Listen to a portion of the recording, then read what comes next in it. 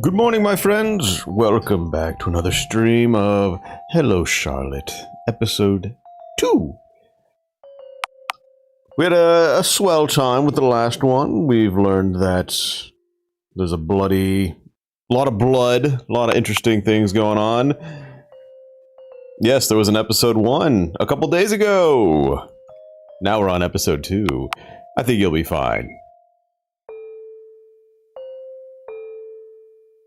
Essentially, me, the user, I'm Seth. I control Charlotte. She went around a bunch of TVs. She learned about these godlike oracles, I think they were called.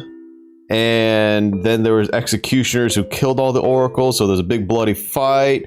I think an oracle possessed Charlotte, and, you know, we're just moving on from there. Inside a dream, I laugh and the world laughs with... This is set up kind of like, remember Witch's House? Those instant deaths, those are also in this game as well. The world laughs with me. Inside a dream, I forget and the world forgets with me. Inside a dream, I am the world. Hello, world. Hello, Charlotte.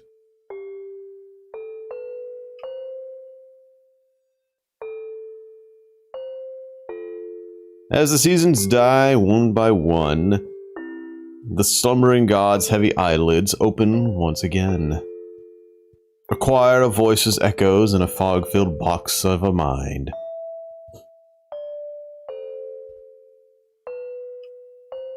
I must be dreaming. Since the oracle became a part of me, my dreams always take place in here. A pitch-black land where time does not exist. For these 3 years, I've slept next to them in deafening silence. This time, it's different. The Oracle is awake. That's the Oracle.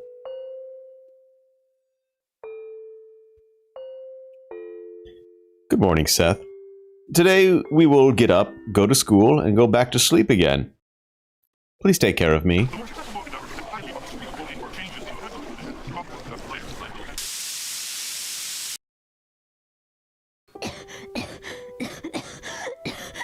Whoa, we got some VA work. Well, VA coughing. Is it morning already? That's Maggot Cat. Mag Cat. Meow. Meow. I feel a paw poke my face. Just a few more minutes. Meow. It sounded almost reprimanding. Mag Cat nuzzles against my cheek. Alright, you must be hungry. Just wait a bit. Ugh. I look at my hand, it's covered in something dark. It's not blood. Weird. Meow. It's nothing, don't worry. Umbrella Man was right. Over these years, my health really did become worse. We still have a bit of time before school. Seth, let's feed Magcat and greet everyone on our way out.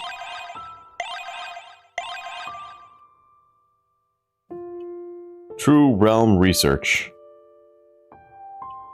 Clothes, hairpins, microchips, cockroaches. One of these items is not like the other. Eden, the god delusion, the joyous wisdom. Welcome to the teleport Omnicube. Don't need that. Okay, so let's see if those are, let's see if there's this thing still here. So we have this Book of Truth here, which is new. Well, new drawing. So, puppets. Purpose to err. From the false realm. Short lifespan. Spend half of life sleeping. No free will, despite denying it. Like cats to a ridiculous degree. Aliens. Purpose is unknown. From the false realm. Disguised as humans. Always busy. High murderous. Intent can eat soap. Puppeteers. Purpose to control. From the true realm. So, I'm thinking... Seth is the person that is controlling Charlotte, which in turn is me moving the controllers. He's our puppeteer. The observer, he observes. From the true realm, world government members do not interfere with natural flow of events unless ordered to. And these are the Oracle people from the last game. Males have the 4 eyes, females have the 3 eyes. They point that out. Ability to manipulate time and space, dangerous. Every race perceives them differently. And there's the Oracle. Purpose is godlike existence. One body vessel cannot contain an Oracle in full health. The Omnicubes, omnipotent, omnivorous, population greater than those of humans, higher IQ. Mad cats, cute as cats, scary as maggots, love food very loud. There's a drawing inside, let's look at it. Happy birthday! It's a drawing of me and Henri. Who's this? Seth! Don't tell me you don't remember. It's my friend, Henrietta. She always tells me to call her Henri, though. She drew this picture for my birthday. So nice of her, isn't it? Omnicubes. Hey, wasn't this the kitchen? Felix got this plant for his birthday. He seems to like it more than any being in existence. It's called a Venus flytrap, Venus for short. Our last adventure was with this character through the TV dimension, and there was a lot of death. Whoa. Oh, what's with that face? You look awful. Complimenting me this early in the morning? Whatever. So cold. By the way, wasn't there a kitchen before? It must be the house's structure changing again. Try the second door on the right. So there was a kitchen here. One flew over the coal's nest, simulacres at simulation, flatland. Chemicals are bubbling inside the flasks. The snake who ate its tail. Player synthesizer.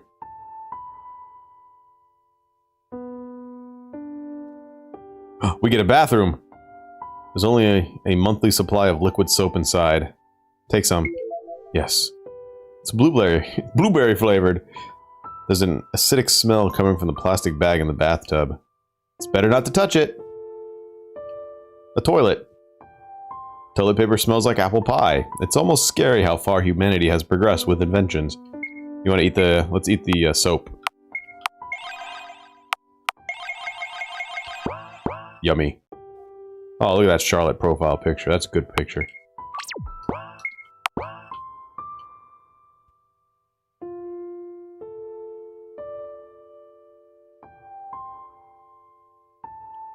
Kitchen sink and a trash bin behind it. Meaty smells coming from the oven. Aiden says that he burns mischievous children on Christmas. Mag food has been acquired. Cabinets full of glass bottles. They smell of lavender soap. Today's special meal is made of failed expectations and lost hope for humanity. Mad cat purrs with enjoyment. That's a good cat. There is, I think, 2 more episodes to this game. So there will be more Charlotte. Don't worry. Sus. Morning! In high spirits like usual. Good morning, Bennett. Mind explaining why my bathtub is filled with acid? Just asking. Bennett flees the scene. Should we chase after him? Now let's leave the scolding to Aiden. A neat freak's fury can drag even Bennett out of extreme procrastination. Let's go in here. Anarchist cookbook now with more recipes. Kaboom! Advanced chemistry for explosives enthusiasts. Education program information booklet. Read it. Tip 1. Socialize every day. Socialization is a core element of education program. Tip number 2. Report any suspicious activity on school grounds. Don't feed stray animals on school grounds. Stay safe and ensure the safety of your fellow students. The system exposed. The hidden anarchy. Science fiction almanac. Huxley moved most of his books to the basement. Now it's mostly magazines on this shelf. If I leave, crash into your car. I kissed your cat. Indecent. Web browser history. Ooh. Spicy. Mother's shelf is growing bigger, isn't it? Have we met Mother? Never trust a salesman. Cold-hearted janitor. Alpha physicist. I didn't know it was possible, but somehow these romance book titles have changed for the worse. The year I had a pay raise. Embrace the overtimer in you. This phone's been broken for a while. Some papers are lying on the table. Take a peek. It's Huxley's handwriting. An essay regarding the educational program translated to human speak. What's up, human? Help! Hello, I mean. I find the socialization system rather pointless, thus unnecessary for an individual. Help, human! Someone, help! Help, human! Help him! I sincerely believe that it is up to the student whether to socialize or not. With our reanimation technology, we can bring back to life both dead and hollow people alike, even if they don't express sentient behavior afterwards.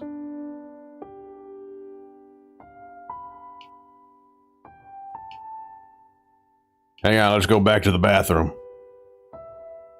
Is Bennett cleaning up? The execution hour. Sounds great.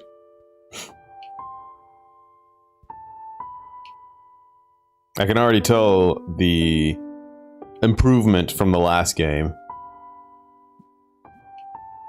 The increased in quality. Ah, this is my basement. Good morning, Aiden. Good morning to you as well. Wait, no, I did.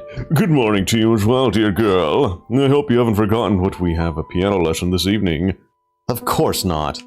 It would be a pity if you missed your practice. I'll be waiting for you in the piano room. Piano room. We'll come back here later.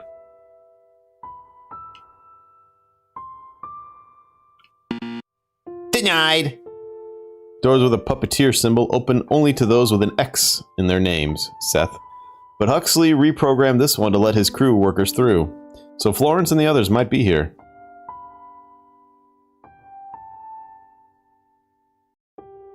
The badge on his suit reads Lecter. His name's Goodwin. Still sleepwalking after 35 years. Everything I know about humans I learned from my lawnmower. A passion for scalpels. It's Baldwin. His name appears to be Archibald. Warning, mutant spiders inside. Huxley is operating on a patient. He's bringing the bone pieces together with superglue. Dr. Huxley! How are you, little Charlotte? Oh, to come think of it, you're not so little anymore. To think human children grow so fast. Felix hasn't grown an inch in these years, but look at you! Some things just don't change, do they? Dr. Huxley? Yes? How is he doing? Ah, Felix. Haven't you seen him upstairs? I thought you two got along rather well. Since my health started getting worse, we haven't spoken much. It's as if he's avoiding me. I'm sorry, I was thinking out loud. It's okay. Come for advice whenever you feel like it. Ah, no. Whatever would be a bad idea, as I am a busy man. How about making an appointment in advance, then? Thank you, Dr. Huxley. I appreciate the sentiment, but you really don't have to.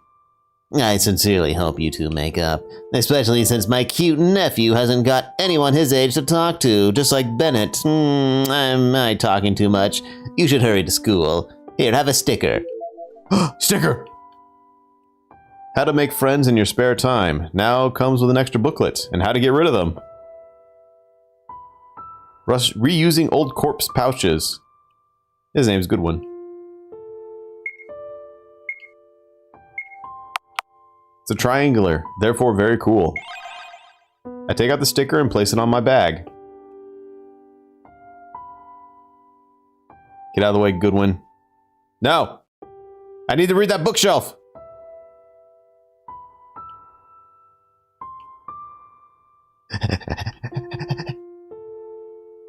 Eating light bulbs is wrong. Introducing cannibalism.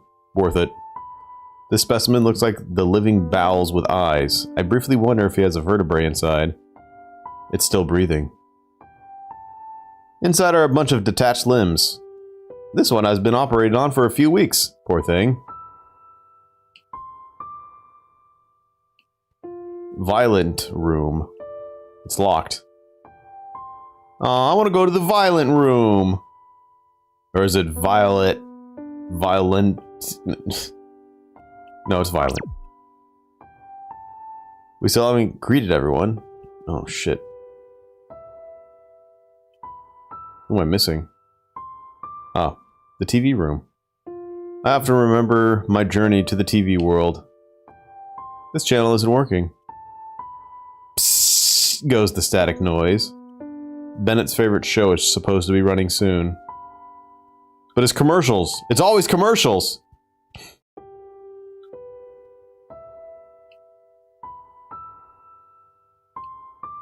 Listen. You'll be late for school. Also take these. Use them after socializing or you'll die on the spot later. Okay. Of course I have my favorite commercials, but this is commercials 24/7. I can't have this. I need my shows. I need my shows!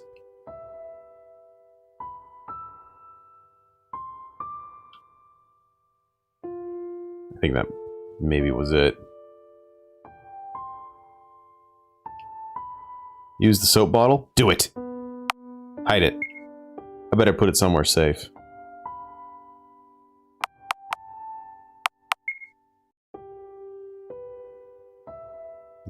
Yep. Hey, what's up, Moon? Welcome to the Warp Omnicube. Activate a warp point at this place you wish to warp to.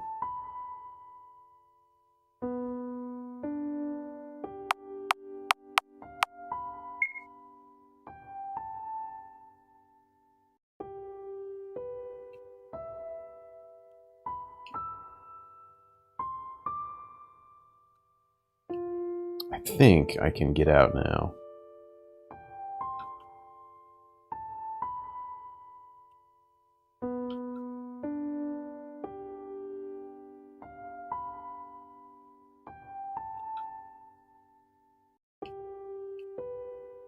Who am I missing?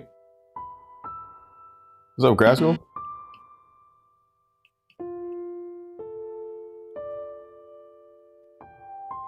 I mean, I did stream Hello Charlotte episode 1 a couple days ago. You can watch the VOD if you want to.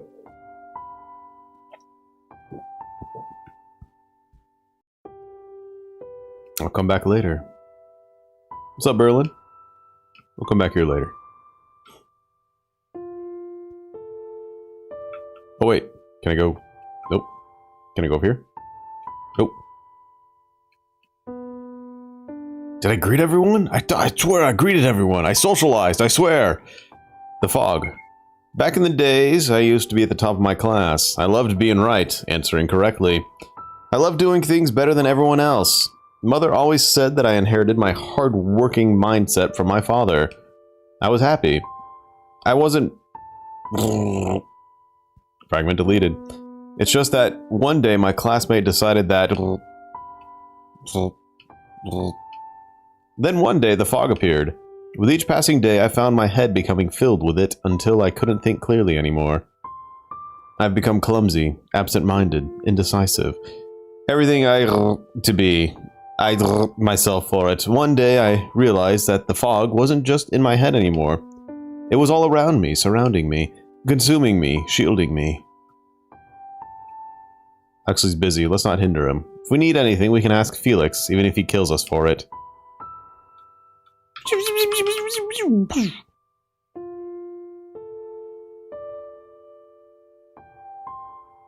Excuse me. Excuse me. Excuse me. Excuse me. Excuse me. Archibald?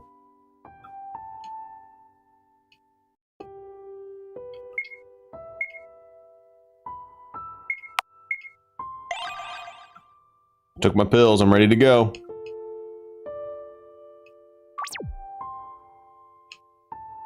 Who am I missing? Who am I missing?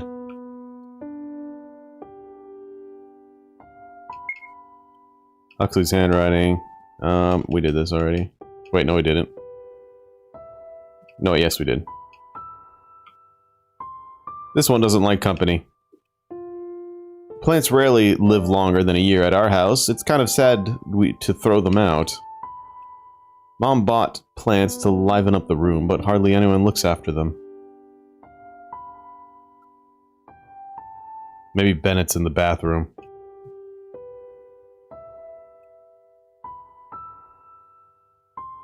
Acidic smell coming from the plastic bag in the bathroom.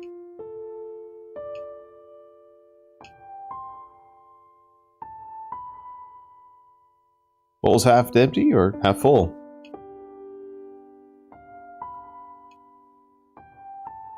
What's up, mean?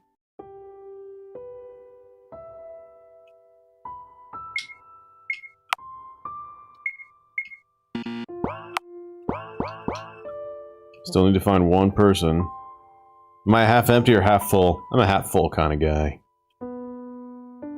What word of you'll be late don't you understand? Oh, there's a door that won't open for me. There's no X in Charlotte. Could have asked Huskly for it. He's busy. I'm busy too. Fine, lead the way. Yay! Alright, there we go.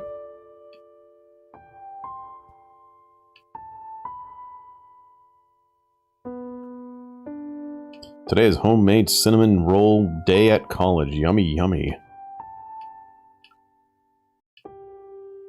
Hey, there we go. Bennett! Oh, Florence. Hi, Florence. Oh, right on time. Can you hold some of this useless junk for me? I think I stole too many light bulbs, so Dr. Huxley might start suspecting me. Sure, I can help. Here you go. Oh, good. Acquired pepper spray. Thanks for your cooperation. Sussamugus men. Can I return to work now? Sure, thank you. Alright, now we can go to school. Now then, onwards to school! Seth! Let's go! Shh, no disturbing the neighbors. The door we need is the last one. I love school. Hell yeah. What a nice sticker you have there. Where are we going, dear friend? First floor? You're already here. Second floor. Got it, buddy.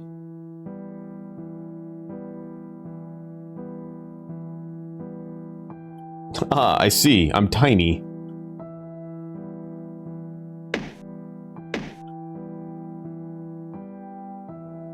Hey, who's beating up?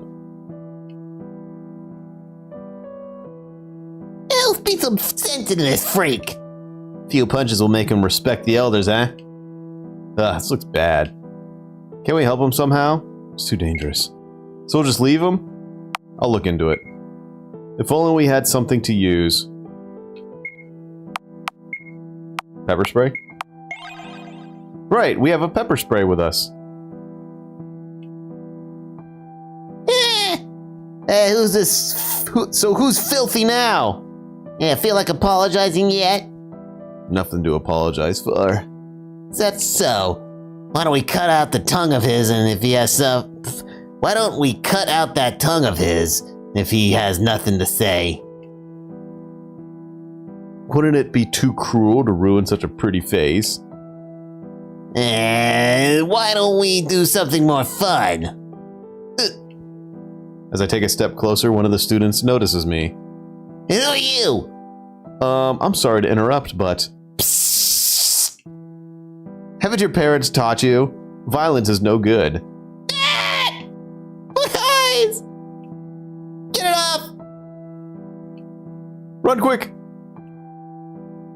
I reach out for the boy's wrist. He slaps it away. I didn't mean to. Later about that, run! Excuse me. Psst. We got C and Charlotte. Oh, we gotta take our anxiety pills. We would die afterwards, remember? Oh, school's down in the hell pit. Sounds good. Oh, the ball pit! Whew, we got away. Are you okay? His body's too fragile. Throat hurts. The boy pants heavily, barely standing. He's completely out of breath. Seems like PE is not your best subject. You're so small. How did you distract them? All thanks to pepper spray. I wave the thumb-sized bottle before his eyes. He barely looks up. Florence says box cutters and pipes are fine and all, but they are not as effective as in a big fight. I see. What did you do to them anyway? As I have said, nothing. They're contaminated. I only commented on that. So that's what all the filth deal was about. More importantly, wouldn't these people target you? Why would they? There's nothing to worry about. Everybody at school loves me. Moreover, I'll always have Seth on my side. What's important right now is that I helped a fellow schoolmate. Schoolmate? It's our school's uniform you are wearing, aren't you? Is it? Now, let's hurry. Alright. Sorry, Seth gets grumpy when we're late to class. I could show you the way to the infirmary. New task. Balls. Oh. Initiating socialization with mutilated students. Oh, it's this kind of... Okay. Now it actually is an RPG game. Time to socialize. Talk to them. Skills. Smile. Which part of the body do I talk to first, I wonder? C tries to smile. Doesn't look as good as intended. No effect. Charlotte strikes up a conversation. Social battery point has been lost. Alright, everyone talk!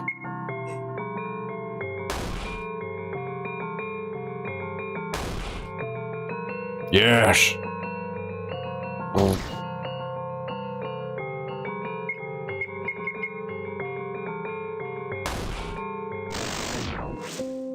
Socialization successful! Hey! It's alright. We got a lot of pills.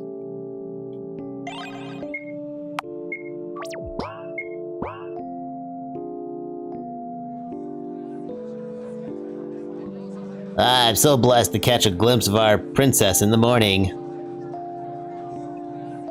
The poster says pets not allowed, but you know, I've seen stray mag cats in the garden. Psst, Seth. Why don't we check out if it's true later? Shh, someone might hear. Infirmary. Here it is. The nurse here is kind, so don't worry. I see, thank you. The boy disappears behind the door. Garden. Yeah. Where's the mad cats? Uh-oh. Beheaded student. What skills do we got? Smile, anxiety, reassure. Ask something school-related. Discussion! A discussion about homework. He kept falling apart.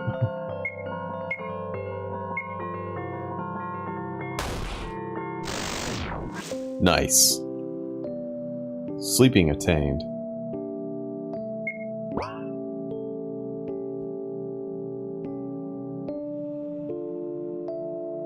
I just want to see some mad cats.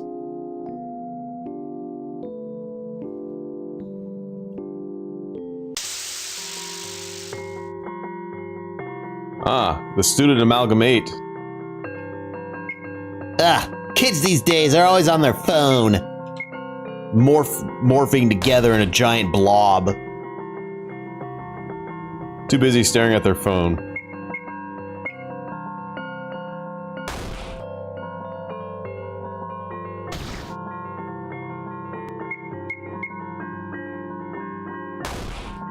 Yeah, I'll take a look at the Book of Truth again. They hiss at you for interrupting them.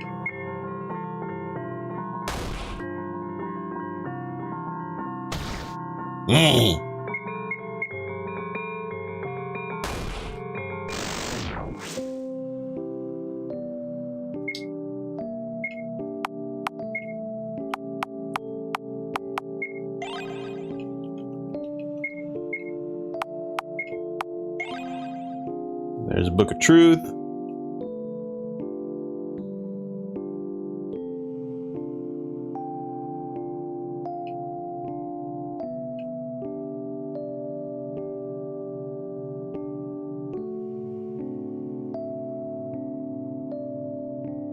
I'm sure we'll get an entry on C later.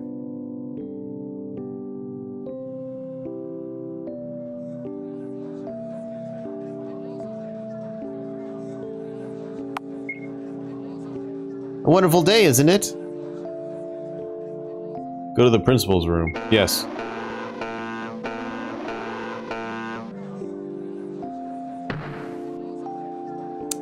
I got evaporated.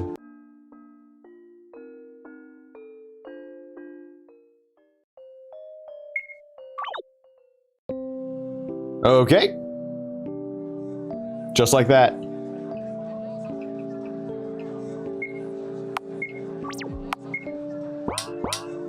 Just like that.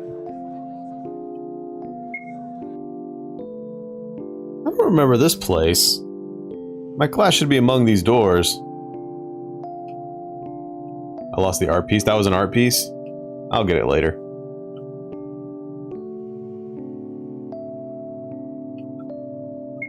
What class am I going in? It's A1. It's right here. Go in.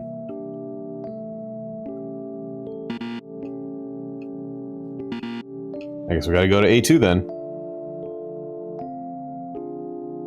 I'll go back to the garden.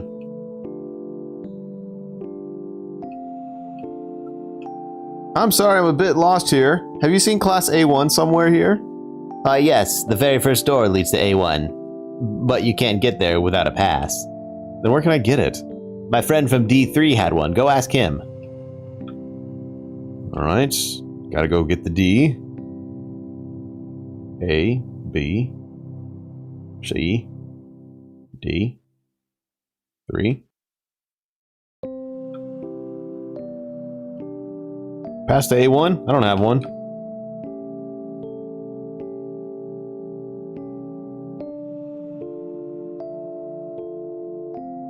Let me tell you a secret. If you open the very first door with the white door passed, you'll get to A1.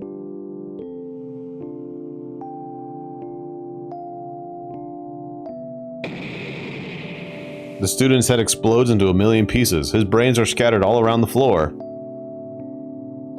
The student continues to browse the web on his phone despite losing his head. Okay. Hate it when that happens. Read something so mind-blowing.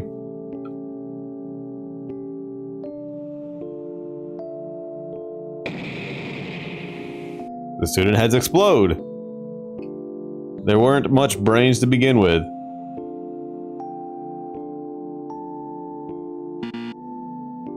Wait, what does that say?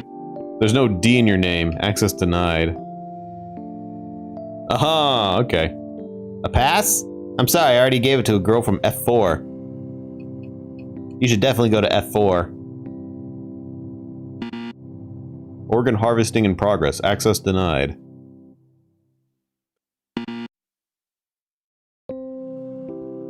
No entry for lunatics.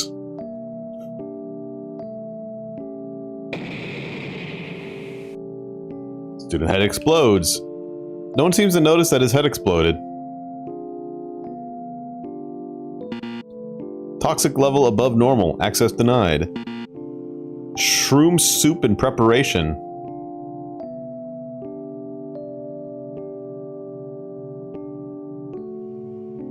Why didn't you come sooner? I've already lost my pass in a bet. Why don't you go to C2 and beg for it? Infested with head crabs. Access denied. In this class we appreciate crocs. Access denied. Arrow 404. Access denied. Okay. Yeah, I appreciate crocs. They're comfy. Gone with the wind. Access denied. You want to pass? If you take my trash, I'll give it to you. Sure. Really? Yeah, sure. Here you go. Acquired trash. What else do you need? I gave you the pass already. Is it trash? A few juice boxes and candy packages.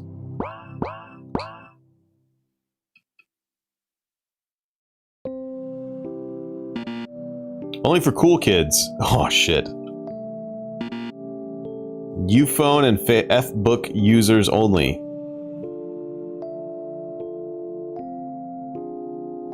If only I could be of help. Quarantine. Currently unavailable. Under construction. Currently held in second dimension.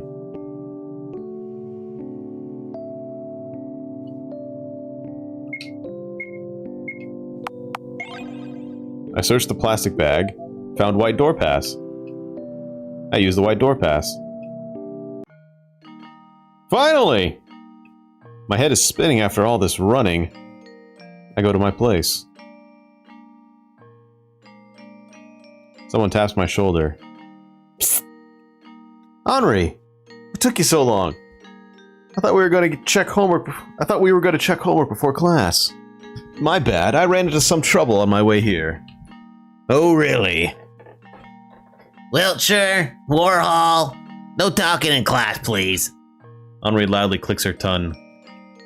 We're sorry, teacher. You apologize too. I'm sorry. Excuse me. All right. Attention, everyone. We have a new student in our class. Please introduce yourself. Hello. There's no name that can define me, but you can refer to me as C. I am the god of this world. Oh, okay. The class explodes with laughter. Do not be afraid. I won't be staying here for long. Take your seat, Mr. Wordsworth. The class starts. I try to focus on the teacher's speech. Yeah. Today our topic is the trial and soul cubes. As you know, since you've turned 15, you're now able to see your soul cubes. Soul cubes store your soul data, as the name implies. It's speculated that soul cubes are just smaller omnicubes, which raised a controversy among our scientists. If soul cubes are omnicubes, then aren't we just meat armor they control? I'm sure you have heard of this kind of news. Just like any data storage, soul cubes can become corrupted. That's where the trial comes in. Trials exist for helping the defective. Their cubes will be formatted and debugged. Our school is proud to certify that it's usually one person a year, but sometimes it's two. As you all know, the annual 75th trial will be held quite soon, which all of you will attend for the first time. Who can explain the purpose of the trial? It's for correcting the defective. Right. The trial exists for the sole purpose of providing help to our students. A public vote among students and teachers alike will be held to determine a defective student among us.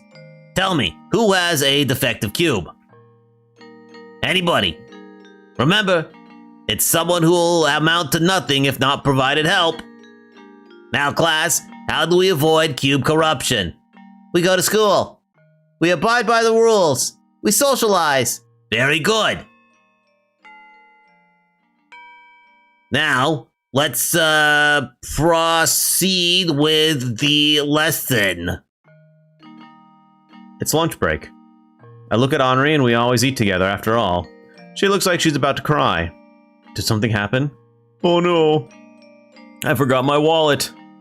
Even though I wanted to buy us a meal today, I'm so worthless. Don't say that. I'll buy us something. Really? You'll do that for someone like me? You're not at fault, Henri. It happens to everyone. Yeah. I'll be waiting on the rooftop. Yep, see you later. Let's go, Seth. Let's buy some apples and activate the warp point while we're at it, shall we? Only apples. I don't really feel like eating much today, sorry. Actually, I feel like I could throw up at any moment.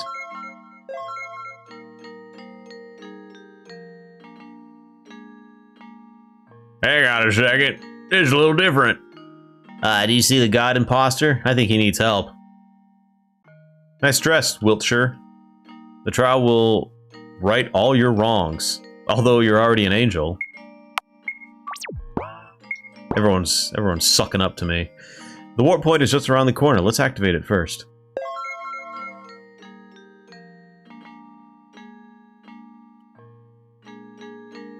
How do I envy you? You always look so pretty.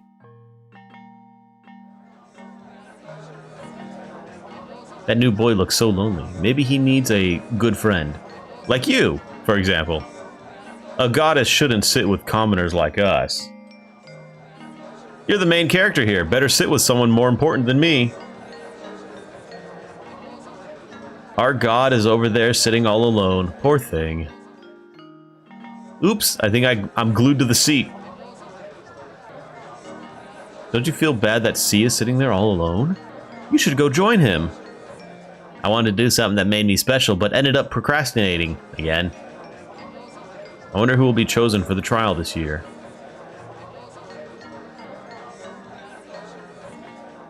Sorry. The place besides me is taken. I'm sure everyone wants to sit with you. Who would have thought our god is so tiny? I can't believe you don't have an F-book account. Everyone wants to be friends with you. Enjoy your soup. My imaginary friend is already sitting here. Please find another place. I wish I had a haircut like yours. I'm not worthy of talking to you, princess. It's cold by the window. You'll catch a cold if you sit here. Ah! Damaged student! Hey, that's not where girders belong. Get that out of there. Let's talk about this.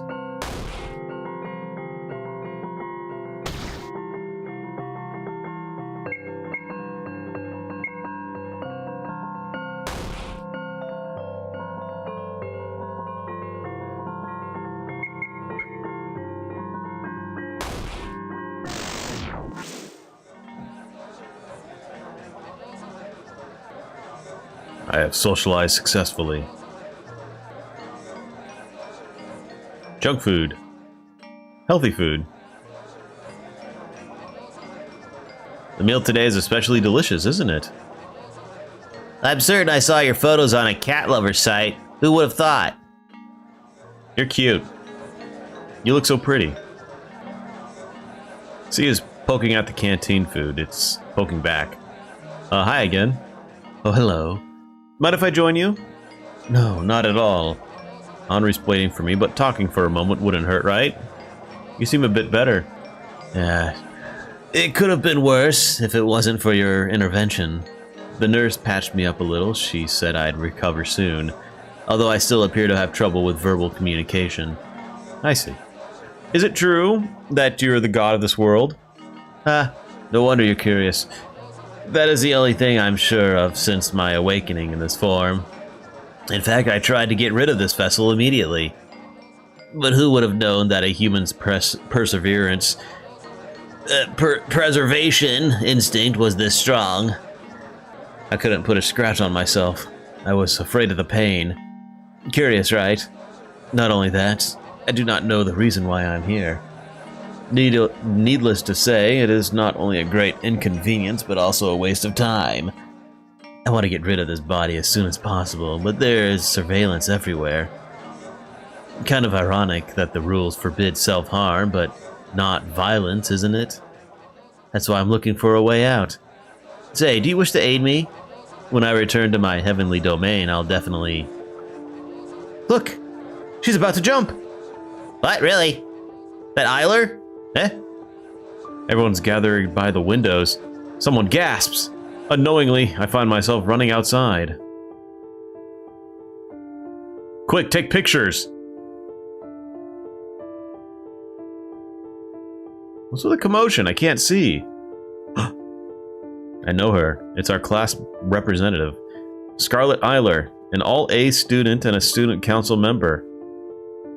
An athlete and an unrivaled beauty who always gets what she wants.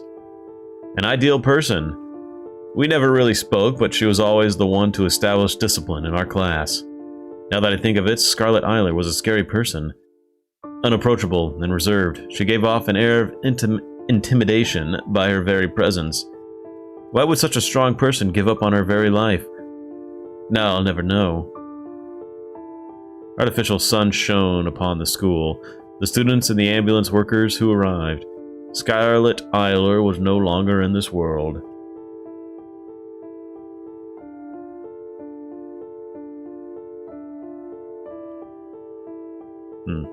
I guess we're done for the day.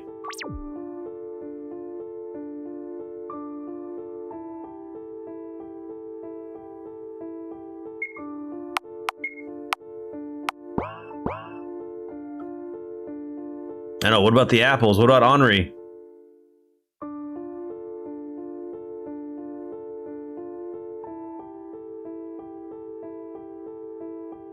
Mad Cat is resting on Bennett's lap. Meow. Shh, Bennett is sleeping. Join in? Yeah. I sit on the sofa for a while, listening to static noise.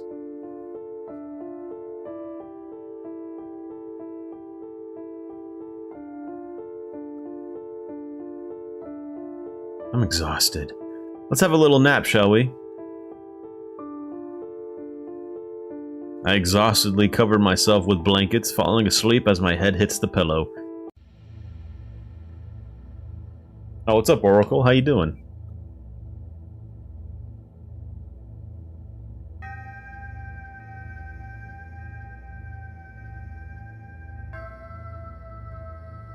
Ah, you don't say.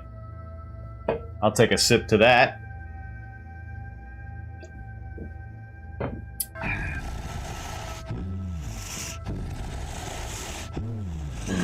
To die, to sleep, to sleep, to sleep, to sleep, perchance to dream. Ah, the pangs of time, the rub, for in the pale cast of troubles and arrows of outrageous fortune.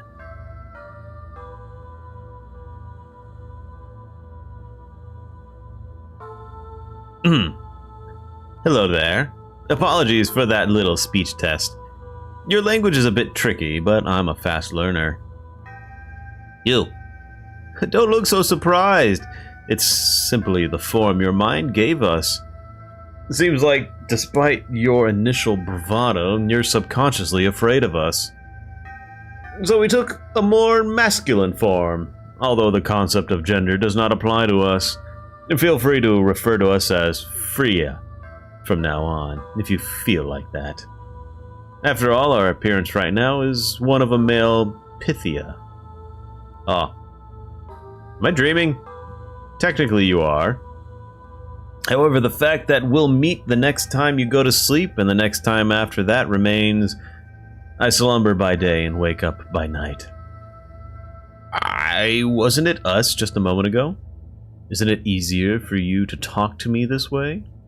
I suppose so. You look sullen. A girl from my class committed suicide. A pity. Were you friends? We weren't. Acquaintances? Not really. A complete stranger then? Should it matter? Don't put it like that. We're classmates. You're so sorrowful now that she's gone, but you couldn't care less during her lifetime. Have you ever had a conversation? No, just she was so unapproachable, an ideal person. What can a miserable person like me talk about with someone this perfect?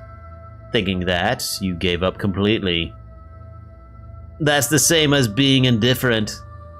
It's not like that. You're exaggerating things. Only that you'd be honest with yourself.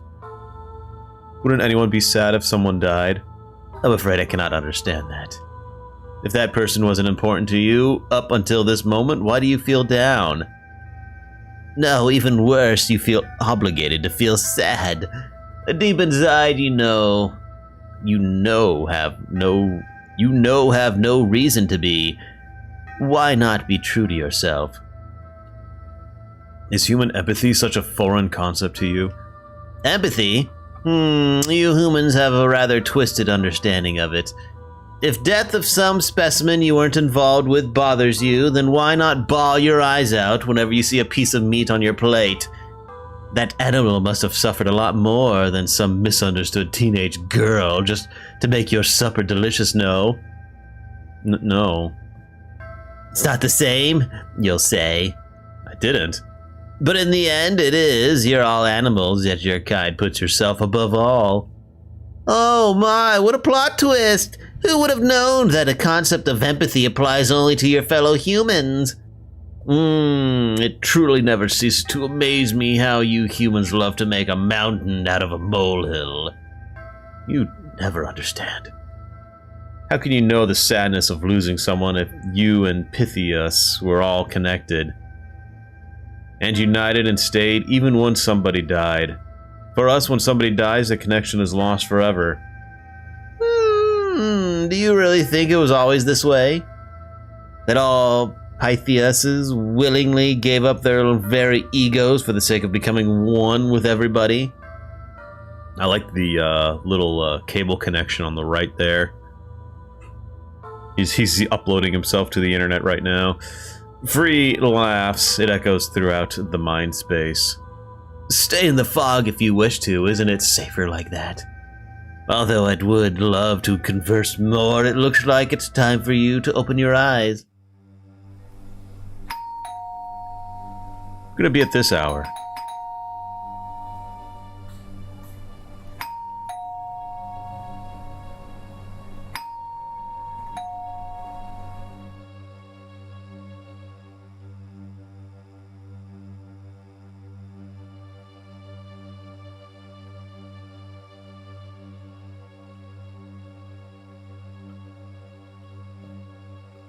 Oh, they must have left.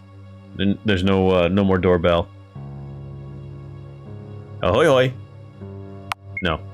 The door opens on its own. The only time I decide to use the door, nobody opens it. Oh, the irony. No, it can't be. Umbrella Man, what brings you at this hour? Did he got a lot younger. Do I need a reason to visit you? Look, I've even borrowed a schoolboy vessel. Oh, of course. A schoolboy vessel to pretend I'm your classmate in case anyone else is here. Which is not the case today. I'll make tea. Now, what's with the suspicious look? I've merely come for a friendly chat. You see, I've received no orders from my employer recently, so I took this chance to have a small vacation. So you're slacking off. Don't put it in such an unsightly way. Believe me, even a workaholic like me can't let this opportunity pass by. After all, such a chance comes once in an eternity. Umbrella Man chuckles at his own words. Wonderful, isn't it? I suppose it is. You've always seemed so busy. And believe me, I truly am. But enough about me. How's school? Well, I hoped a classmate today. Oh, you needn't have. Why so? I'll spare you the details, but there's something I know for a fact. That boy was destined to die in that alleyway. Huh. That's just cruel. C is a good person. He doesn't deserve it. It's not about deserving, my dear. It's just that his sole existence threatens this world. I'd put it that way.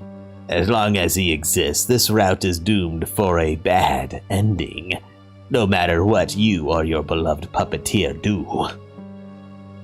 I hope I made myself clear. Anyhow, I'm glad to see you in high spirits, despite your worsening condition. Is it that bad? It wouldn't be an exaggeration if I answered with a yes.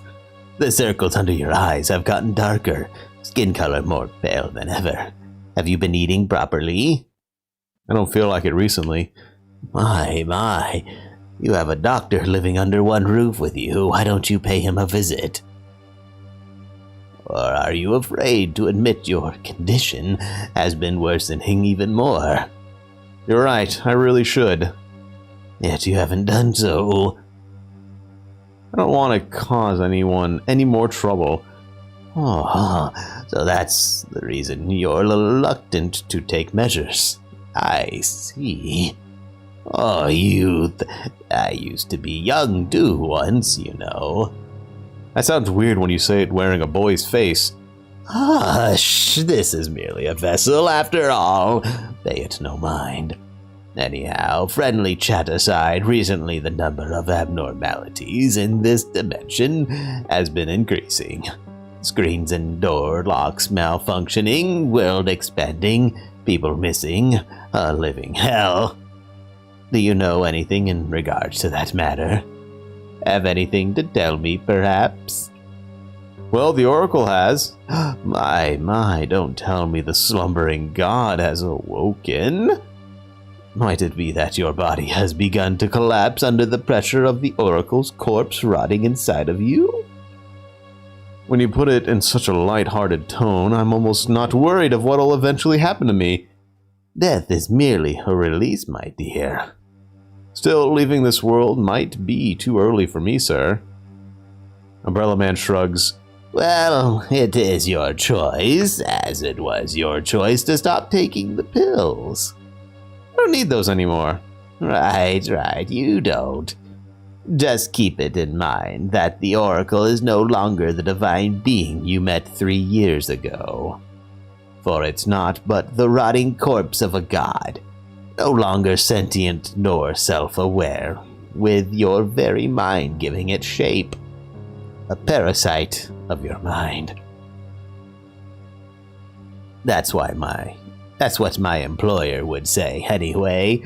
And look at the time. I am afraid I must leave, or your humble puppeteer will scold me for robbing you of your sleep hours. Right, Mr. Seth? See you later, Umbrella Man. Stay well. Umbrella Man leaves. Alright, time for sleepies. I fall asleep the moment my head hits the pillows.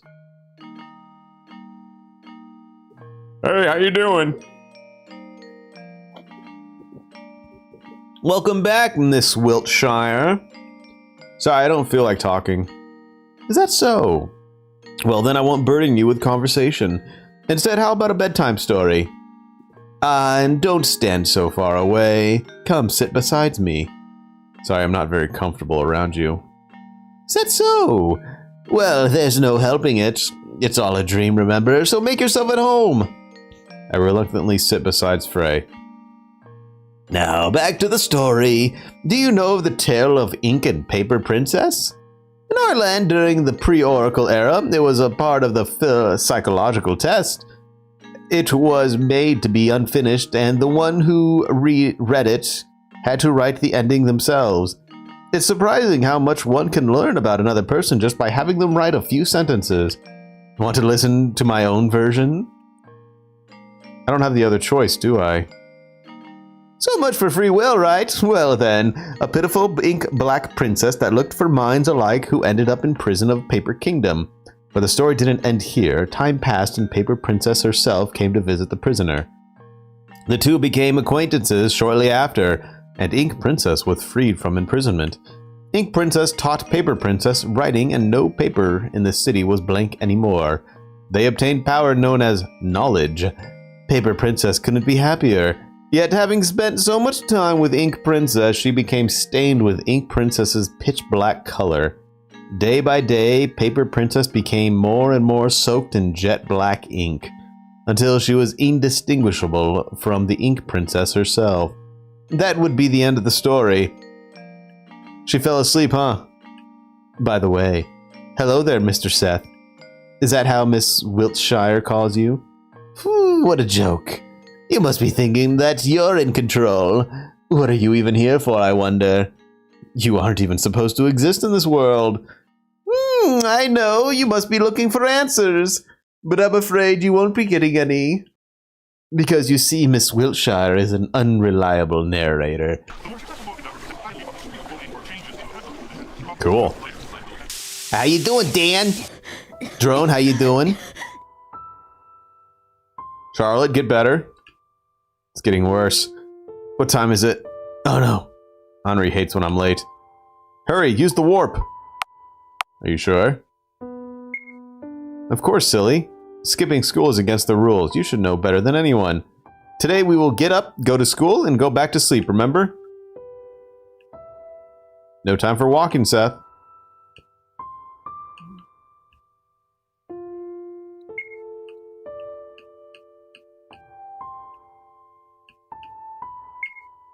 Whoop. Go to the gardens. Henri! Henri doesn't even turn her head in my direction. Miss Warhol? I lightly tap her on the shoulder. Henri finally turns around. She's on the verge of tears. Charlotte Wiltshire. Yeah?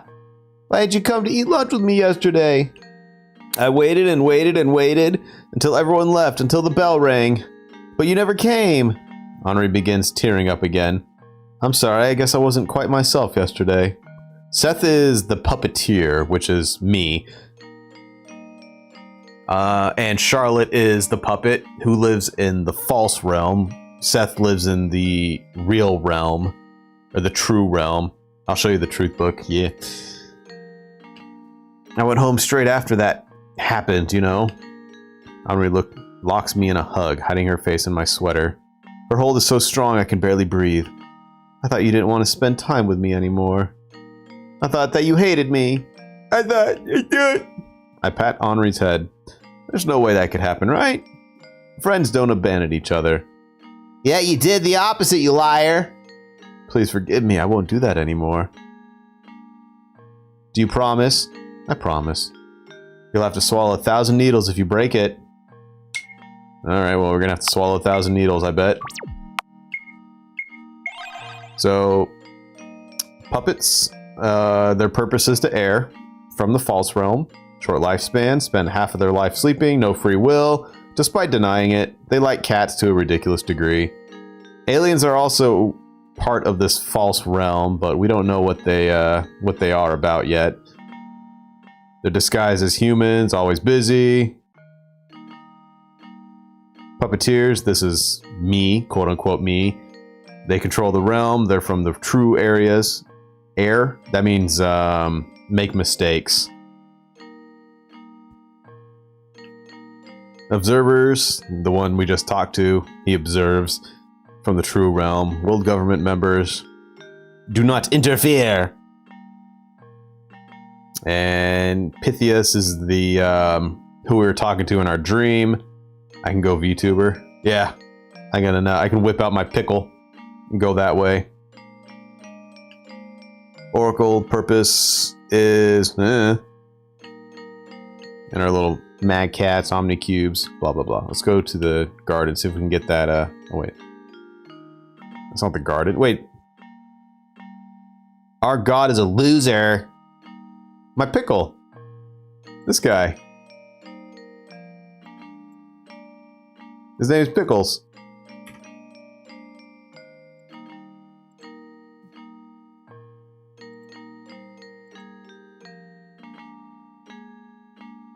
The Pythias are all dead. The Oracle just took the form of one. Yeah. The bullies! We have to socialize with the bullies.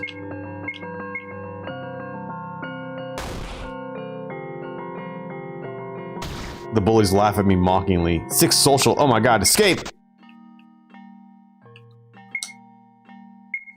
I actually forgot that's what I named him because Moon actually brought the name up again and I literally forgot that's what the name was. Student blushes turning away. You look pretty today. Are your friends doing well? The class today was so fun. The seat is the closest to the teacher's desk. Nobody usually sat there, but when Scarlet Eiler got into our class, this place became hers.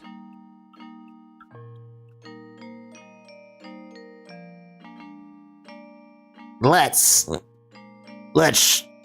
start our class.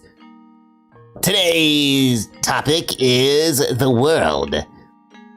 The house is the world. Elements changing their location on a monthly basis. The house has 11 full floors in total, with its structural. You gotta do this, the whole thing, using elevators and warp technology. All transportation in the house is curting new navigator. Excuse me. The food in the house is generated by Omnicubes. What's is there about food Omnicubes? By Omnicubes, the matter necessary for dopamines are gantries. Teacher, I don't understand. By 400% by Omnicubes, whose intelligence exceeds humanity's. This is susceptible that the 11th floor is pop. Yeah. My thoughts exactly. Not again. Are you okay, Miss Wiltshire? I'm alright, I just need to use the bathroom. You may go. Nice dress, Wiltshire. The trial will right all your wrongs, although you're never wrong. Did you see that god imposter? I think he needs help.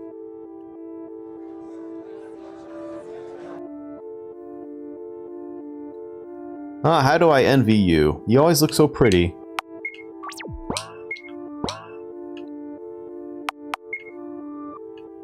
Changing room. Ah, here we go. Let's go to the garden.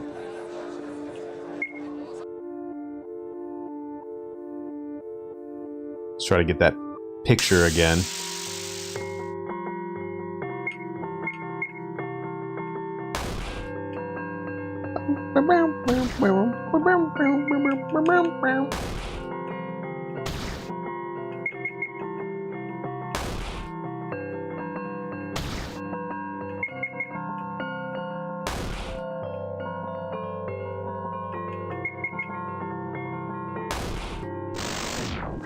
Get rocked! Socialization successful!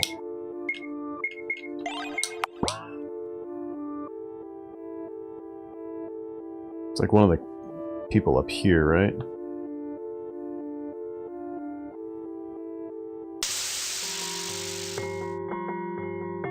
Studying student.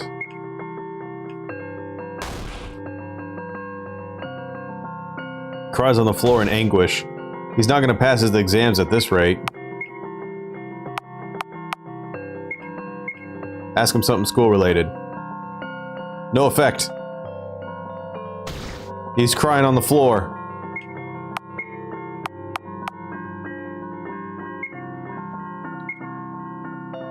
Charlotte tries to be compassionate. Studying student recovers SB3.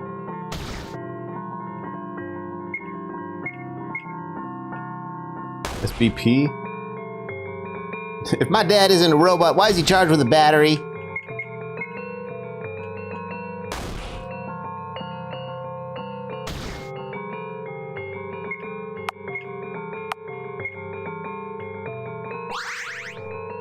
Oh, that's health, okay.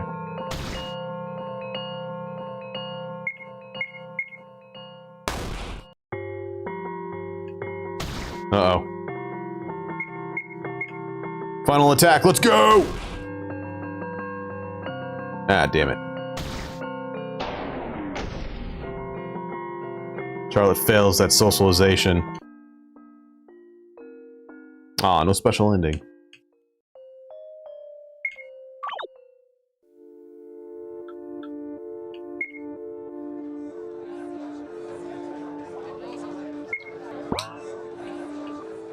Infirmary? You wanna go? No?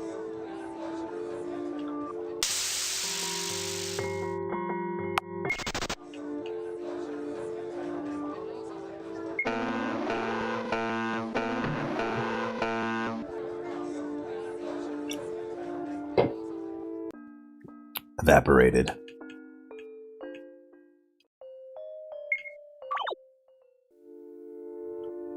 Bathroom, bathroom, bathroom. Bathroom? Where's the bathroom?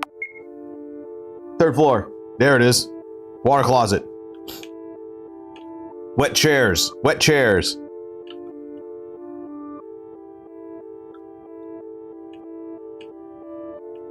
Washing internal organs is in the sink is strictly prohibited.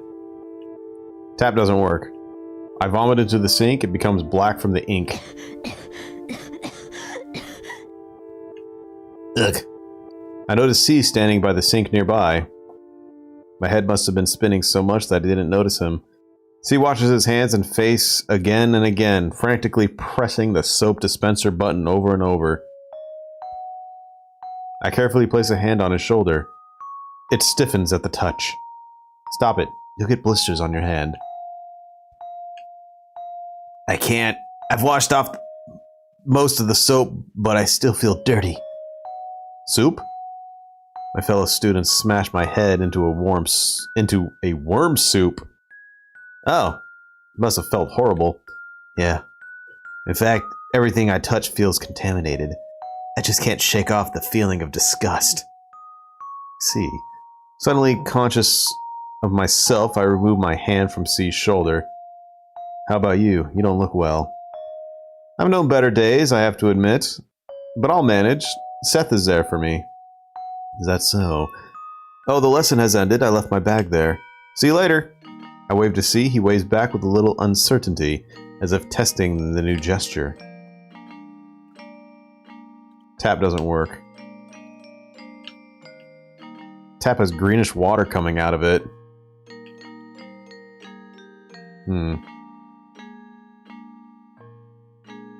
That's the fourth dimensional perception for you. Everything's a pyramid. It's a bit disturbing to think that I appear as a pyramid to these people. Let's not disturb anyone. Where the fuck am I? It's a painting by a famous artist.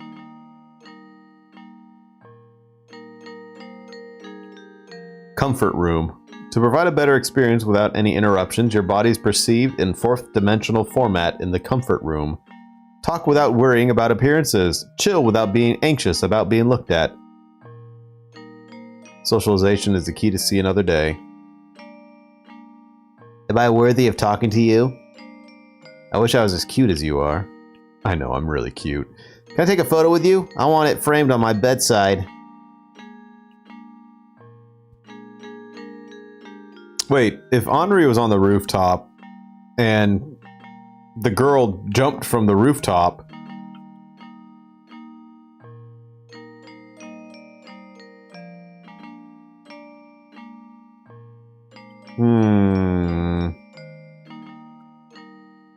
a lovely girl is talking to me on a lovely day. I'm so happy. Mathemagics. Unconventional ways to use internal organs. 99 reasons you shouldn't leave home after school. How to peel an apple without hurting yourself. It's true, I do have sharp edges. Quantum physics in pictures. How I became successful by procrastinating. Delicious worm soup recipes. How to treat canteen food poisoning. One reason you should stay outside after school.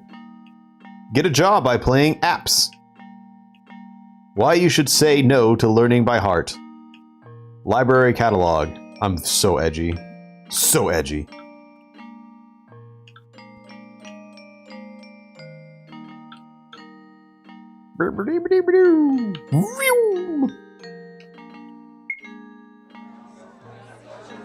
Oh yeah, back to class.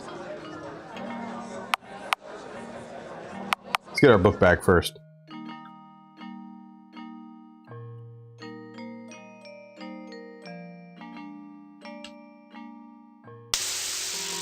Ah! Mutilated student! This is not my book bag. This is a corpse. Get jobs by playing apples.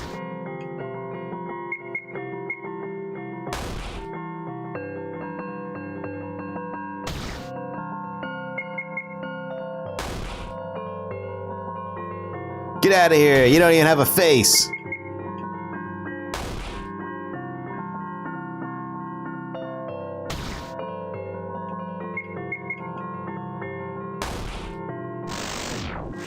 The correct skill is more effective. What do you know, huh? My bag's gone. What is it, Miss Wiltshire? I'm very sorry, but I can't find my belongings. The class laughs. Maybe someone accidentally took it. Excuse me, I'll go look for it. Teacher, I can go too. Why would you, Miss Warhol? Because I want to help, of course. Two heads are better than one. All right, you can go. Henri runs to me with a happy grin. I'll help, Charlie. Thank you, Henri. I appreciate it. Look for the bag.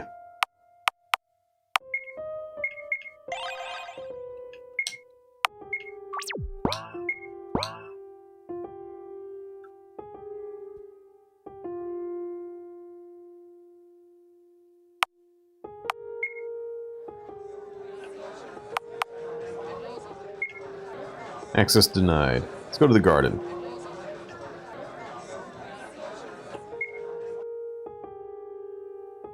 Charlie, are these yours? I don't know. All the pencils and pens are covered in mud. Look, it's yours too, right? This textbook cost a lot.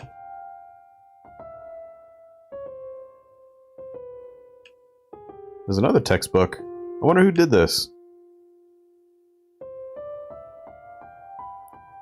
Ah, and I like this notebook. The pages are completely soaked. Maybe there was some kind of misunderstanding. There's no way it is!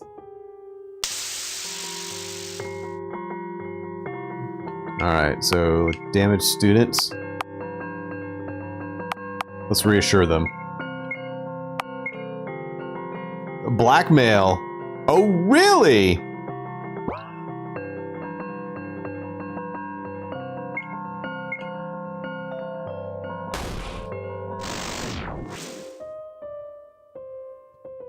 Okay. Henri picks up another notebook. Did I do something wrong? Yeah, now you know she's a temporary party member. That one-hit kill. Even the pages of my book of truth are torn out, even though I worked so hard to keep it tidy. Those bastards, how could they do this to you? I think it's some kind of mistake. There's no way it is! Like I said, it's okay. Unforgivable. Unforgivable. Enough of this. I'll report it to the teacher. Henri leaves before I could protest any further. Looks like we found everything. I don't feel like I'm going to class anymore. Let's go home, Seth. What's my book of truth look like? That's all the same. Do not disturb the neighbors. The door we need is the last one.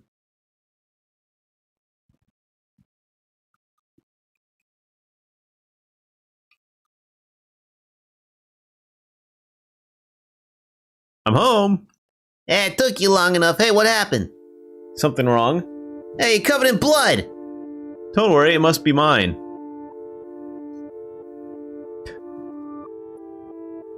Okay.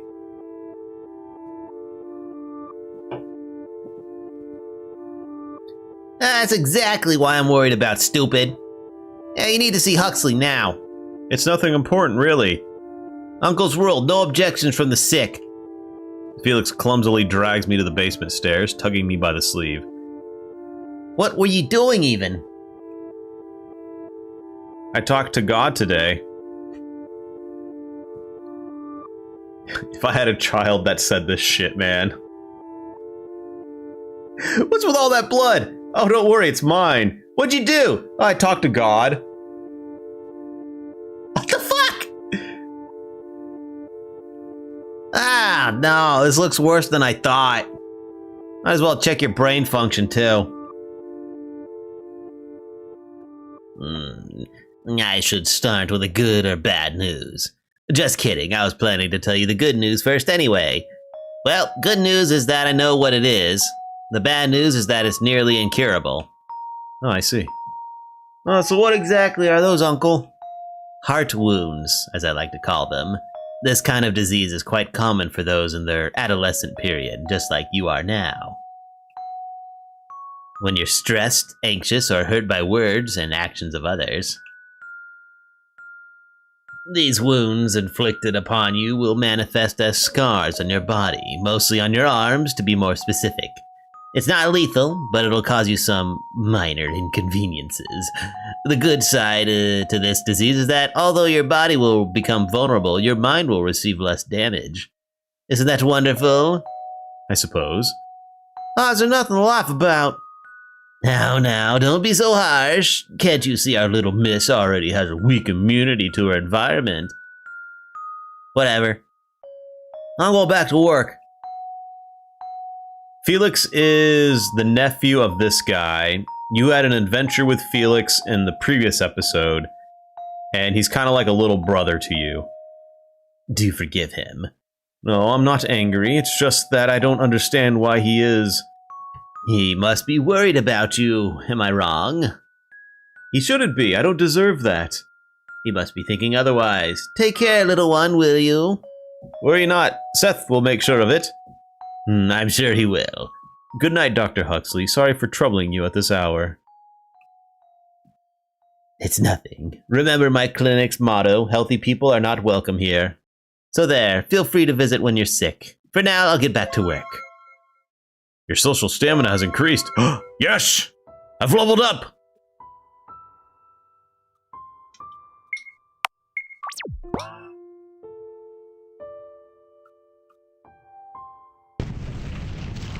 Okay, what's burning? Not the bathroom. Not the library.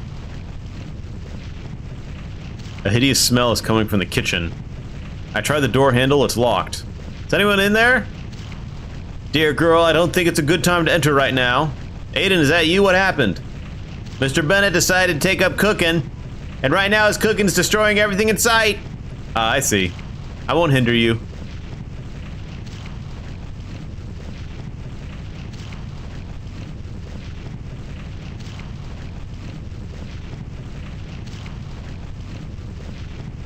Yeah, this is great. I'll go to bed with this. Good night, Seth. Rise and shine. Frey waltzes around the room. As you can see, I've done some rearrangements in this place. Hasn't it become lovely? I'll do something about the fog, too. Also, I brought you clothes. Put your hands up. And voila! Now we're one of a kind!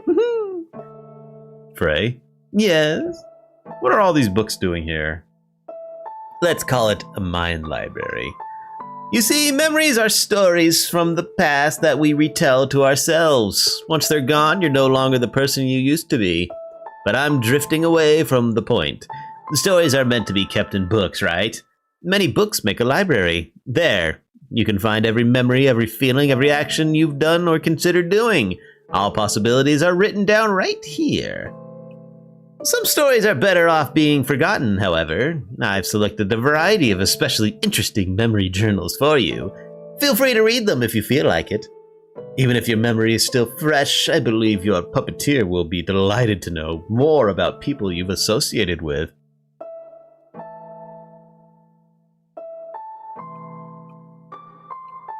How I Met Aiden.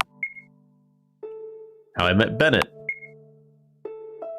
Frey is reading a book, humming something under his nose. A piano? Want to try it? Today I'll pass. I was 9. It was during Christmas when I hid under the sofa in order to catch Santa Claus with a rope and a bottle of chloroform. The one who came through the fireplace wasn't St. Nicholas, but a horned creature instead.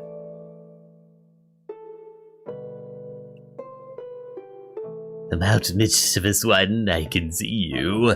He called unwillingly. I had to comply, hiding the chloroform behind my back. You're not Santa Claus, I declared, a bit disappointed.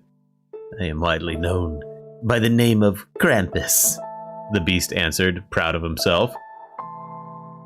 So Santa won't come, I sighed, sulking even more. Santa Claus brings gifts to good children only. I come to punish those who misbehaved, the beast continued. But I'm a good girl, I declared confidently. And may I ask why you feel this way? Mom says so. Even though she barely sees you, how can she make that statement? Mom's always right. She also says not to talk to strangers, I added, pouting. In a swift movement, I brought the chloroform-soaked towel to the creature's face. Seconds later, he was sprawled on the floor, motionless.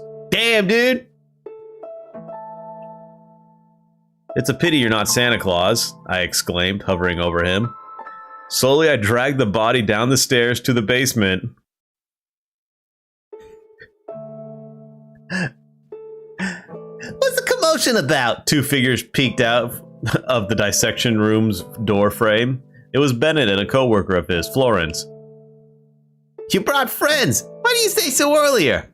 Ever since he found a new bright yellow hazmat suit and was no longer called B12, Bennett was constantly in a great mood. There were barely any signs of the moody person he used to be. Mind helping me a bit? I smiled, sweating. Sure. What do you want to do with this? Dissecting? Researching? Eating, perhaps? Bennett asked mischievously. No. I want to become friends. How do you plan to do that? Florence gave me a worried look. I looked at the ceiling as if the answers were there. Make him sign a contract, maybe? Perhaps I was a mischievous child after all. Damn, dude. Fucking kick that observer's ass.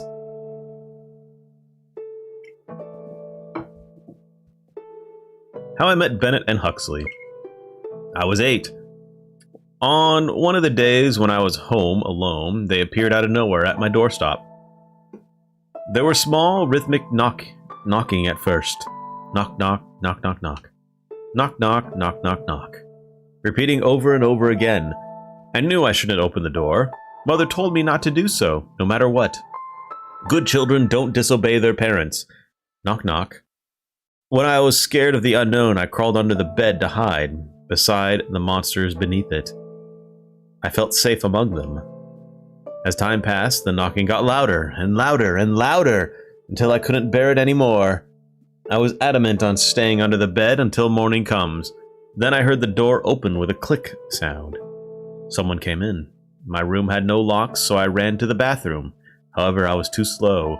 A figure in a hazmat suit covered my mouth. Another hand curled around me in an iron hold. Shh, the intruder whispered. Don't make a sound. Another figure had a mask on, the one plague doctors from horror movies would wear. He spoke like a doctor, in an understanding, polite voice. We're sorry to interrupt you, but I'm afraid we have no place to go in this cold, and the other households we've turned to expressed quite an inadequate reaction to our humble plea for shelter. After being turned down so many times, we figured we'd force our way in, you see. We're so very tired. Do you live alone? The person in the hazmat suit asked in a harsh tone, hissing at me. No, was my simple answer, in a voice hoarse from fear. I thought of Umbrella Man and his quiet presence in the room, and how good would it be if he appeared sooner. He was nothing like these violent strangers. All right. Are you good at keeping secrets, little one? The doctor asks. The only option I had was to nod in approval. Great. Bennett, dear, if you would be so kind, do release the child. She is no threat. You're too trusting, the other grumbled. Am I? Ha ha! The taller person let out a loud laugh, sending shivers down my spine. You see, I'm a doctor, he continued. Figures. However, my stay in this place is highly confidential, so I wouldn't like anyone on our tail. Please do respect that and keep our stay here a secret. If you don't, I'll kill your parents, Bennett said in a casual tone, as if he wasn't a threat. Father doesn't come home these days, I replied, saddened by the fact. Sorry, just your mother then. That settles it, the doctor beamed. Now, little one, accompany us to the bathroom, for I am so awfully hungry I could eat a human. The smaller man elbowed him. Ooh, sorry, it was a joke. A bad one. The doctor quickly backtracked. In the morning, I found the two peacefully sleeping in the bathtub, having eaten all of the soap and shampoo on the shelves.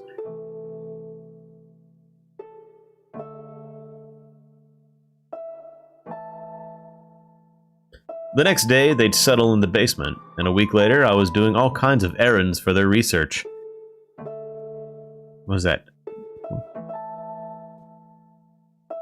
And collecting bugs, buying a year's supply of soap with the funds in my money jar, and helping to carry out bags of unknown contents on a daily basis. Of course, I made sure Mom never, ever went to the basement at night. Umbrella Man appeared weeks later, only to pat my forehead and reassure me that he'd keep an eye on them. Perhaps you would like to join me in reading, Miss Wiltshire? All right, I'm rereading an anthology of Greek myths. Have you read the stories of Hades and Persephone? They say that Hades, the god of the underworld, captured the beautiful Persephone, the goddess of springtime. But I believe it was Persephone who captured Hades, and his heart and mind belonged to none other than her since the moment they met. Yeah, I played that video game.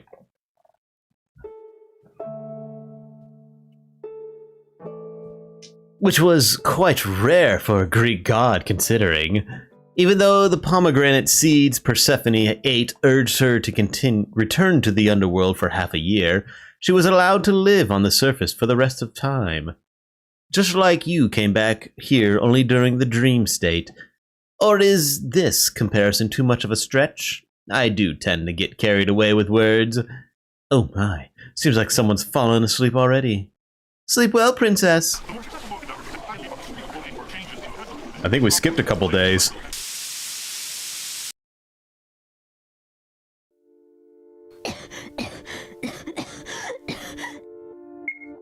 It's nothing, don't worry.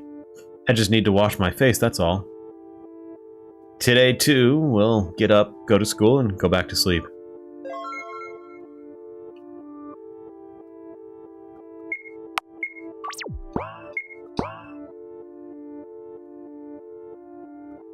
Who's this?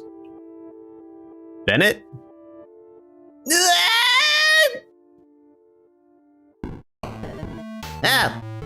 It's just you, hi. It's rare seeing you without the mask. It's easier to blend with the crowd in it, and safer, considering the environment I work in. Does your face still hurt? A bit, not much. Not to the point of being unable to sleep anyway.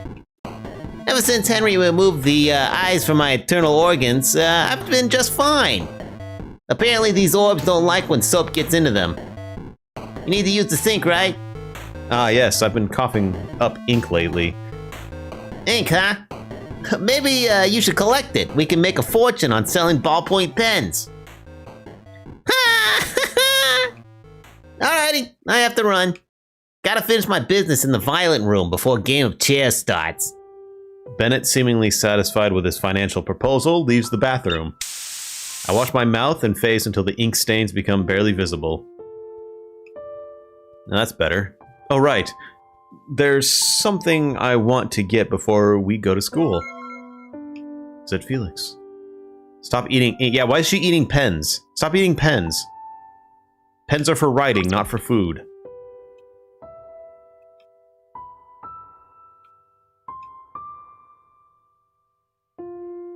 Well, maybe Oracle should stop throwing out pens inside her brain. I mean, did you see all the books that he wrote? Huxley and Aiden have a heated discussion about something involving particles and dark matter. The bowl is half empty or half full.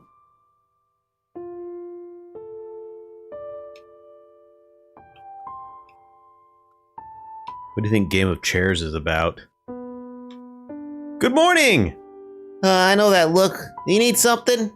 Well, yes. Do you have a spare pair of gloves? What for? A friend. Well, not a mutual friend, but an unrequited friend, rather. Don't tell me it's the God guy. Yes. He doesn't like germs, apparently. The God has mysophobia, huh? Why am I even surprised? Here you go. Thank you. Yeah, what a wonderfully helpful person I am. Now mind your business. See you later. Warp to school. Throwing chairs at each other and seeing who dies first. Sounds like a pretty good show.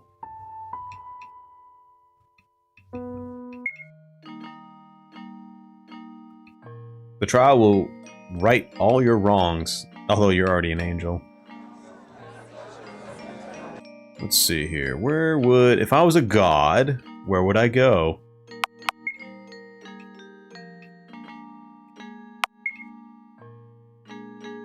Charlie! Henri practically throws herself at me. A wide smile is plastered on her face. I've missed you. Hey, let's go feed the mad cats before class. The stray ones? So the rumor was true. Yeah, they're in the garden. Come on, let's buy them food. Although I forgot my wallet again. It's okay, I can buy it. Really? What a relief. Let's go, let's go! Alright, lead the way. I'll have to find C later.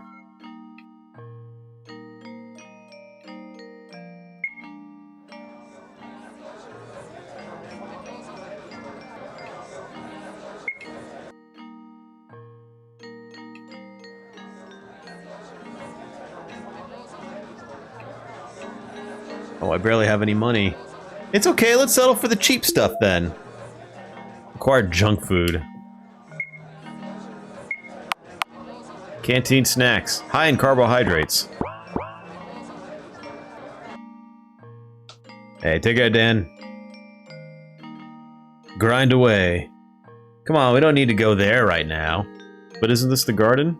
Oh no, that's the classroom.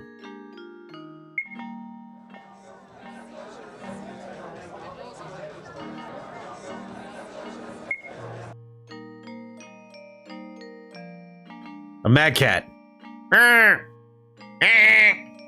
Aww. The mad cat nuzzles against my hands. No need for formalities, I'm just a mere human. I bring out the snacks we brought. Today's special flavor is failure and impending doom. Mad cats hastily eat with eagerness. Good cats. Let's visit them the next time, too. Sure. Now then, let's go back and change for PE class, shall we? Sorry, there's something I have to do before the lesson starts. But I'm here. What other business can you have? It won't take long, I promise. That's so. Well then, go on. I won't wait for you.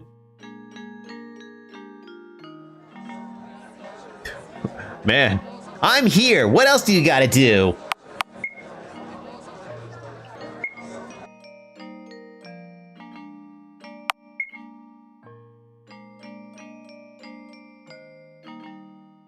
Oh, there he is. C puts down the book he was reading when he sees me. Hey there. Hello. Busy? Sort of. I'm gathering information on this world. My memories are incredibly out of order, which is a great inconvenience. But all I could find were illustrated manuals for express weight loss and lists of ways to become a billionaire by clicking pop-up ads. There's also a collection of must-read classics that nobody will ever read. It hardly helps with the organization of my mindscape, but was an entertaining read anyway. Perhaps the school library is the place for you should turn to. Perhaps I should have taken the leaflets they were handing out on my way here. If you wanted knowledge on sales and supermarkets, then absolutely. Oh! Why don't I give you my notes? I hastily bring out the Book of Truth from my bag. It's just my theories and observations, though they're a bit silly. Here, you can have it. C reaches out, only to stop midway. His breathing hitches. Sorry, I can't accept it after all. Why so? Ah, it's because it's not clean, right? Really sorry. Don't worry about it. How about I tell you everything I know? Ah, that would be kind of you. Then it's a promise. There's something I can give you in return. You don't have to, really. I want to. Here. A notebook from C. I'd write stories, you see. Perhaps you'll find it interesting. You can throw it away after you read it. Don't worry, I'll keep it. I almost forgot. I brought you these. I hand the gloves to C. You said you didn't like touching things, did you? C looks dumbfounded for a moment. Are these for me? Do you see someone else here? No, I just... Thank you. You really needn't have done so much for me. Don't say that. I'm happy to be of help to you. Sorry, I have to run. We have PE class today. See you, C. Okay, what do we got here?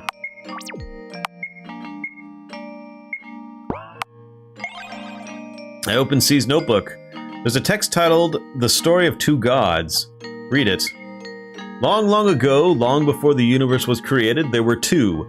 One was born with the power to create, a gift, the other was not. He only watched new creations come to life each passing day. So creator and observer they became. These were the names they gave each other. Every single thing became real the very moment creator thought of it. So he created, accidentally, chaotically, indiscriminately, while the observer arranged his creations into structures, giving them order. That's how the world was born. However, their bliss did not last long. Even after every single atom in the world was perfectly arranged, the Gifted One continued to create, threatening all order that became into existence over billions of years. So, for the world to continue its existence, the Creator gave up his own life. "I'll give you my power," he told his friend. "Kill me and become the keeper of order in this world," he asked of his lifelong partner. The observer refused. How could he destroy the most important existence in the world? "Please," the Creator begged, "save me before I become chaos in its pure form." The observer refused until the very last moment, until Creator completely lost his mind, consumed by the growing chaos inside him. Unable to completely destroy him, the observer sealed the Creator along with the part of himself that cared for him deeply. That tiny fragment of him became this world's only God. The sealed world became the house, and the former Creator's existence became scattered all over the place. Interesting.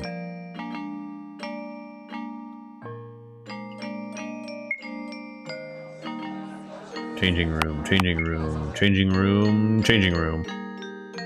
My locker is the last one on the upper right. Huh. Something's off here, Seth. There's a lot more meat than I remember.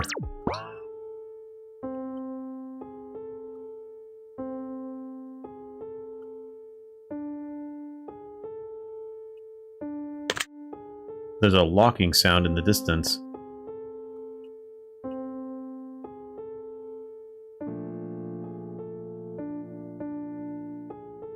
It's really locked. It must be the teacher accidentally locked me in. Oh! Meat! Fug! The oddities push me down to the ground. As they rip apart my body parts, I cough out a considerable amount of ink black matter. Just what is this? I'm suffocating. Isn't there somebody? Ink kept flowing and flowing out of my mouth, completely flooding the room. In a moment, all went black. Wiltshire, wake up, sleepyhead. Frey! Finally awake, I see. Just look at the warped reality bubble. The universe is expanding. Am I dreaming? Not this time. You're perfectly awake. But you're here. Do believe me, I'm as puzzled as you are. I see. They say going through the looking glass is a classic symbol for dissociation from reality. Does that apply to you? I don't know. Oh, well, maybe I'm teasing you too much. Anyhow, it doesn't look like we'll be leaving anytime soon. I wish there was something to read. You're the type to read labels on food stores, huh? Might as well be. So what shall we do? Feeling adventurous yet? Well, it's better than sitting here. Let's look around. Triple-faced mirror. Use? No.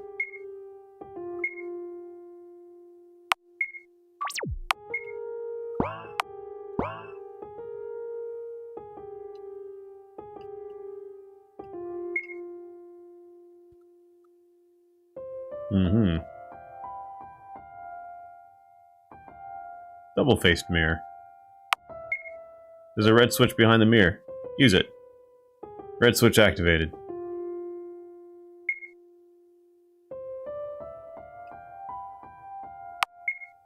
White switch. Use it.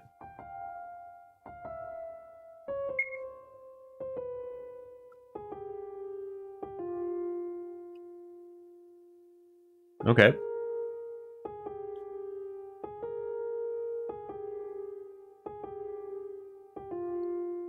Which picture should complete the row?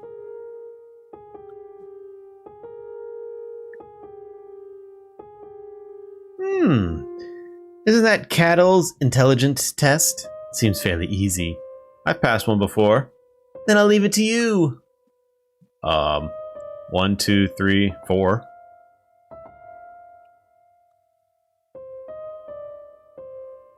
Number 2.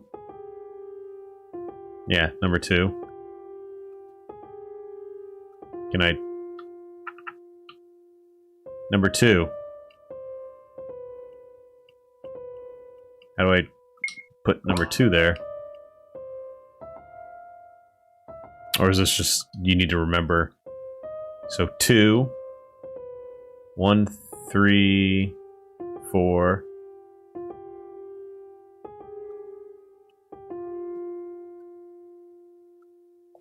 Is it rotating? So it should be on the side, I guess. So number 4. So 2, 4.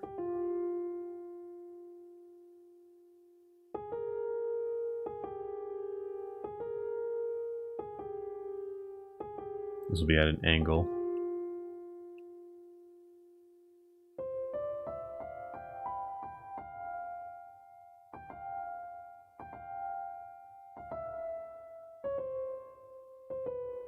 So if it goes, so it should be, if it's at 3 o'clock, 3 to 7, 7 to 12, 3, 7, 7, 12. Or is that 8? That's more 7.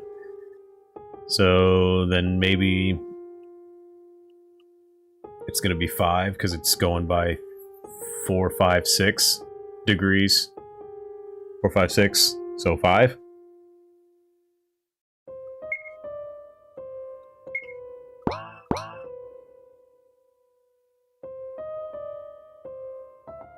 So 5, 4, 2.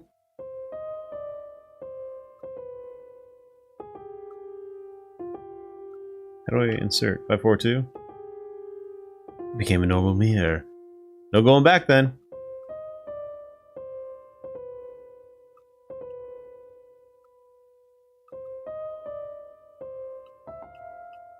Two, 4,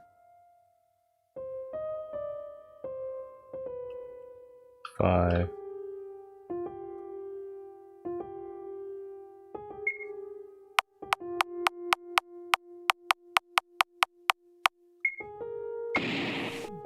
Wrong!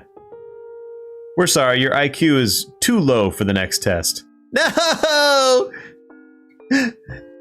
I'm a big dumb brain! No! Ah!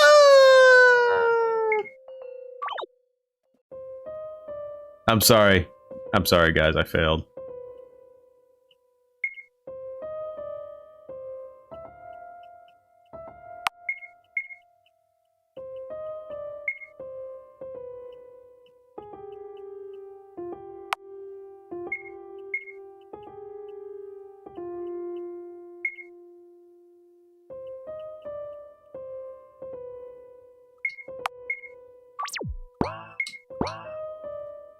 Oh, okay.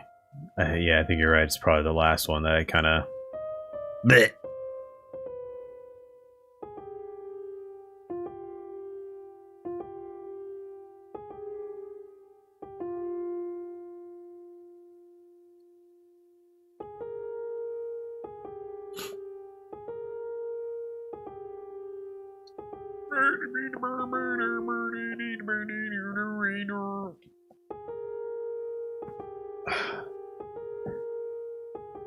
So it goes from 3 o'clock to 7 o'clock, from 7 o'clock to 12 o'clock, from 12 o'clock to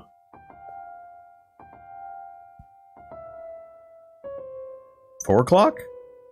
Or number 4? Mayhaps.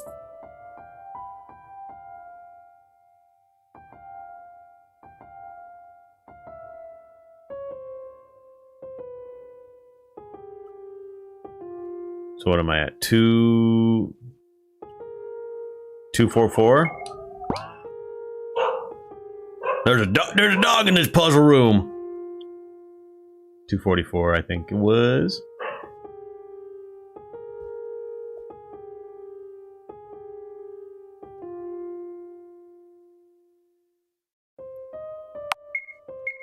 Save it right there.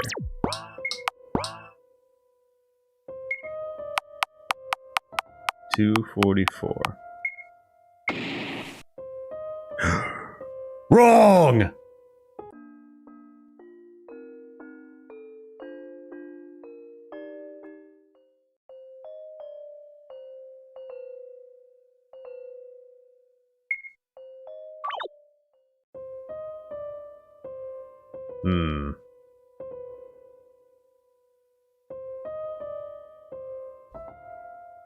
Alright. So 1, 2, 3, 4. So it goes 1, 3, 4.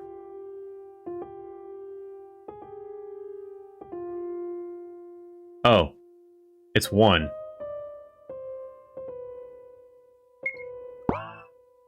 So it's 2, 1, 4.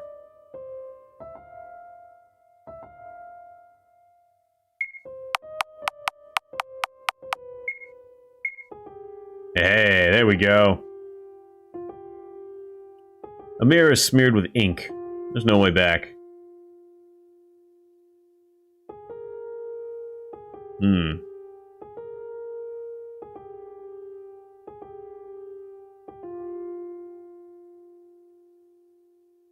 What's up, Crep? How you doing?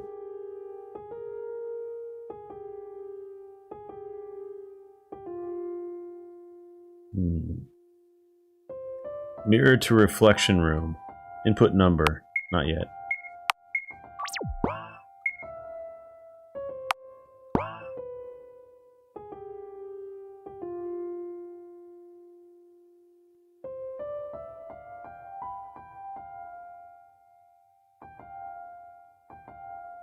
Okay.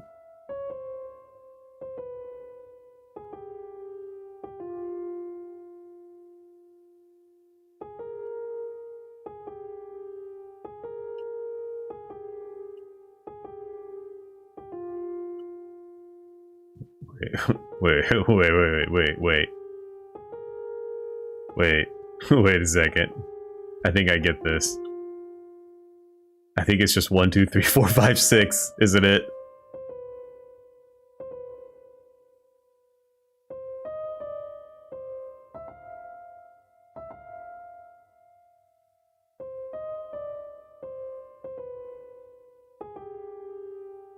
It is. It's 1, 2, 3, 4, 5, 6.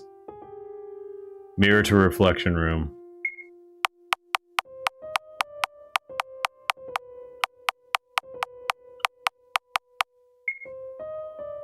Haha! I'm a genius! He was stuck there for so long.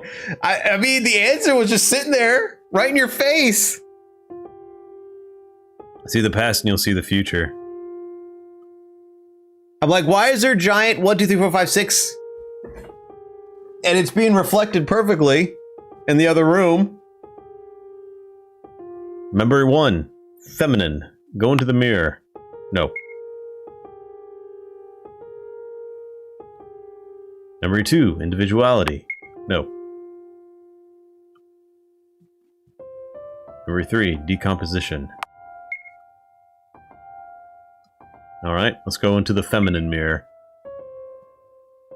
Dear girl, I saw your eyes sparkle when you saw this dress in the making. Want to try it on? I don't think I'm cut out for dresses, Aiden. Why so? What I see before me is a fair young lady. Why wouldn't a dress suit you? Look, it looks like it was made to be worn by you. So wear it proudly. Alright, I'll try it. Also, you should let your hair grow. Wouldn't it look weird? Believe me, it wouldn't. You'll make a wonderful lady when you grow up.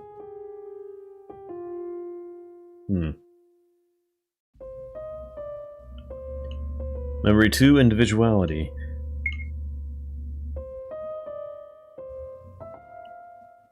Oh, you're flattering me.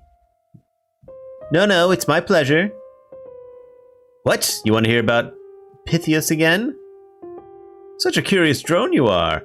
Well, the Pythias, the ancient race. The females of our kind go by the name Freya. Males are called Frey. Were we always just meat dolls? Mere containers for the Oracle? No, we weren't. Never were. When the Oracle appeared, the world divided into 2 factions. The globalists, who wanted their mind to become one with everyone, and individualists, who were against that. We, the individualists, started the God Hunt to get rid of the Oracle and the globalists alike. Why, you would ask? To prevent the death of ego. Excuse me. Death of individuality would have meant death of all creativity and culture, and we want to prevent that by all means. But globalists were stronger. They outnumbered us and gave their egos for the Oracle to take on a silver platter. They've accepted the Oracle. That's when individualists started to commit mass suicides, refusing to give in. Our downfall began quickly, so we ran like cowards. Isolated ourselves from the world just to stay ourselves to the very end. No wonder many went crazy. We became paranoid of every sound in the space we inhabited. So we built traps, mazes, puzzles, everything to hold back the intruders. I can't beg you not to hold grudges against any of us. We're a sick, sick nation. And I feel like the end is soon, my loyal friend. Or perhaps it's already come, and all that was left were recordings of our former glory, simulations of existence. Who knows? Perhaps that little misintruder will bring about our end. It's always something small that causes big things to happen. Remember, little drone, for living beings the Oracle is no god. It's nothing more than a parasite of our minds. While it seemingly granted our wish to connect, it is what destroyed us. The irony is that it probably isn't even aware of what it's doing. So that's the boy you've modeled my appearance after. Curious. Are they true, the things he said? Who knows? I barely possessed any memories of my life before I woke up in your mind. That is why you can trust me, Miss Wiltshire. I am not your enemy.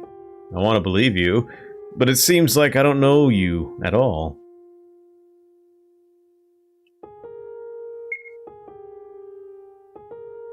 Oh, we're back. Oh, thanks, science. Charlotte, hey, wake up. Don't play dumb. Oh.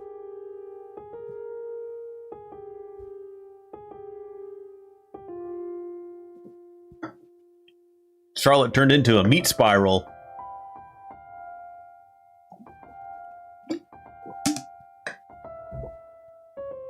I like the sun next to her head, indicating a sainthood or a godhood.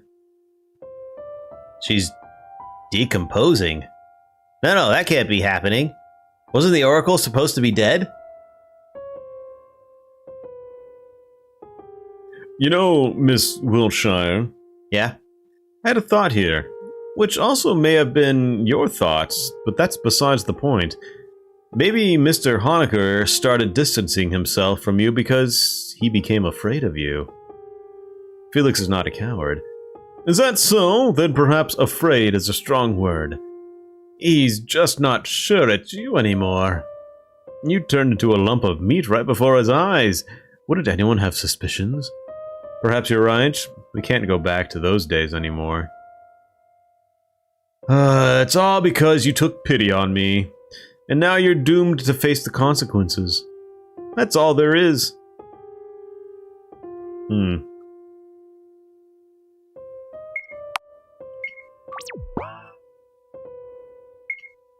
Let's get the hell out of here. Oh. Particle manipulation mirror. 2 effects available, it says. Misuse it. Warping effect on. The gifting mirror. Misuse. Stealing mirror on. Lost anxiety pills. Oh, this is bad, Seth. Without them, it'll get hard to socialize. The mirror doesn't seem to be functioning. Got candy.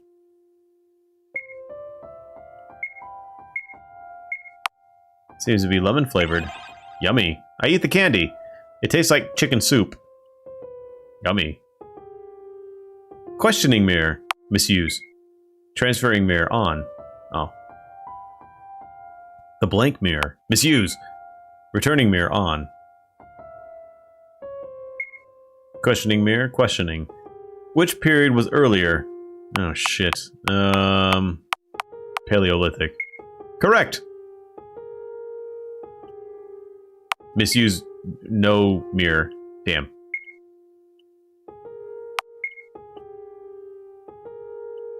Misuse it. Damn it, I did it again. Wait, did I misuse it or use it? Use it. Hey, I wake up to someone opening the door. Oh, so you are here. As I thought, it was weird that you never appeared after your class. Where'd you get the keys? Surprisingly, all the doors open for me. As expected from God. Something wrong? No, why? Oh, you're crying. I must have startled you. Eh? Why is it? I wonder. Maybe I'm just a little tired. Here. The boy stretches out his hand with a paper tissue in it. I felt red flowers bloom on my hands as I wiped my cheeks. It's not normal. The wounds are healing. Thank you, C, for coming to help. You're welcome. You should go ahead of me. There's something I need to take. Oh, all right, take care.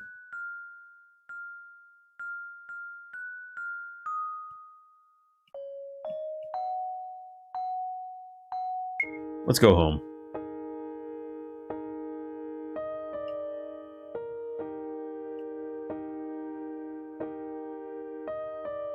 Ow, ow, ow, ow, ow! Can't you be more gentle? Stop complaining. Well, this wound is your fault to begin with. Save me from the monster, human maggot! This monster's the one saving you right now, Bennett. Ah! Can you imagine the specimen on my table got bitten by a mutant spider and now he's doomed to have his leg covered in necrosis bites? Aren't you gonna treat it? If you're gonna blabber, I'm gonna amputate it. But it's just a bite! Not to interrupt, but does that mean that there are spiders in the house? Ah, that! One of the workers accidentally broke the glass of a mutant terrarium, so we're still dealing with the consequences. But worry not, it should be clean by now, I think.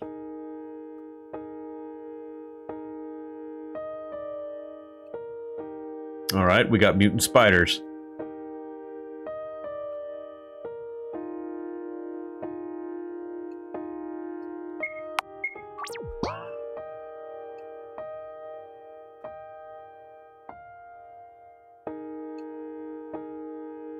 It's rare to see workers in the library. Hi! Hello, Florence. You look pretty today. Thanks. Thanks for helping me the other day. I brought something in return. Florence brings out a small cube. It's my Bennett blackmail logs. I extracted some memories from his brain while he was asleep. Man, he really should cut down on soap. Makes him so hyperactive, he sleeps like a log afterwards. I've already made the spare copies of this, so perhaps one of these cubes will be useful to you. Okay. Thank you, but won't you have trouble sleeping when Bennett finds out? He can come fight me anytime.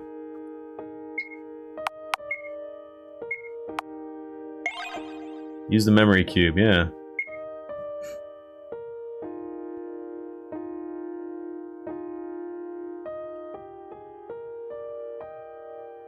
The planet I was born on had two races living on it, humans and overmen. We looked the same, yet our roles in society were completely different. I was born as a designer baby in the laboratory of human resources. A B-type born to live a nutritional soap as a lab rat for testing cosmetics. All for the sole purpose of a sticker saying safe for skin, approved by leading dermatologists, on a tiny tube of cream. Although that's why he eats soap. B-types are good looking and have good stamina. They're used in commercials, the movie industry, and medical tests. A-types are the smart ones. They were fated to participate in intelligence tests and, surprisingly, parapsychological. We had this Paul guy appearing on TV all the time, predicting match results and making weather forecasts. He died of overworking. C-types are the living stock. They're used for mass-producing meat products and candles. Piece of clothing sometimes, but it's banned in most areas thanks to some activists. Oh, but the meat's okay. Then there are the E-types, who are used as pets. D-types are the workforce. They're sent to the most dangerous places like nuclear stations, mine shafts, and stuff.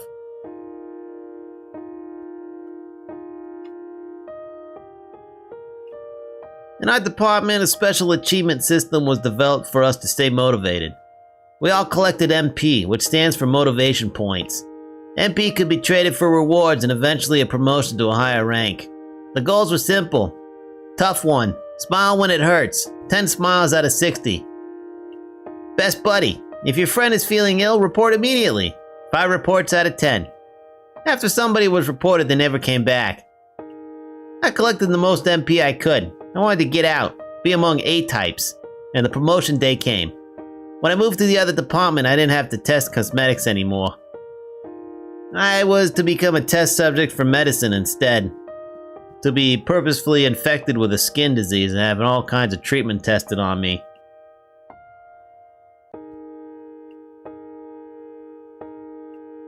My hair fell out, it grew back.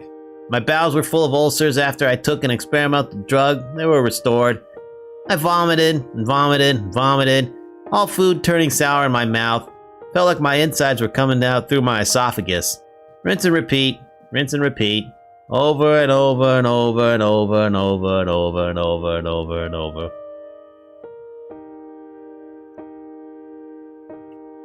One day I was accidentally infected with eye plague.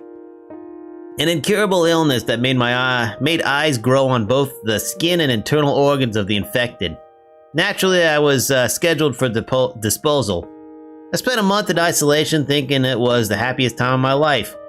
The disposal day came.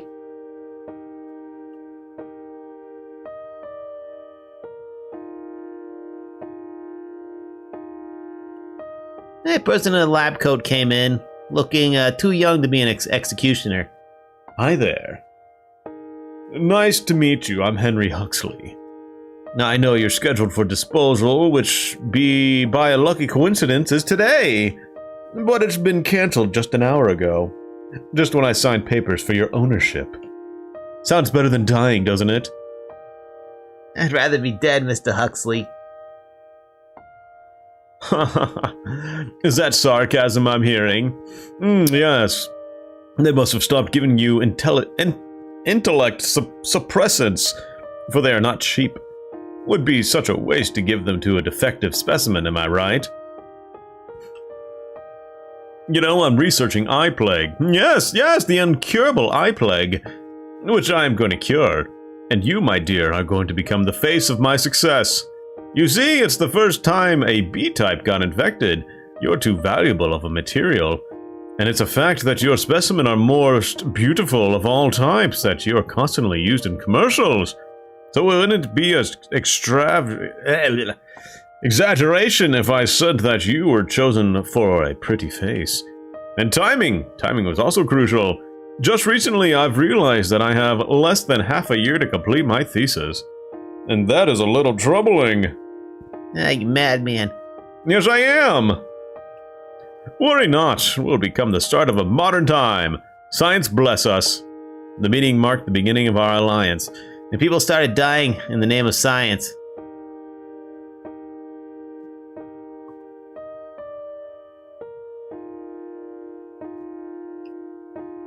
Huxley's utter lack of empathy for both overmen and men alike was the exact reason he was the most successful among his peers. He brought me different books. One of them was a dummy's guide to cooking. A good part of it was dedicated to cooking meat. If an animal dies in distress, its meat will be hard to chew, it said. Aside from regular intake of soap, my diet consisted primarily of various greens and products high in protein, meat included. One day I decided to ask, what kind of meat is this? I inquired of Huxley, who was vigorously waving his hands in the air. As I learned later, he was using a VR environment to work. Of C-type of your kind, I believe, he answered, not turning away from work. The greatest delicacy of our time, truly a feast of gods.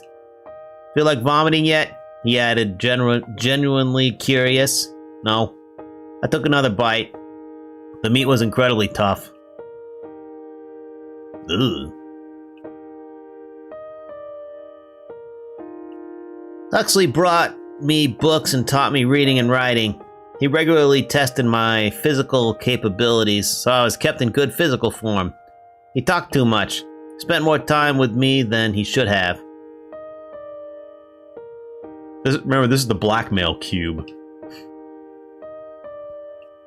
The day Henry Huxley cured eye plague was the day he told me to get into a body bag and declared me dead to the whole scientist society. What's happening? I asked. We're leaving, was his short answer. As it turned out later, researching eye plague was just a facade. What Henry Huxley was actually testing were the capabilities of a human specimen, only to confirm that men and overmen were no different from each other all along. As we boarded his spaceship, he began quickly explaining that we are a threat to society, that he found a cure for eye plague long ago, and now he only used it as an excuse for doing other projects, that we need to find a new home.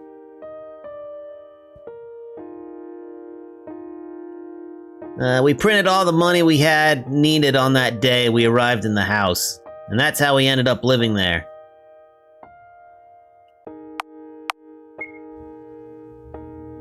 Interesting.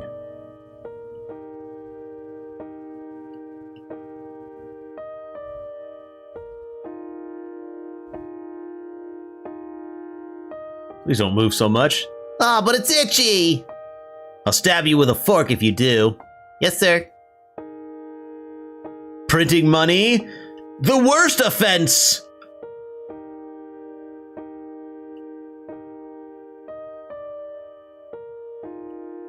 The violent room is still locked. Dr. Huxley cuts the body on his table in half. Oops. Mr. Nender over there. Hello, little Charlotte. Would you mind helping me for a bit? Sure, Dr. Huxley, what is it? I need you to carry this to your morgue room. My dear crew members will aid you.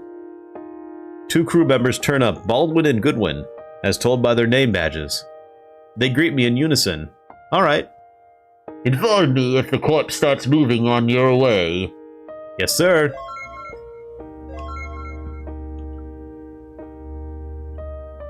Mutant spiders.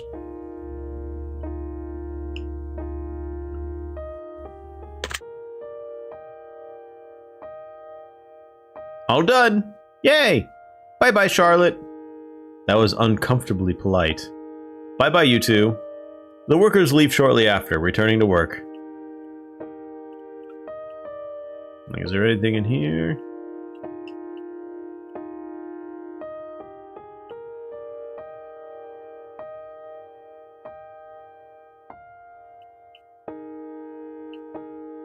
I'll find out what's the violent room. Hello, Aiden. Been busy? Good day. There's a dress I've made in collaboration with Henry. We call it Dark Matter Dress, although the amount of actual dark matter in it is non-existent. Want to try it on? Sure. It takes any form you want it to take. Pretty handy, right? For now it changes only the shape, but we're looking for a way to make it change its structure as well. A pair of extra hands or a particle bomb spawned from clothing wouldn't be so bad, right? I guess so, it's cool. You can have it. Thank you, Aiden, I'll cherish it. Dark Matter Dress. Let's put it on.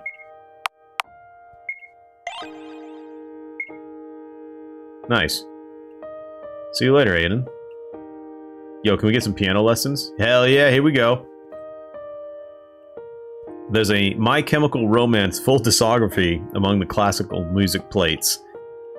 Jazz for your fingernails. Tros Nocenis?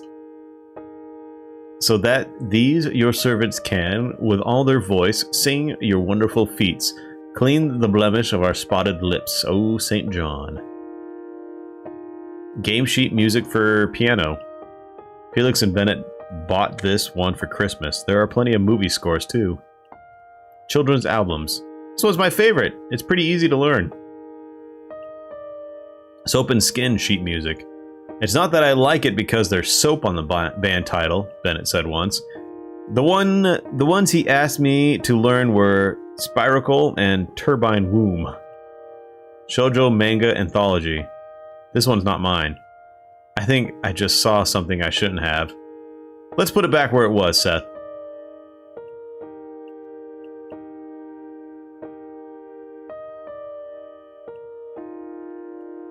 I don't know what genre that is.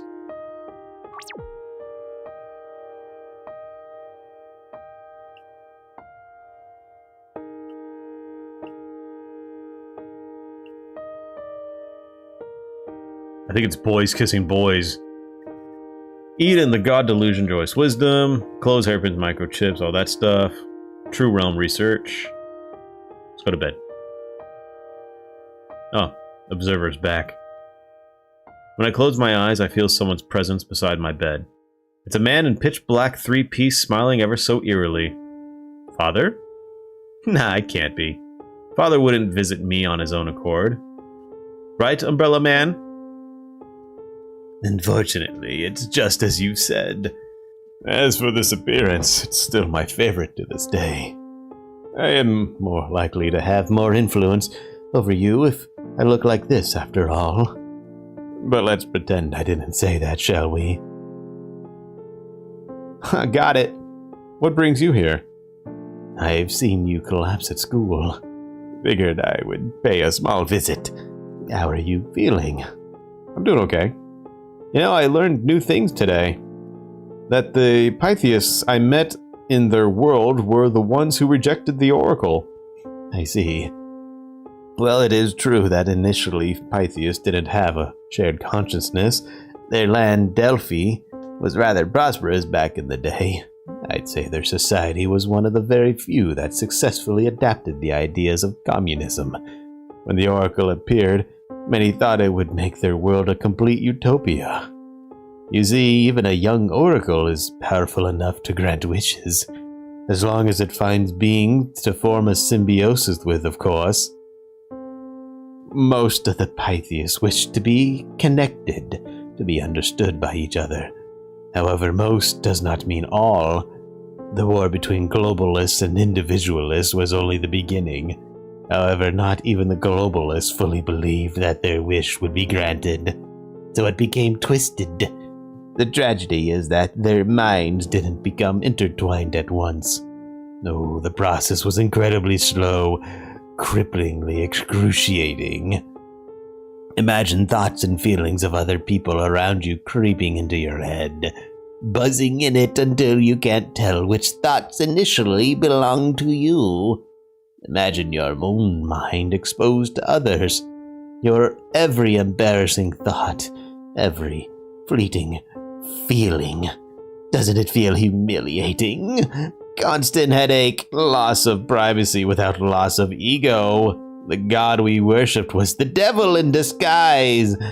That's when the second god hunt began, of which you had the luck to catch a glimpse. But the process of becoming one indistinguishable mass with the Oracle went on until it consumed most of the population. However, they were still able to reduce their numbers to an astounding degree. They almost succeeded in destroying the Oracle, although it didn't mean them any harm. It's just how the Oracle is, you see. It's the failed expectations that made people violent. First, they welcomed it in their hearts, expecting to use it to make their world a utopia. But as soon as it disappointed them, they got rid of it. Personally, I find it extremely selfish. I see. It's sad that it ended like this. It always does end that way, especially among races that have a concept of free will just like you do.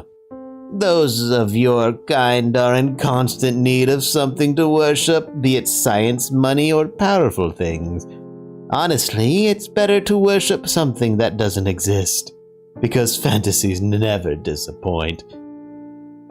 Sorry, I hope I didn't use words that are too difficult to understand, although you're almost already a grown-up. Well then, sleep well. Bye-bye. I close my eyes. Good night, Seth. I'm getting a really bad sore throat.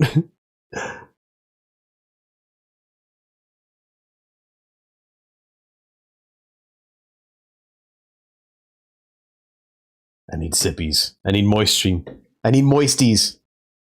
Nuh-uh. We're getting it done.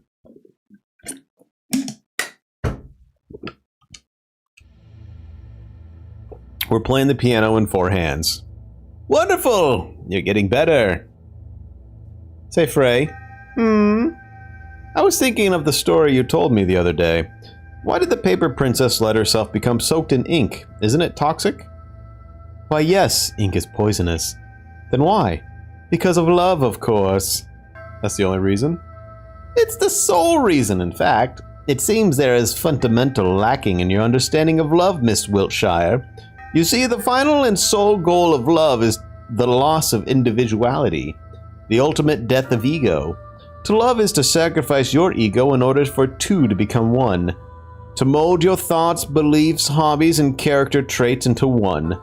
That is why Paper Princess became the same as Ink Princess. They became one of a kind. Girls kissing girls, not kissing you.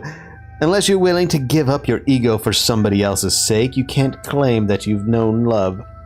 You know, I find the concept of loss of individuality rather fascinating. For it requires the greatest sacrifice of all for an individual. Oh my, looks like it's about time you woke up. Just a couple days.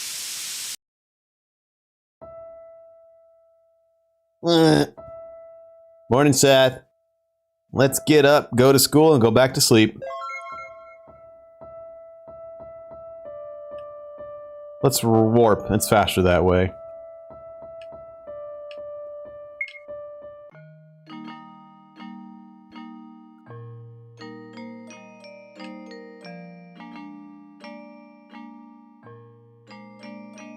Henri's absent today. So's a lot of other people. I wonder if something happened. Let's start our class. Today's a drawing lesson. What's that word? Drawing.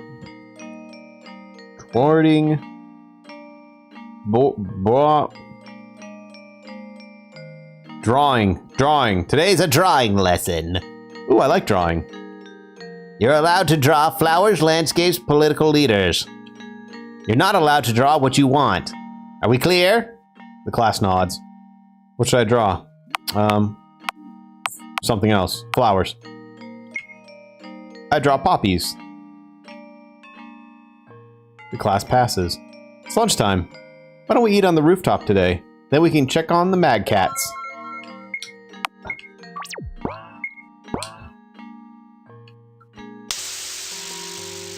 Oh no!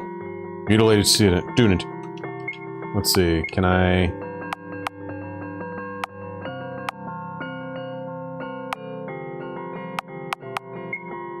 Smile at the mutilated student. No effect.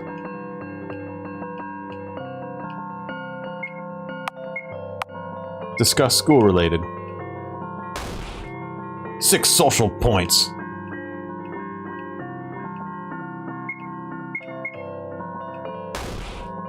Okay.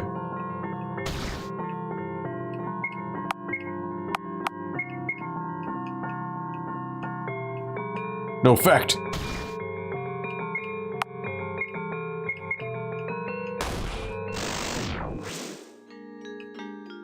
Socialization success.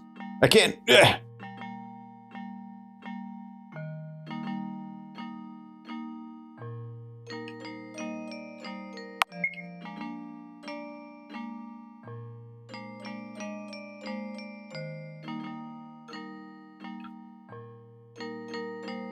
The fog. Oh wait, I need to get my food first.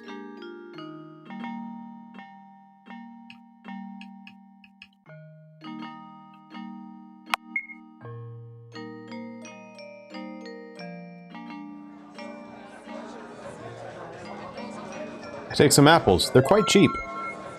Yeah, we got some apples, baby!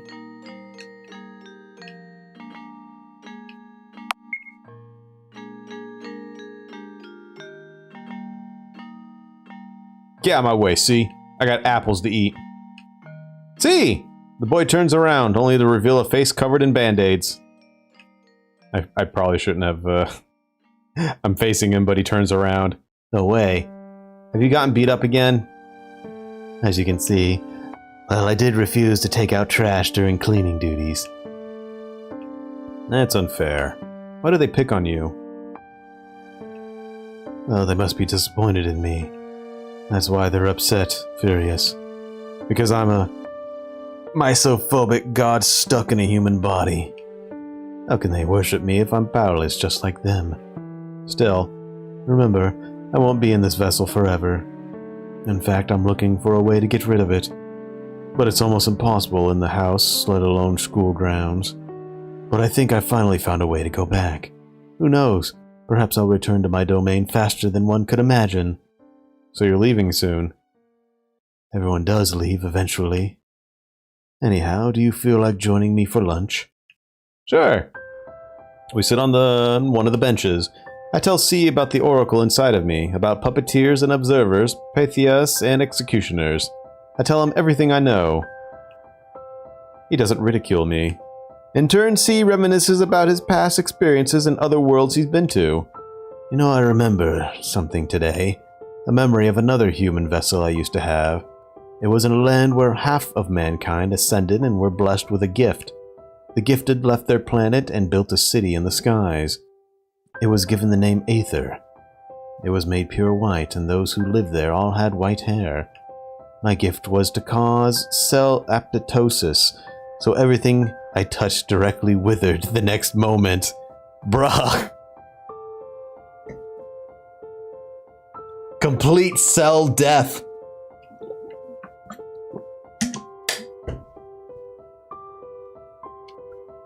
That was how my mother died.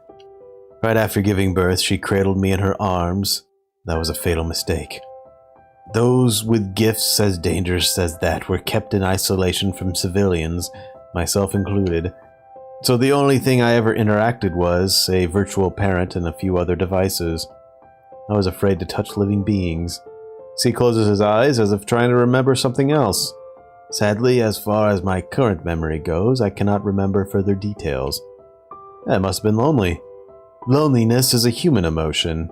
To a god, it's a virtue to experience it. Oh, I see. Well then, I plan to continue my research. See you later.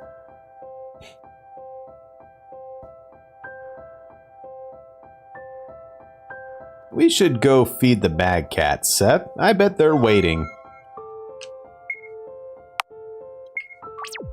Let me guess, Henri is killing the mad cats.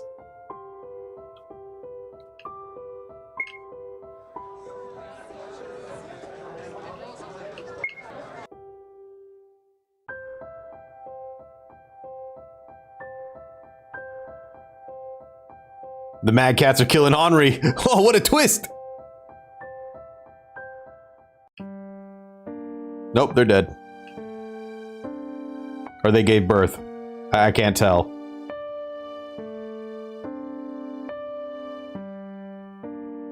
They're all dead. Someone put a hand on my shoulder. I barely feel its presence. Pets aren't allowed here. You know that, don't you? So nobody is responsible for what may happen to them. I played with these mad cats. I gave them food. I tamed them, Frey. Yet I couldn't be there when they needed me the most. Hi. You are the Oracle, Frey. Can't you do anything? I was the Oracle, Miss Wiltshire. Everything that defined me as the Oracle has perished. I do not bear memories of my past, nor do I possess extraordinary powers. Therefore, I am an Oracle no more. It is you who defines me right now. However, it still greatly exhausts you. If you use even a pint of my energy consciously, your life systems will collapse just like that last time. And returning dead back to life is no laughing matter. As long as you reject me, we will eventually drain each other and perish. When we merge, however, we shall obtain great power. The question is, are you willing to give up your ego for the sake of someone or die an individual? Think about it. Frey walks up to the heap of small bodies and crouches beside them. Poor little things. Let's give them a proper burial, shall we?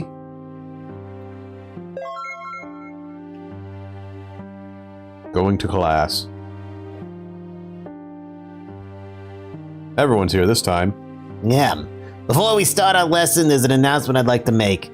As you all know, pets are not allowed on the school's territory.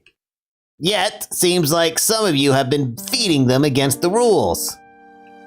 Just to make it clear, the cats in the garden died because of food poisoning.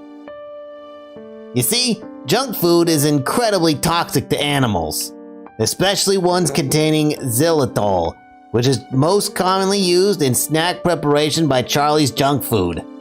Whether you did this as a prank or not, it's incredibly cruel to kill an animal like that. So whoever did it, make sure you dispose of the corpses in the garden. The gods aren't your janitors, so I want you to take the responsibility yourself. No way. I can't believe it. It can't be. Their death. It was all my fault.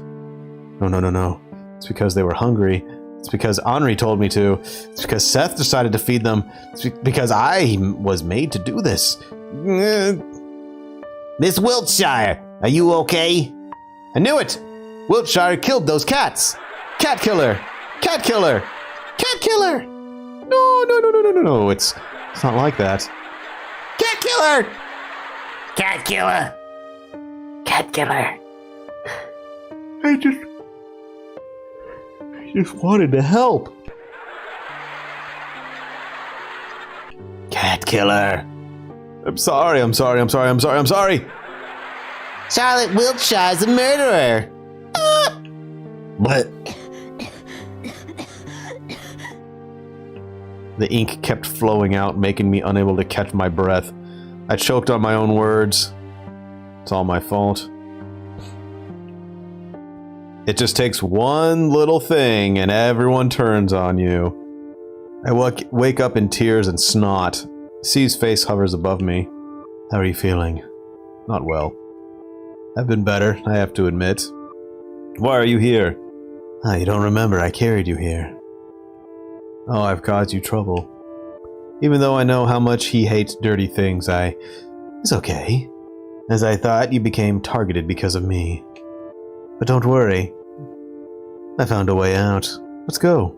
Where to? What's happening? I found a way out of the house. Trust me, it'll be okay. There'll be no guards, no classmates, no routine in the outside world. No one will raise a hand against you either. But what if we don't like it out there? We'll go back, right? Right, we will. Well then, I'm afraid we can't waste any more time. Let's go.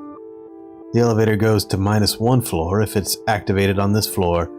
That's the floor we need to get to. All the doors open for me, so getting further won't be a problem.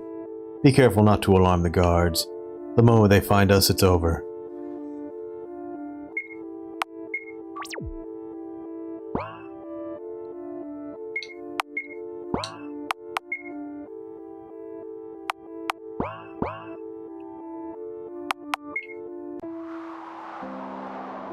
This place looks deserted. Are you sure it's okay to wander around here? Don't worry about it. Let's look if we can find a shelter here. Yeah, welcome! Customer, you seem troubled, I can tell. How about I sell you women's rights with a 10% discount? You'll get gender identity rights as a free extra. Would you prefer freedom of speech? If you give up your rights to life, you can get many other ones for the points you earn. Let's leave. Yo, dude. Yo, where can I buy some rights? Well, I mean, obviously right there. The shopkeeper looks surprisingly normal. Wait until it's just you living food. Sounds promising, although I don't have my wallet with me.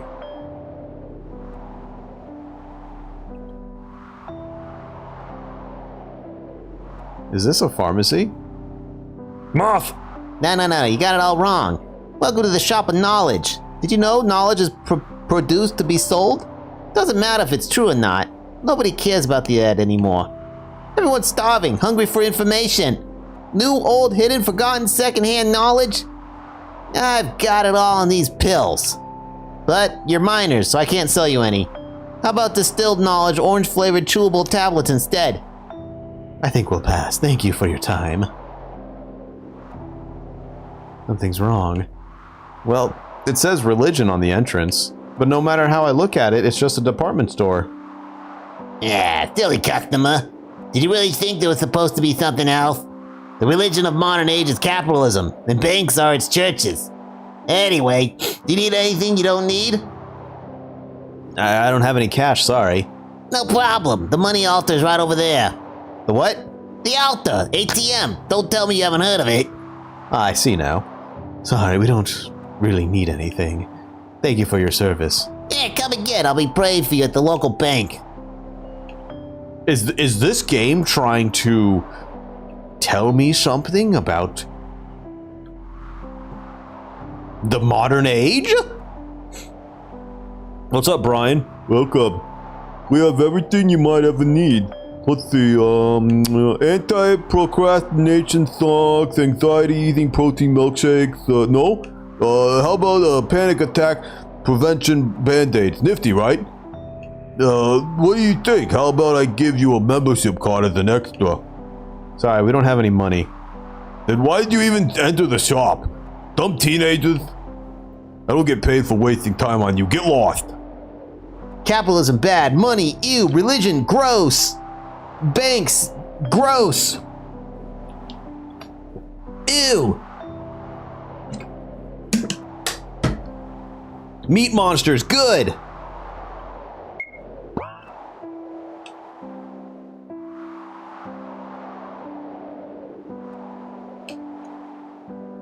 Well, that skipped quick.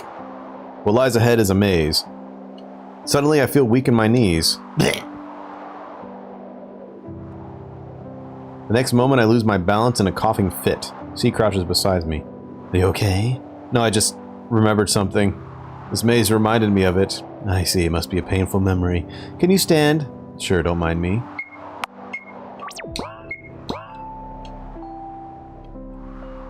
Art, gotcha. One-time use cards inside. Yes, please. Found R. Night gaming.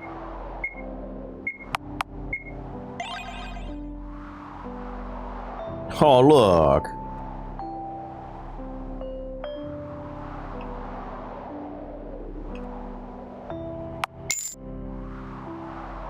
Night gaming again.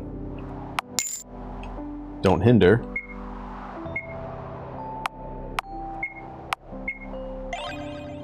Please don't hinder my sleep.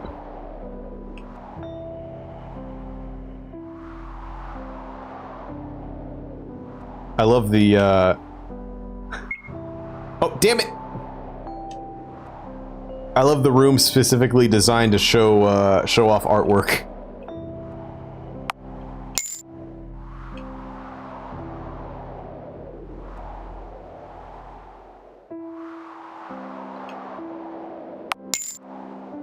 Landfill.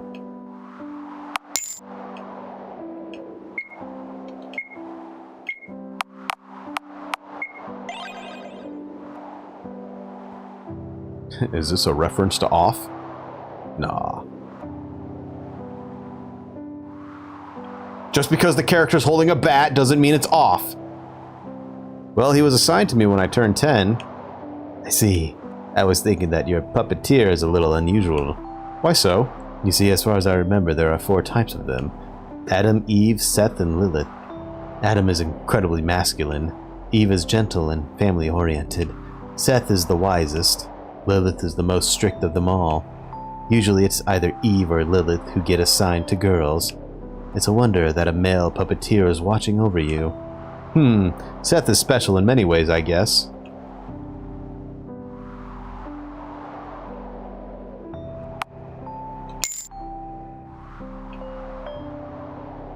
I'm special.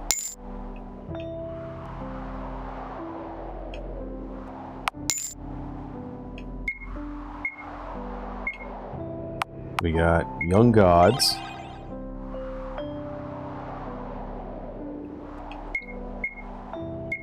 We got Bennett.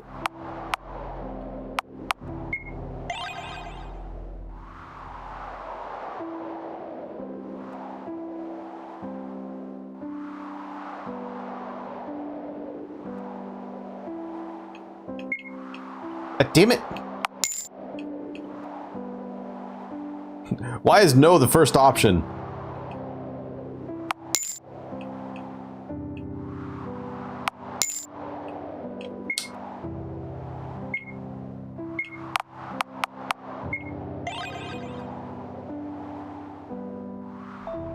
I'm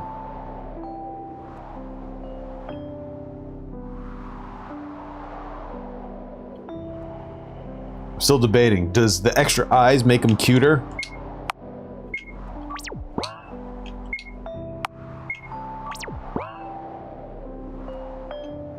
These cubes sure are massive. Fascinating. Can you read what's written here? Let's see. Memorials for anonymous leaders, the true rulers of the world. What are the smaller cubes? I think they're soul offerings. Not only does a cube contain soul data, it also represents the ego of a person. I don't like how the joystick moving advances the dialogue box. The smell is so strong I cover my mouth and nose. C does the same. I wonder who these people were. They're all failures, and the victims of the trial, most likely. But the trials don't kill people. In a way, they don't. What do you mean? Haven't you heard? If your cube gets formatted, you'll become empty. What'll be left is an empty shell devoid of personality, a hollow human. You'll become no more than your puppeteer's mute self-insert. You'll keep doing quests, opening boxes, and running around until you'll eventually collapse. Then you'll be buried here, as garbage of the society.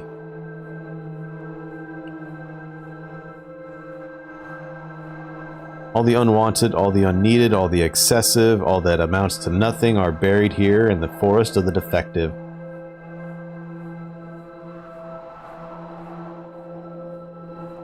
Will we end up here too? People are hanging on tree branches. It's a suicide spot. Let's continue on, shall we? Something wrong? I thought outside world would be a brighter place. Maybe we should go back after all. Go back to that place. So that we would mix with the dirt again? If we stay together, we'll be okay. If we hide in the fog, we'll be okay. We'll be okay, see? So let's go back. C lets out a bitter laugh. Then he looks at me. The world that's reflected in your eyes must be a wonderful place. It must be a very kind world full of color. But it's not the world that I see. To me, it's a bleak, disgusting place. Even the air here is unpleasant. Believe me, this contaminated land isn't a place we belong to. But where can we go? Isn't it obvious? C points to the sky. I don't understand. I found a way to go back to my initial form. So he brings out something. It's a pack of pills. I took these from the infirmary. The amount we'll have to take is rather big, but I've made sure there's enough for 2. Eh? You still don't get it. Sorry, it must be my bad choice of words. How do I say this? C stumbles on his words. They come out a bit shakily, but his smile is still present.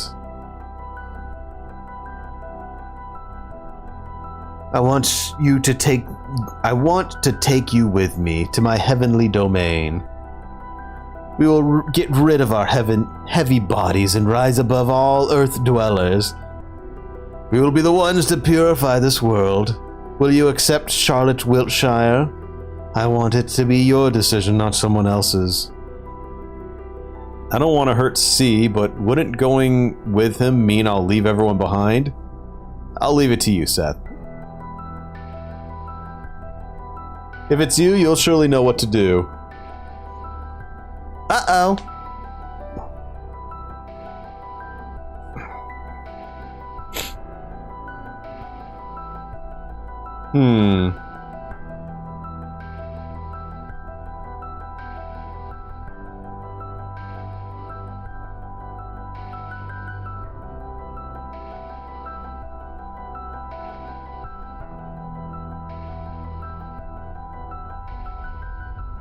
Let's see what happens. I hope your decision is the right one, Seth. I take C's hand. I accept. Really? You do? I do. Let's go to your kingdom in the skies. C replies in a soft voice. Thank you. To be honest, I would have never gathered the courage to do this alone. This human body and mind of mine are so fragile. that they crumble at the slightest worry. I take the pills. Soon they will put me to sleep. Don't worry, see? From now on, you'll never be alone. He takes my hand, it's trembling. Loneliness is such a human emotion. Yet all this time it's been tearing me apart. Soon I'll lose the virtue to be able to experience it. Feel myself nodding off. We wished each other sweet dreams and closed our eyes, sitting in a comfortable silence. Sometime later, 2 bodies would be found in the forest. 2 empty shells devoid of soul data. They would soon become a part of a bigger pile of meat, eventually dissolving into the soil fertilizers for a world we're part of no longer. We will ascend to the heavens and become cruel gods with little concern for earthly matters.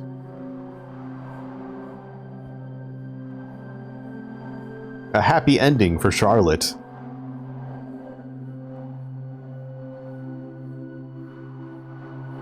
She's got that halo still.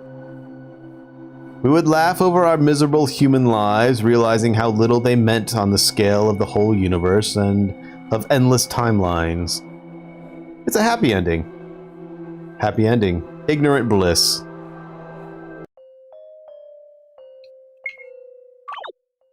Okay. So I guess now we have to refuse, huh?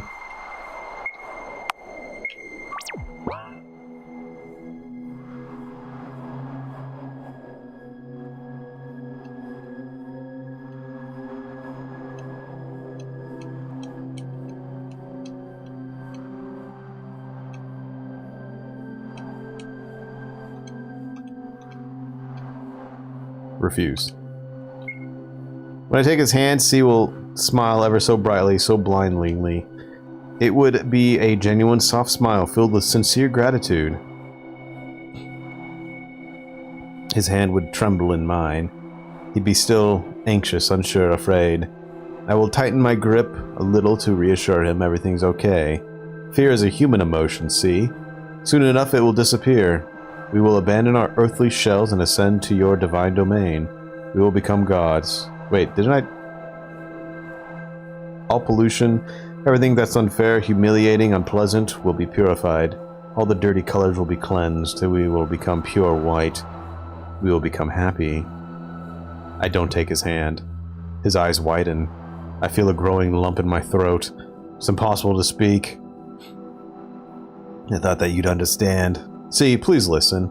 Even if you're scared of this world, even if you hate it, even if it disgusts you, I want you to live. It's barely a whimper. The words reach his ears. C's breathing becomes erratic. His knees give in. It's a panic attack. I watch him break down in front of me. My eyes feel dry. You're unfair, C. It's me who wants to cry the most. There's no place for us to go. A corpse of a god laughs behind my back. My sides! Could you be any more dramatic? Acting all high and mighty, yet you've been saying it all for your own sake. The one who doesn't want to die is... I cover my ears. You, Miss Wiltshire. Despite all the self-harm, all the big dreams and fantasies about self-sacrifice and whatnot, you still want to live your pathetic life until the very end. Stop! Just admit it! That you're afraid to die. Deep down, you don't actually believe there's a place like heaven above, do you? Even worse, there's nothingness awaiting you. You'll die only to achieve complete solitude in an empty space of an afterlife. Not even your beloved Seth will be there for you. Why would they stay with you when they're bored to death, when there are no quests to complete? Admit it! Even your puppeteer is with you only as long as they're entertained. I want you to be honest with yourself. We both know it, right? That everyone only wants to use you. But why should it matter? You have me, Miss Wiltshire. Even in the cold embrace of death, I won't leave you. It's nothing to be afraid of. You should have let this boy die already. I plunge forward, grasping Frey's throat, squeezing it with all I have. We fall down. I'm strangling Frey with my own hands. It's getting hard to breathe. I just want you to open your eyes. Look, can't you see this boy is dying to disappear for good? He doesn't want to be saved. I make my grip harder. It hurts. He opened up to you, and look at what you've done. You're the cruel one, Miss Wiltshire. Here they are. Seize them. Oh, those are guards. I thought they were just decorations.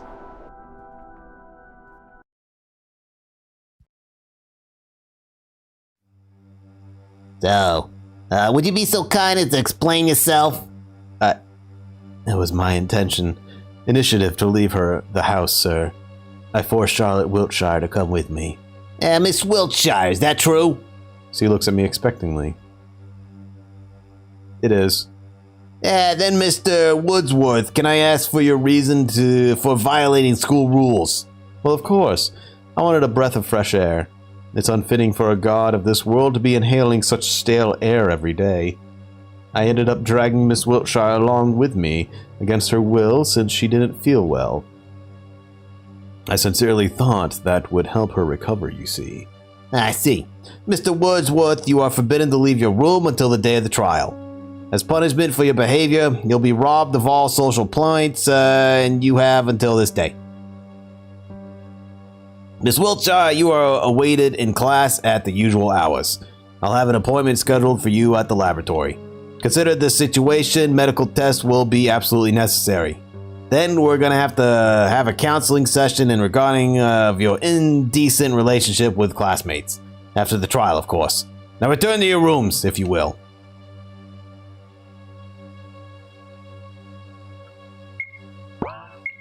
Okay.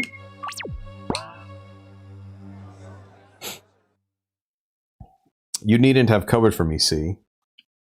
I only told the truth. Still, you've lost all the social points. There's no way you can get past a trial like that. About that, there's something I'd like to ask of you. What is it? If possible, please don't vote for me in the trial.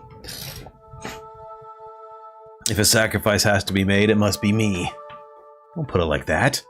Please. It's my only wish. I don't belong in this world. It's only natural that it rejects me. That's why I ask of you, please don't vote for me. It's my last chance to leave this world. Just like that, we parted ways. Umbrella Man's word rang in my head. You needn't have helped him. Frey's words followed. He doesn't want to be saved. A fresh memory of C's pleas kept replaying over and over. Please don't vote for me in the trial. 2 more endings? Oh my god. Oh my god!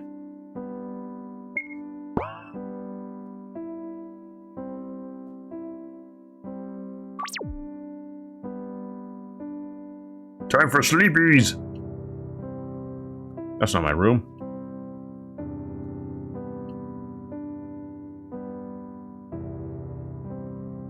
I'm scared to see Frey right now.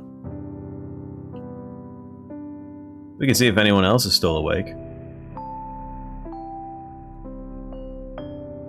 Felix is feeding his Venus flytrap with forceps. A box full of dehydrated bloodworms is standing on the table. His usual frowning expression is absent. Come on, seal your mouth. Here comes the food. After a moment, he notices my presence in the room. Can't sleep? I sit beside Felix.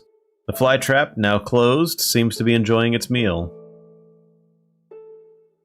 I can't make you peppermint tea if you want me to. No need to, it's okay. Say, do you still remember the time when we went to the Oracle's world? Felix doesn't look in my direction. There's no way I'd forget, right? And the thing that happened in the world and the end, what did it look like to you? Felix hesitates for a moment. Looked like you melting into biomass right in front of me. What did it look like to you? It was like holding hands with a beautiful girl. Messed up, right? My whole head is messed up. Peppermint tea is indeed a thing. Absolutely. Do you still stay true to the routine like I advise you? I do. Get up, go to school, go back to sleep again. I believe that as long as I maintained those simple rules, my mind wouldn't crumble without the pills. Then perhaps you should go back to taking the... No!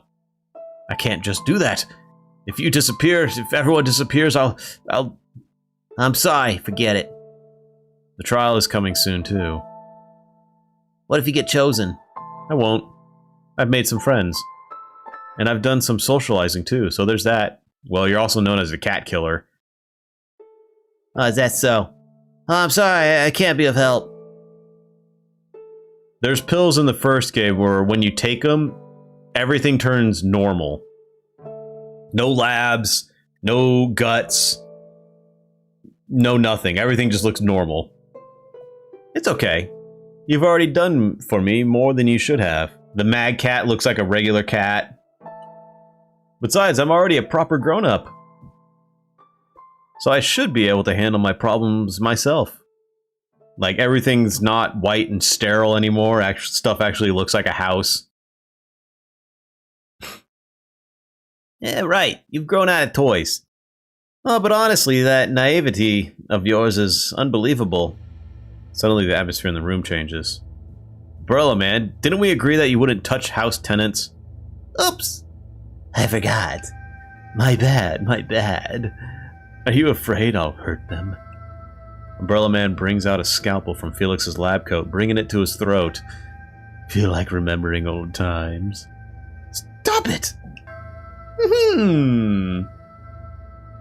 Although your reaction would be undoubtedly amusing, it's not in my interest to have you completely and utterly mind-broken. Umbrella Man doesn't put away the scalpel, still playing with it in his hands. Why did you come, Umbrella Man? No specific reason. How's your new friend doing? Not so well. I've heard him. I see. Umbrella Man laughs in Felix's voice, sends shivers down my spine. Anyhow, I came to give you friendly advice. I want you to choose wisely during the trial. If you do, who knows? Perhaps you can save a life. That's all I can say. Bye-bye. The next moment, Umbrella Man is gone. Oh, looks like you've seen a ghost. That's nothing. I should really go to sleep. Thank you for talking with me. Good night, Felix. Good night, Charlotte.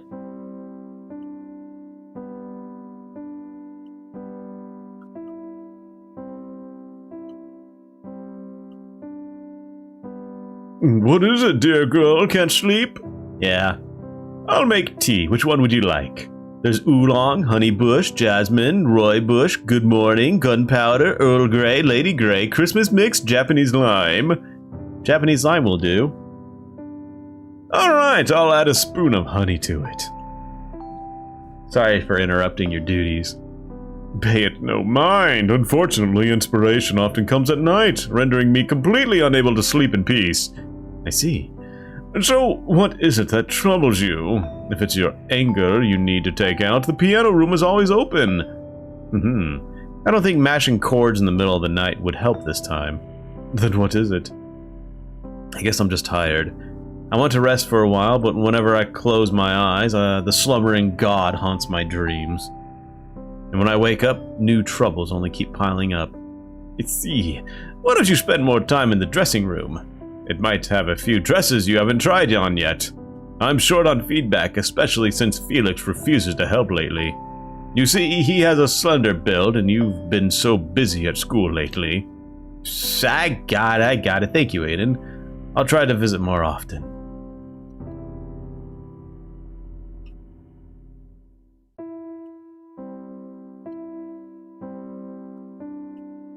Time for sleepies. Or is it?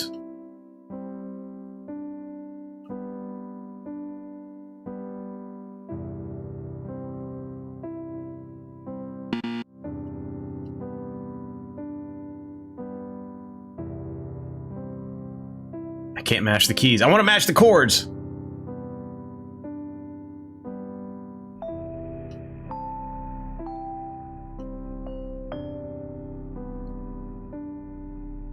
I keep thinking that's my bedroom.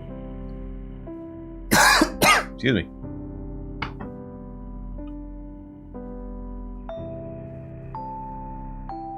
Good night, Seth.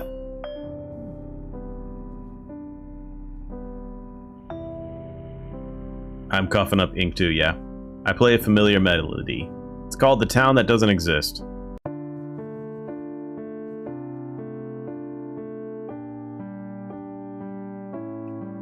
Frey closes a memory book he's reading when he sees me. Long time no see, Miss Wiltshire. Look, don't make such a sour face. I want to make up with you. I've been doing some cleaning lately. If I can't be of help in the real world, I figured I'd help clear up their mind of yours. Hasn't it become less foggy? Suppose so. Frey beams with excitement. Right! But why would you do that? I never asked for this. You see, I read in your memory journals that you were lamenting the fact that your mind has become foggy over the years, and I figured it's in my power to aid you. You might not notice the changes immediately, but they will soon take place. I see. Frey lightly embraces me, nuzzling against my hair. Don't worry about a single thing, Miss Wiltshire.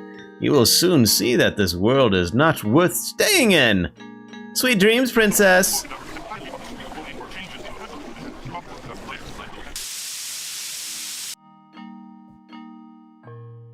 Okay.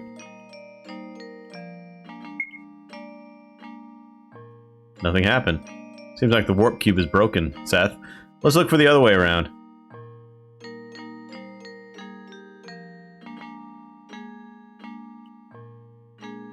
No one is here. No one is here.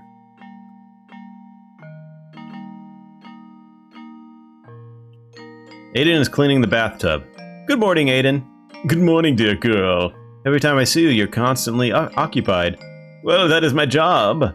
As much as I hate to complain, Bennett has been causing too much havoc around the house lately. Can you imagine?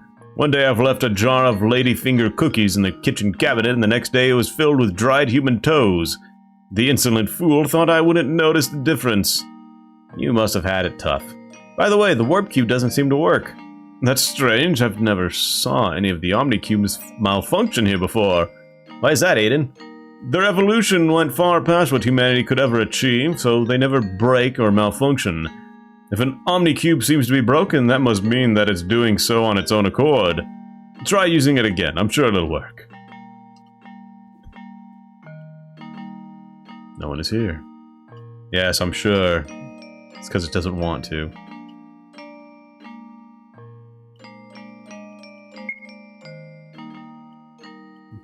Seems like the warp cube is broken.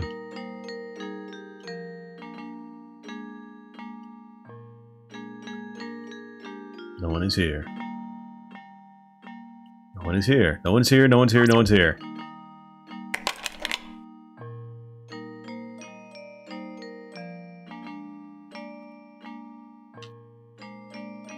No one is here. Where is everyone?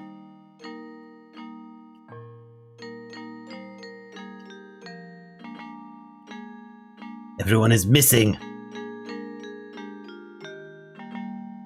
Try the other cubes. I'll try the other cubes for you.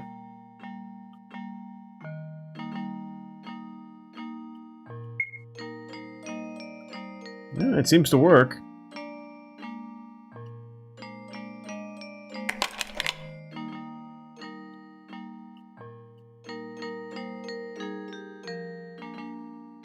We're closed for maintenance. Thank you for using our services. Don't come again. Let's try using the warp cube again, Seth. It's organic, so maybe it changed its mind. Okay.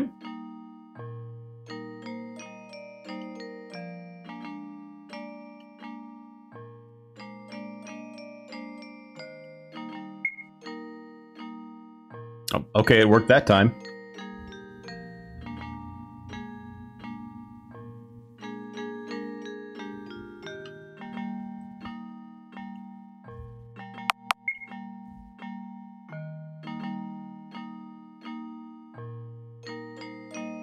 No one wants to talk to me now.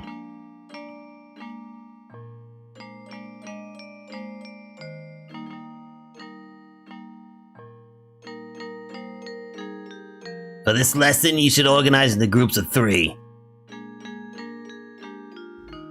Henri's sitting too far away. She probably already found someone to work with. Seth, find us a group.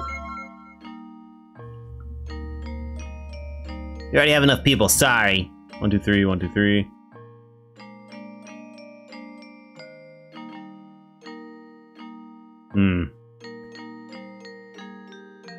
Miss Wiltshire, where are you going? Oh, seems like you haven't got enough people. Well, yeah, but psst, are we gonna be worthy of... Are we really worthy of being in Wiltshire's group? Everyone! Is there someone without a group yet? Oh, I can join you. It's decided. Sorry, we're full. Sorry, I can't take you. Whoops, we're full. Especially we'd love to have you. We're full. Enough people. Sorry. Can't be of help, princess. Find yourself another group. Let's go back to our seat, Seth. Ah! No socializing. C and Wiltshire held hands. Ooh! Miss Wiltshire, will you be working alone? Yes. Excuse me, I'll work with Wiltshire. Isn't that wonderful? Henri joins our desk together. Heh. Let's work together, Charlie. Right. Well, then let's start our lesson. Henri's so hungry. Ah, I couldn't have guessed. Buy us something, okay? I'll be waiting on the rooftop like usual. Why do I always gotta buy food for you?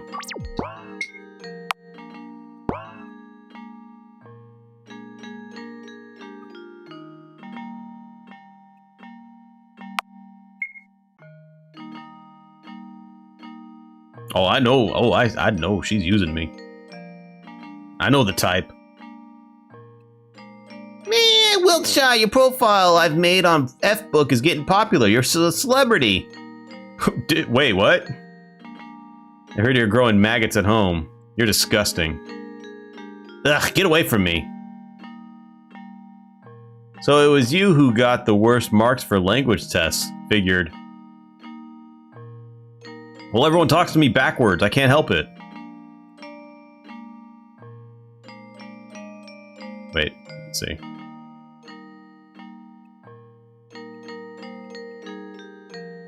Okay, same thing.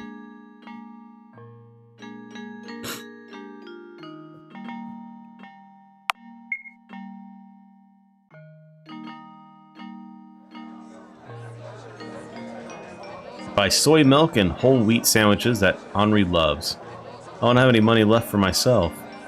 Seems like we'll be skipping lunch today, Seth. Is that your grandma's shirt? Get lost, Wiltshire. Go away. The student is busy socializing. Oops, I think I'm glued to the seat. Wiltshire, you reek of soap. Don't you know I'm allergic to it? I wanted to do something that makes me special, but ended up procrastinating. I wonder who will be chosen for the trial this year. Look, an ugly is talking to us. Ha! Look, an ugly's talking to us.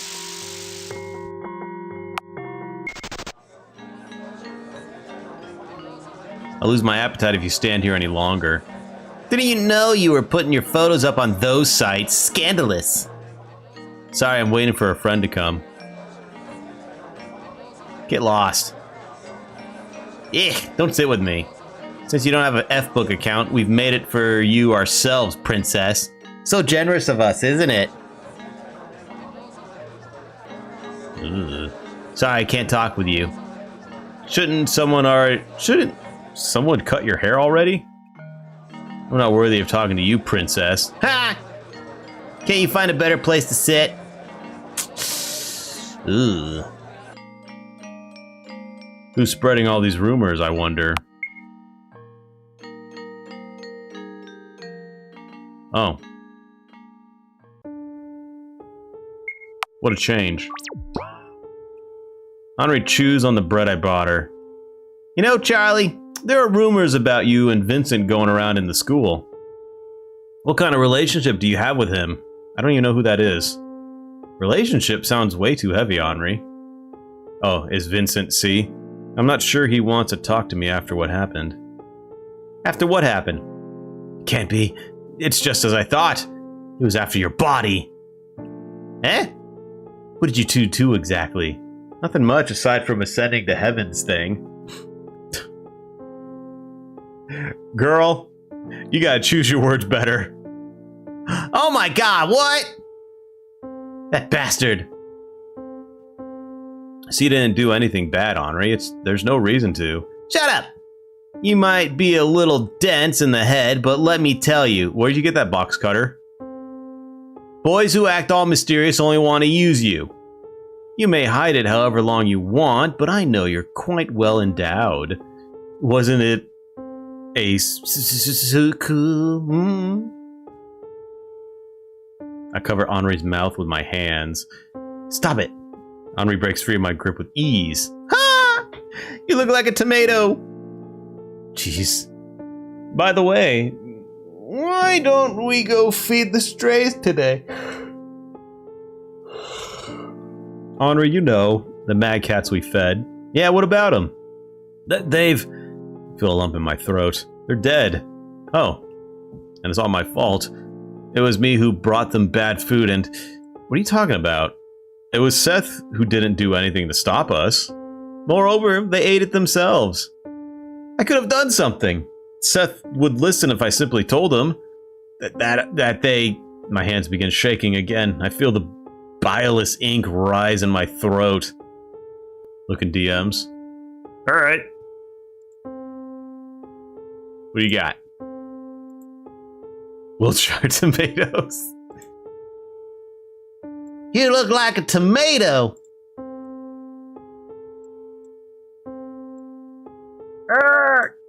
Get me out of here! Flower made that? It's great. Henri put her hands on mine. Listen, repeat after me. It's not my fault. I hesitate.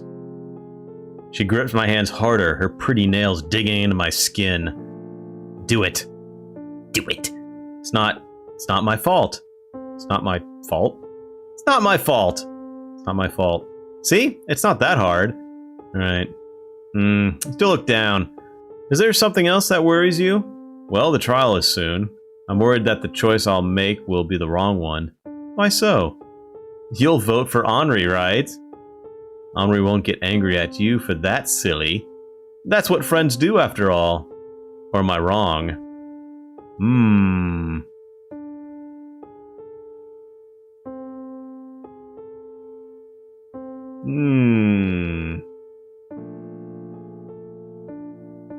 I don't... Wait, is voting the bad thing or the good thing?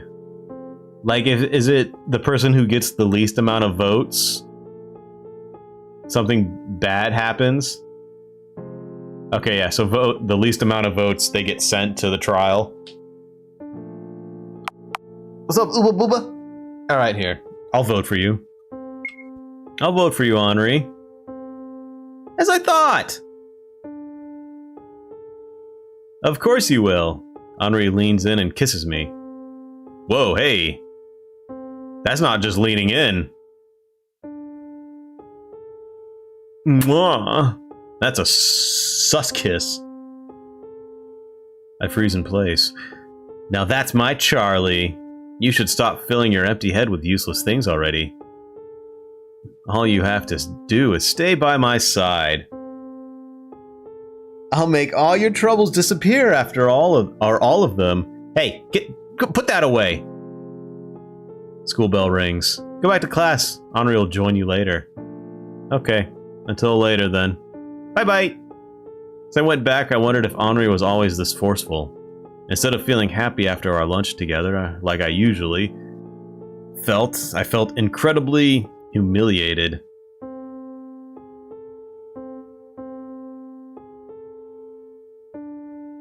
There's something on my desk. There's something I want to tell you. Come to the roof after class. I wonder what happened. The class passes quickly. Alright, back to the roof. Go away, ugly.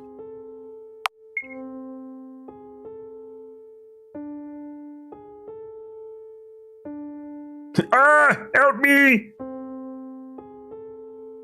I'm gonna get bullied!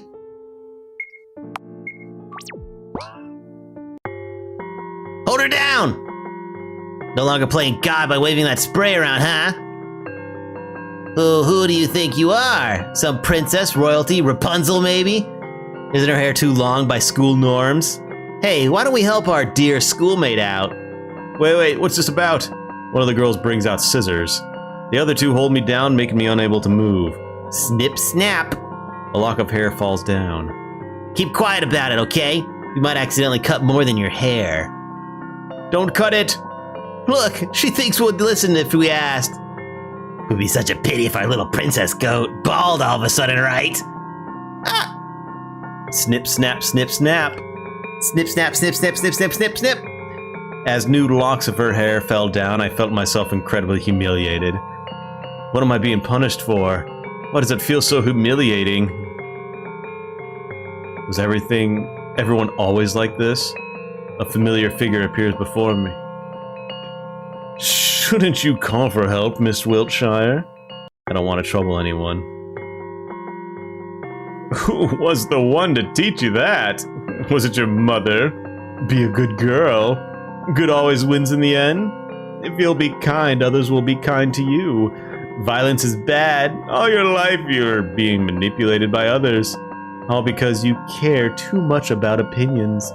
Because you want to be loved by everyone. Snip, snap, snip, snap. And when things don't go your way, you find excuses. Snip, snip, snip, snip. Don't you have any pride? There are things worse than getting beaten. Going through such humiliation when all you have to do is take my hand and everything that's unfair will perish. Doesn't matter if it's just me who will get hurt, Frey. No, we both know that's a cheap lie. In fact, you want somebody to save you very much so, but dare not to ask of it, because you deem yourself unworthy. No response, huh? Frey sighs. So where are your so-called friends when you need them the most? Friends can't always be there for me. Is that so? Just so you know, even if your friends abandon you, even if your mother abandons you, even if the whole world abandons you, I'll always be by your side. Please keep that in mind. Snip, snap. Snip, snap. He's gotten silent. Yeah, princess seems to have learned manners. Hey, is she even alive? Beats me. Fuck, someone's coming. What if it's a teacher? Run quick! They leave me lying among the remnants of my once long hair. There's a taste of ink in my mouth. I feel ill. Footsteps, more footsteps. The ones who hover above me are all familiar faces. The very next moment, my head hits the concrete. Before everything goes to black, I hear voices. Man, how disgusting. Hey, stop it. She might still be conscious. Who cares? Just get her out of here.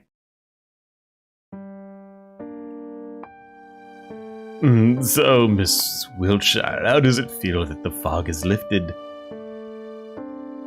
Was it always like this, Umbrella Man? What was, my dear? Everything. The school, my classmates. I won't answer that question. You can answer yourself.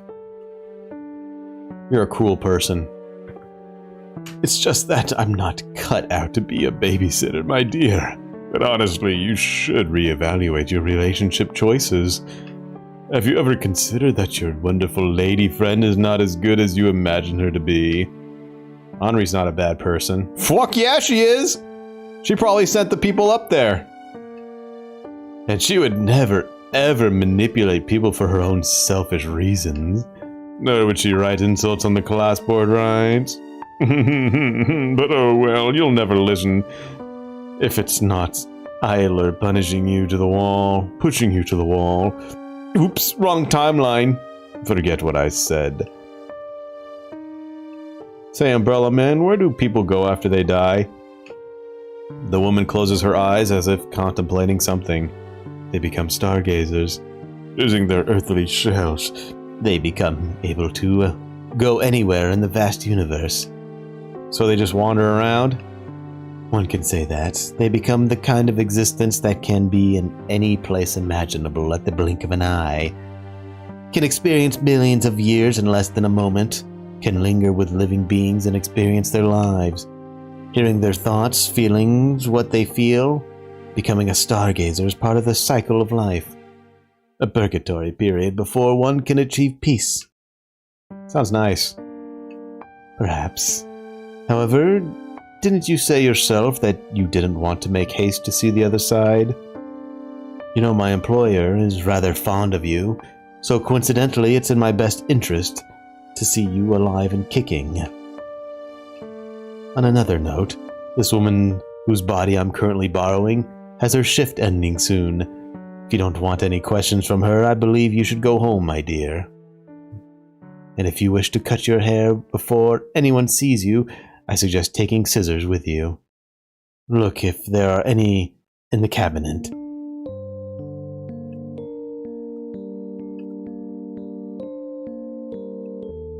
Clean sink.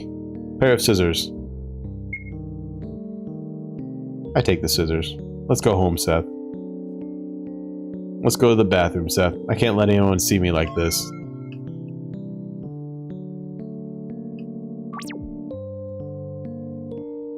Short hair, let's go! I lift up the scissors. My hands are shaking. The scissors are sharp. Just one careless snip and it will all be over. Flowers will bloom from my skin, and I will no longer... Someone takes my wrist. It's Aiden. Good evening, dear girl. Since when have you been doing your haircuts all by yourself? Aiden takes the scissors away from me in one quick movement. Allow me to help. Do you have any image of what you want your new haircut to be like? I don't know. That's alright, I'll do something about it. Snip, snap, snip, snap. I know this sounds all too well, but somehow right now it's comforting. And done! I look in the mirror. A stranger is reflected in it. It's a corpse I've burned in the incinerator. It's beautiful, Aiden. Thank you. I'm glad I could be of some help. I'll be taking the scissors, okay? Okay. Aiden pats my head before leaving. If you ever need to talk about your troubles, I'm always here for you, alright? Alright. Yep, that's a haircut I recognize. The next moment, Aiden is gone. Hey, Seth. How about we visit Dr. Huxley, too?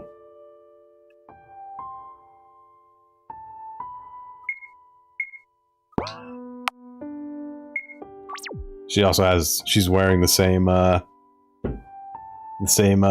clothes.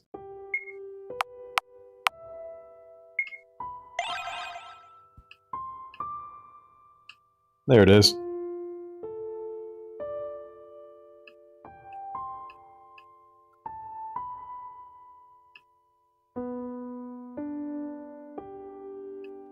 Bennett and Felix are sleeping soundly with the TV still on. They must have competed in fighting games so much that they fell asleep. This isn't a fighting game. Harem dating sim gone wrong, reads the text. You play as a student who gets admitted to an elite school. Everyone, both boys and girls, is throwing themselves at you, regardless if you want it or not. Can you reject them all? Can you avoid all true and good endings? Play to find out! It's about time I started collecting blackmail on everyone.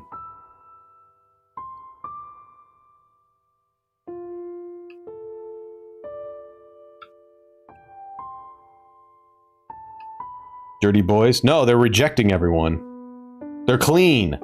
They're protecting their purity.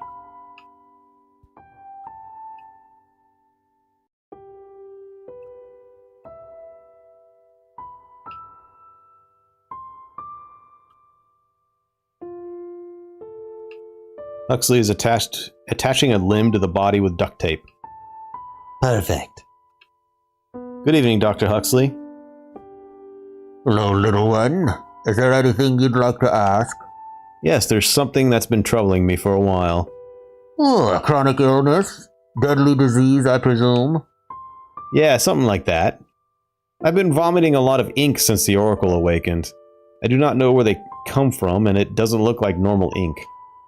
If it was, your intestines would be full of ulcers by now, or worse. Let's have a look. So did you find anything, Dr. Huxley? To my surprise, I haven't. I believe this illness is of a psychosomatic character, which means that the problem lies in your mind. I'm afraid I can't be of help in this case. After all, I am a surgeon. If it's not something I can cut out, well, you know. I understand. Thank you, Dr. Huxley. I'm happy to be of help. Okay.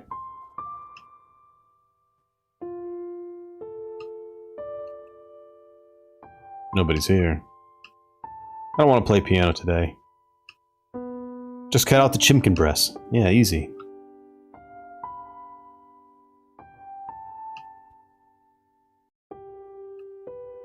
The trial is coming, Seth. Let's try to catch at least a glimpse of sleep. Mad Cat jumps on my bed. Meow! I know, I'll be fine. Don't worry. This is, this meat's getting a little, photorealistic. I hear the sounds of pages flipping. Oh, you're awake, Miss Wiltshire. Where's my clothes? Where am I? Your mind, of course. Where else can you be? But Can't you see? It's our good old mind library. Lying in shambles. hey, there's too many livers and too many eyeballs. And I think that's a couple brains. You're too close, Frey. Frey chuckles softly but doesn't move. Yeah! You've accepted me into your mind. How much closer can we get? I laugh a bit too bitterly. Frey, Yes? read me something. Will an old memory journal do? Anything. Very well. Choose one: memory of a yellow ribbon or memory of a graveyard.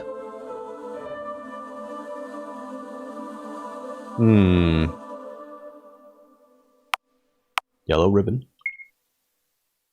It's a memory of Umbrella Man.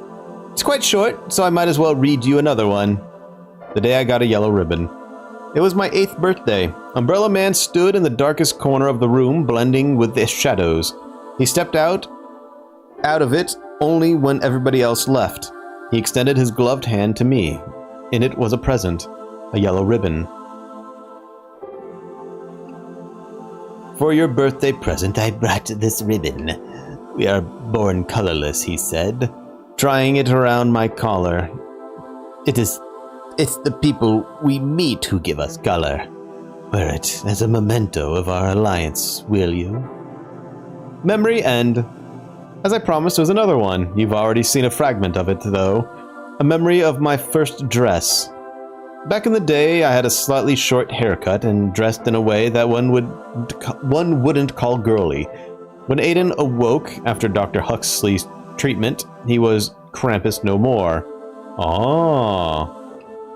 He took up a number of new hobbies, cooking, cleaning, drawing, sewing among them. He took particular interest in making dresses and invited me to try on one.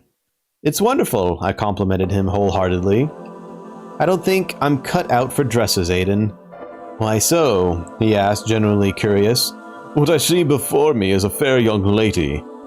You should let your hair grow, he added, smiling. You'll make a wonderful lady when you grow up. Memory end. Say, what kind of dreams did you have before I appeared? I dreamed of Mother. Not always, sometimes. It's just the dreams that I remember more vividly. What were they like? In one of those dreams, we were walking together on a street at night.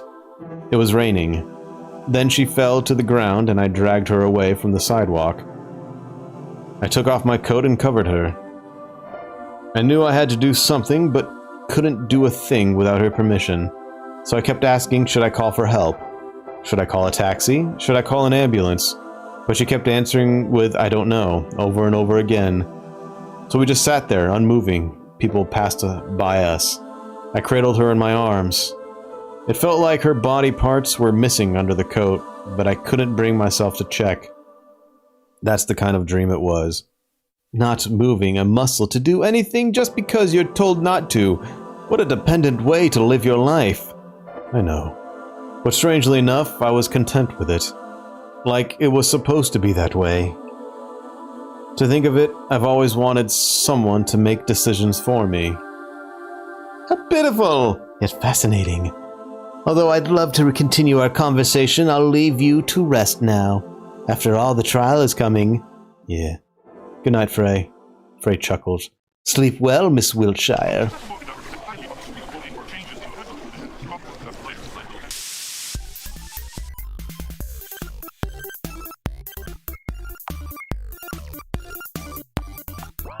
I've got thingy that does stuff. Yeah, I feel like this sounds familiar. Inside, you're empty. There's some useless garbage inside. Look at it.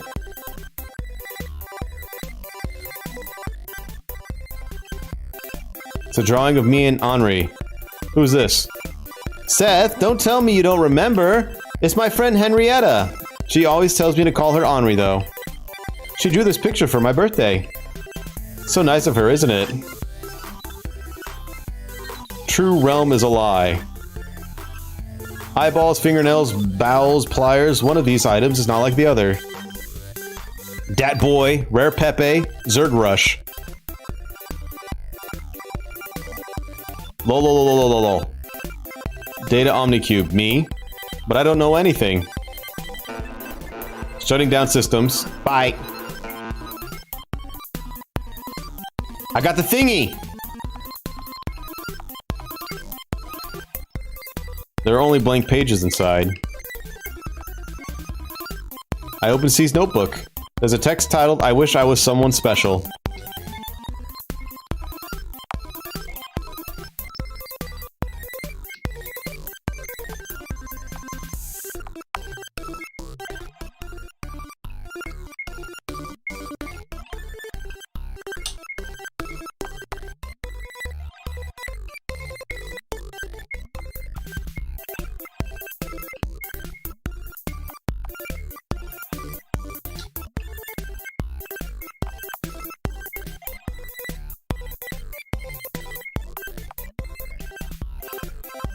Kill yourself. Yeah. Nah. Aw.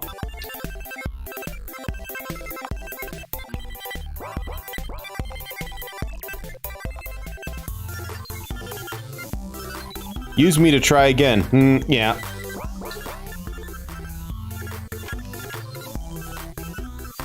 Hi, Felix. Hey, Charlotte. Hi, Bennett. Hey, Charlotte. Hi, Aiden. Hello, Charlotte. Hey, Charlotte. Hello, Charlotte. Hey, Charlotte. Hi, Aiden. Hey, Huxley. Charlotte. Hey, Charlotte. Hey, Charlotte. Hi, Felix. Hey, Charlotte. Hey, Charlotte. Charlotte. Hey, Charlotte. Charlotte. Hello, Charlotte. Hey, Huxley.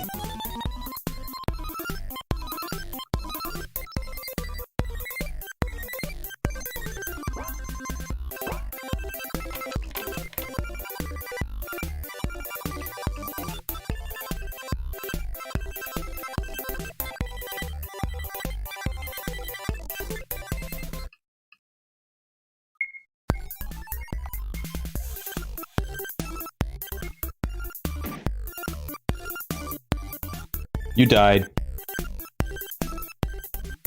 I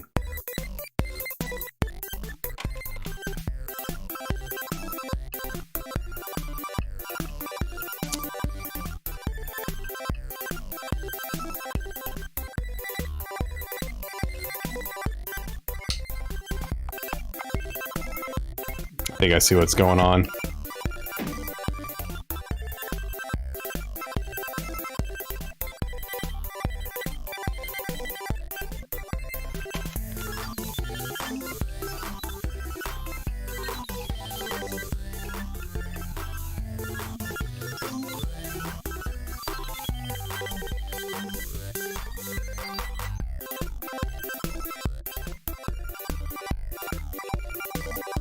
Everyone's got to be greeted, yeah.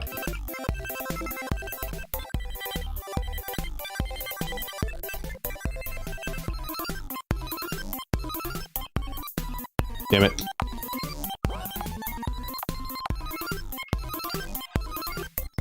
Alright, Bennett first.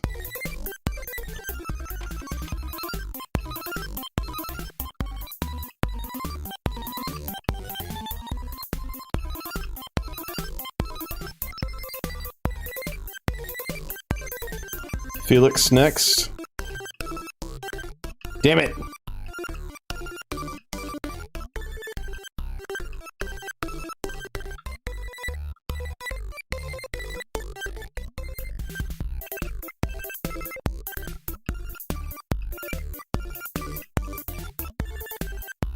There we go.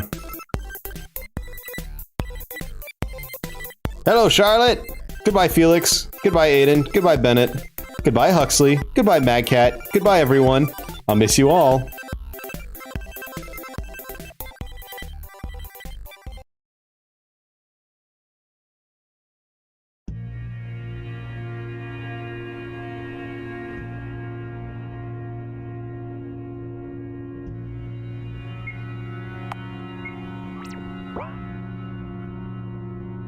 It'll be okay. The trial, everyone can be fixed. The Smile Room, a proven place to make the troublemaker quiet.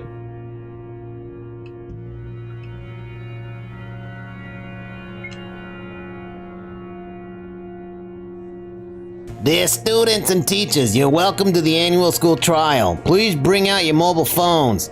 We shall begin voting now. Henri peeks over my shoulder, waiting for me to make a decision. What should I do, Seth? I promised C not to vote for him, but I want to save him. I too promised Henri to vote for her. We're best friends after all. What should I do?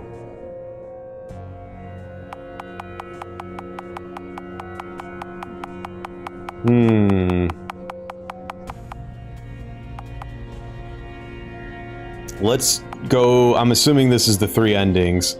1, 2, 3. So let's go 1, 2, 3 in order. Hope your decision is the right one, Seth. This way I'll fulfill my promise to both C and Henri. I give my vote to Henri. Henri looks at me surprised. You actually voted for me? We made a promise, didn't we? Ah, right, we did. We sure did. Look, Henri's voting for you too. Henri chooses my name on the list. Well, that was nice. Attention please, everyone stop voting! We'll now count the votes. Please wait a moment. 3, 2, 1. And the one who will amount to nothing, the most useless of all, the one with 0 votes, is Vincent Wordsworth. Not only has he never socialized, he didn't even attend class. That's a lie. C lost all points because he ran away from the house. Such a worthless being can never become useful to society. He is destined to amount to nothing. Therefore, his soul data is corrupted. Am I right, everyone? The audience roars with a yes. What a loser. It's all because I've abandoned him. Everyone's clapping and laughing. Loser God! Loser God! Loser God! Feels like a mass psychosis. It shouldn't be like this. Henri touches my shoulder. She's smiling, just like everyone else. Serves him right. It's great we didn't get chosen, right? I don't know what to reply with. The guards start making their way to C. I see Umbrella Man among the crowd. His yellow eyes stand out among all. What a good day, isn't it? Umbrella Man, your employer, he... Excuse me, what? The god of this world, he's... Oh, are you talking about the gray-haired boy? My God. Oh God, my stomach hurts from laughter. I expected nothing less from you, to be honest. Unfortunately, that boy is a perfectly human being, not special in any kind of way. Come on, take a good look at him. I call out to C. Vincent! He hears my voice and turns around. I stare at him. What stares back at me?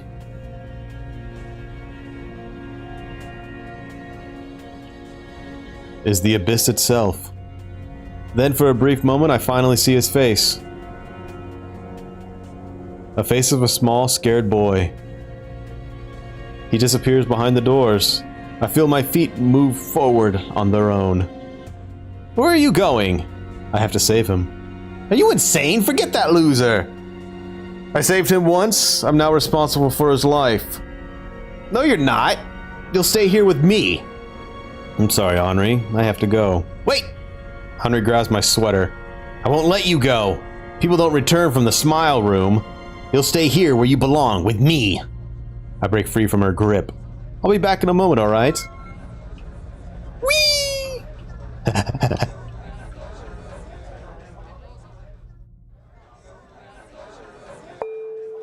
You're not a loser, Godsey. I think you're wonderful. You're wonderful, exactly because you're flawed. Because it makes you so very human. We're flawed. We're born to make errors. We hurt each other because we are essentially egoistic. That's why I want to know you better.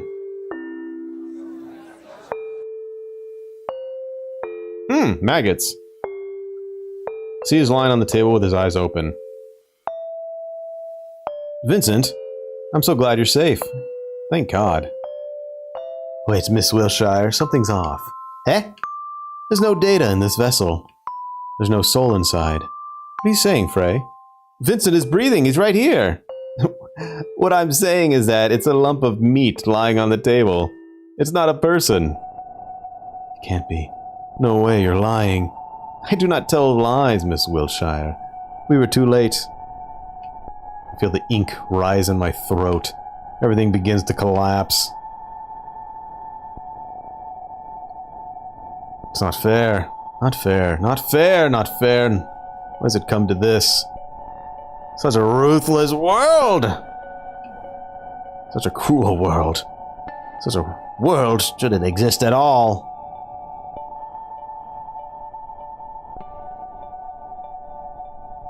I will consume everyone and have them sleep peacefully inside my belly. No one will ever hurt anyone, and no one will get hurt. Because no one will feel anything. Humanity will ascend to a new level and evolve into something greater. Aw, man, it turned into a vor game.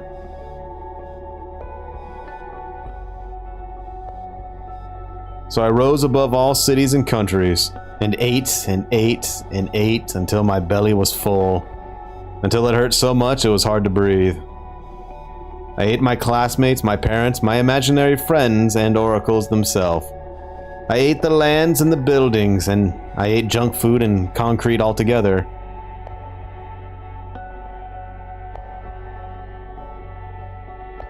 Everyone was gone, and my body eventually collapsed from the burden of consuming everything in sight.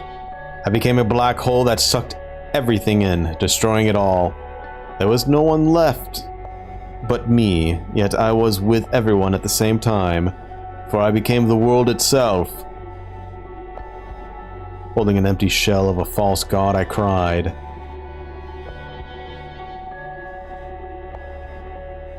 Liar, you liar! Vincent, you liar! You said your earthly shell would wither and you'd become a god again. Yet no matter where I look, I can't find you.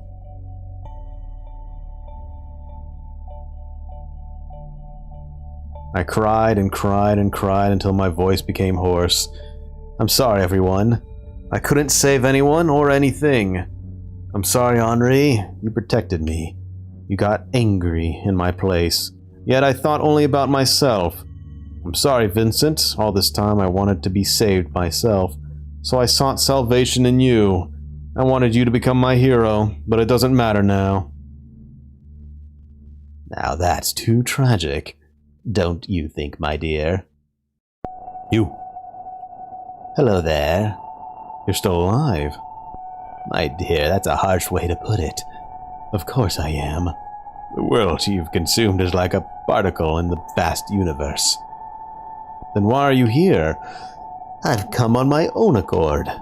I clutched Vincent's body close to mine. Easy, easy. I'm not here to take him away. Instead, I've brought you something. Umbrella Man brings out an item he was carrying. It's a box. What is it? What does it look like to you? Small cube. A soul cube. Then a cube it shall become. It's a copy of that boy's soul. It was rather hard to get. I'm afraid the original is destroyed, though. Souls have backup copies. Well, of course. Data backup is essential. You must have thought you were able to go back in time, when in reality your soul cube copy was loaded into a new body every time you died. I never thought of it like that. Although you cannot bring this boy back to life, with a soul cube, he won't vanish from this world completely. So no matter what, I couldn't save him in the end. You still can save his soul. If you open the cube, you'll release his soul data. He will become a stargazer and pass the purgatory stage. Who knows, perhaps he'll want to stay with you afterwards. Anyhow, enough with this idle chat. Charlotte Wiltshire, you've consumed the energy of an entire world and an oracle, and made it a part of you. You can convert the energy inside of you to create life from zero. When it runs out, all you have to do is consume it more. In short, you become a god. A binge eater at that.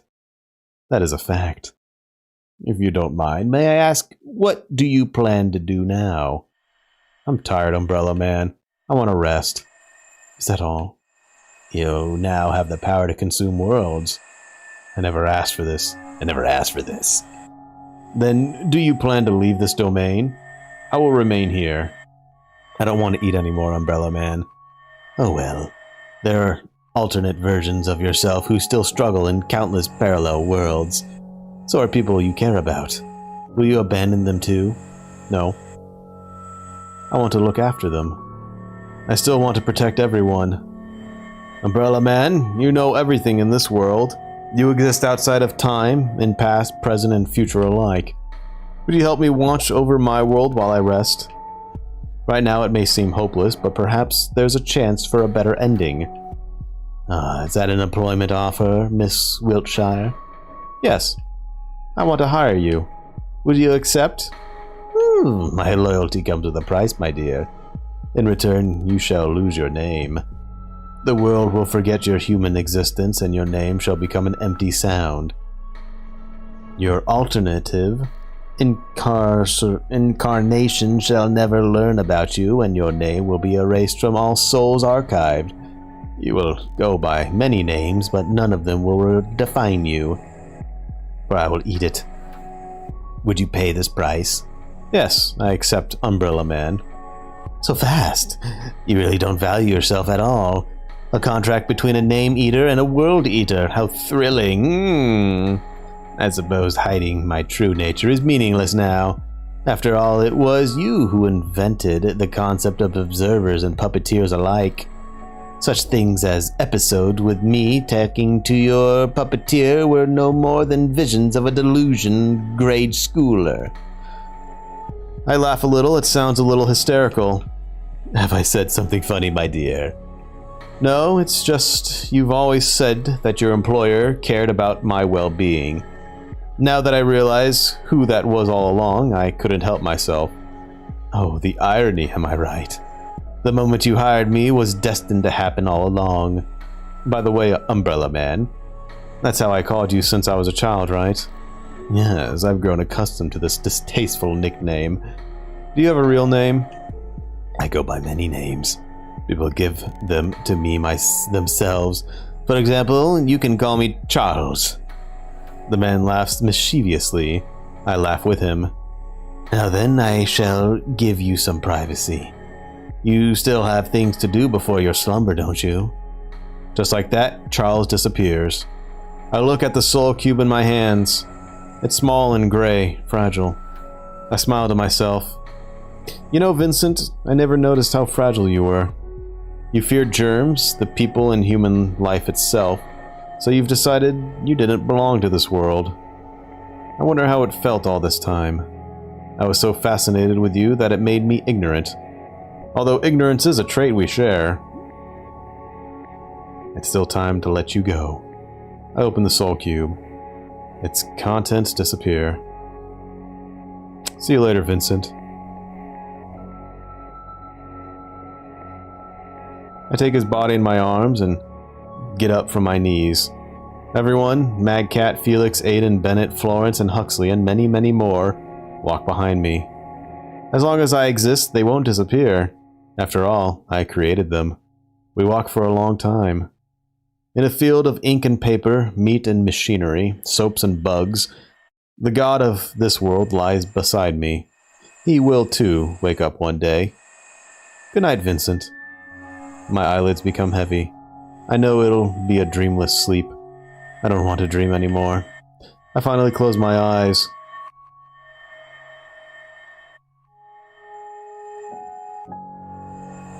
Rejoice, Seth, faithful friend of mine. I became the god of my dollhouse world, and will observe its people till the end of time. Charles will eat my name, and will watch over me in every single time loop that exists. The world will forget my existence, but you won't. And that's the only thing that's important. The Gray End. Eternal rest for God.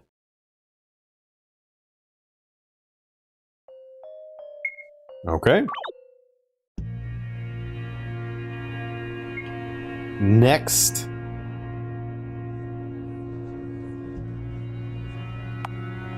Moving on down the line. It's decided. I choose C's name from the list. Henri looked at me in shock and disbelief. Why Charlie? Why did you choose him? Didn't we make a promise? I'm sorry, but he doesn't have anyone to vote for him. How could you? You traitor! I trusted you. Attention please, everyone finish voting now. We will now count the votes. Please wait a moment. 2, 1. And the one who will amount to nothing, the most useless of all, with 0 votes, is Charlotte Wiltshire. The audience explodes. That serves her right. Why am I not surprised? I look at Henri. Serves you right, you traitor. Why did I even look so surprised? You gave your voice to your crush, yet you're devastated that I didn't give my voice to you? Look, even the loser didn't want to vote for you. How does it feel? But why, Henri? Why, she asked. Even though I've done so much for you, you never appreciated me. No one wants to be friends with a lunatic like you. You know, I honestly tried to be your friend, but I gave up. I don't understand. It's me who doesn't understand you, no matter how hard I try.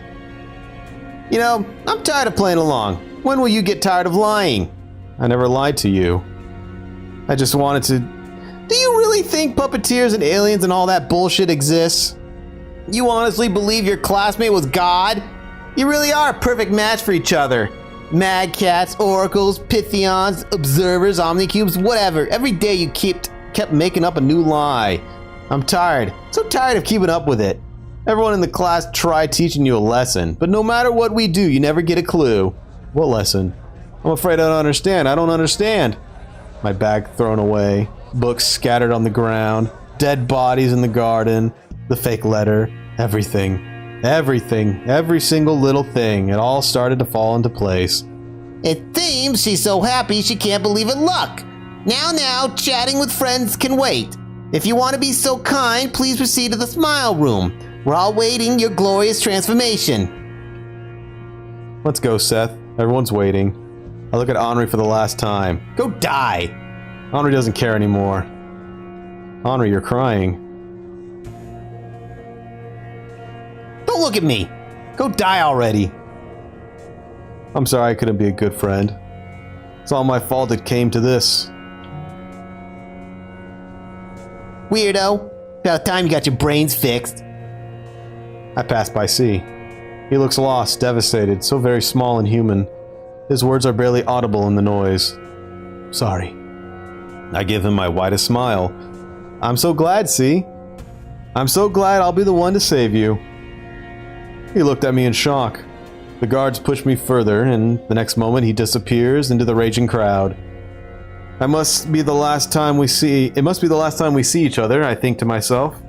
You know, C, when we first met, I saw myself in you. It's sad I won't be here to hear more of your stories. I was really fond of him. I wonder if we'll meet again somewhere.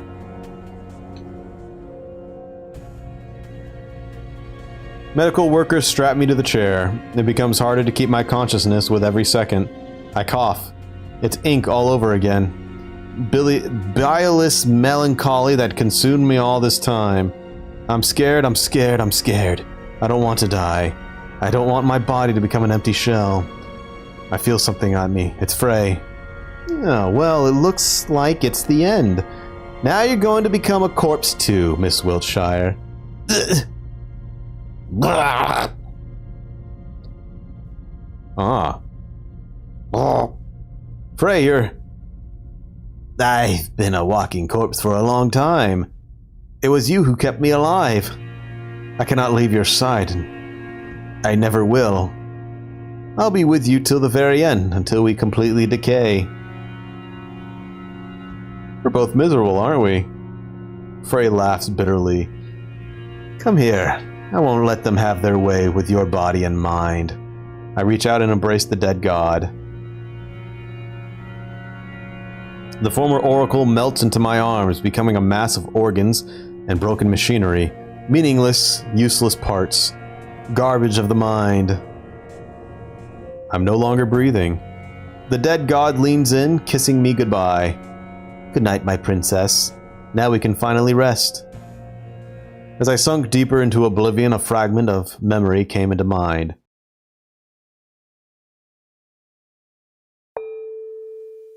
The Ink Princess wasn't kept in paper prison for long. The Paper Princess befriended the Ink Princess, and they became dearest of friends. Thus, the Ink Princess became the happiest person in the world. That is my ending for this story. Isn't it a little too cliche? How about Paper Princess dying from intoxication after touching the Ink Princess? Or Paper Princess using Ink Princess for ink production until he drains it completely? That's even more cliche. Then what do you suggest, sugar-coated fantasy? Not every story has to have a cruel ending. I want Ink Princess to be happy. Even if she's the plague itself, a parasite? Even so. Even if she doesn't deserve it? Even so. It's not her fault that she was born this way. That's just how it is.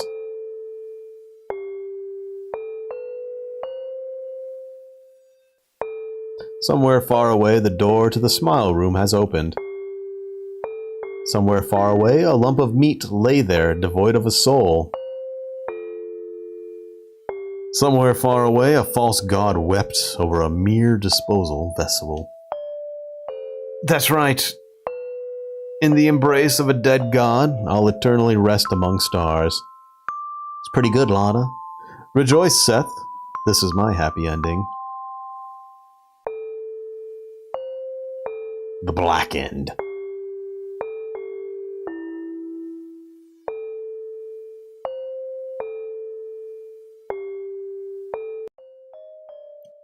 Alright, let's go for that final ending.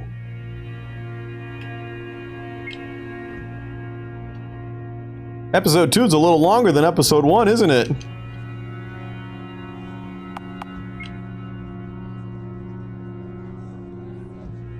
It's decided. I'll withdraw from voting. Henri looks at me. So you really didn't choose anyone in the end? It's not true, Henri. I chose everyone.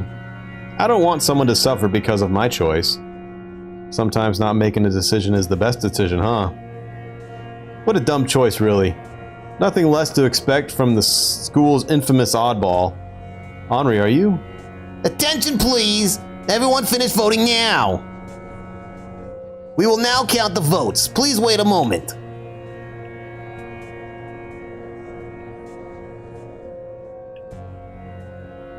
And the one with 0 votes, the garbage of society this year is... Oh, in fact, we have 2 people this year. Vincent Wordsworth and Charlotte Wiltshire. Rejoice, you both. The gods will escort you to the Smile Room. Everyone around is clapping and yelling. Finally! You deserve each other. I look at Henri. Serves you right. Honestly, just go die. For the sake of everyone. What? Don't cry. Henri turns away from me, angrily rubbing her eyes with her long sleeves. I'll be okay. So take care of yourself, alright? I can still hear her sobs as I'm being led to the room.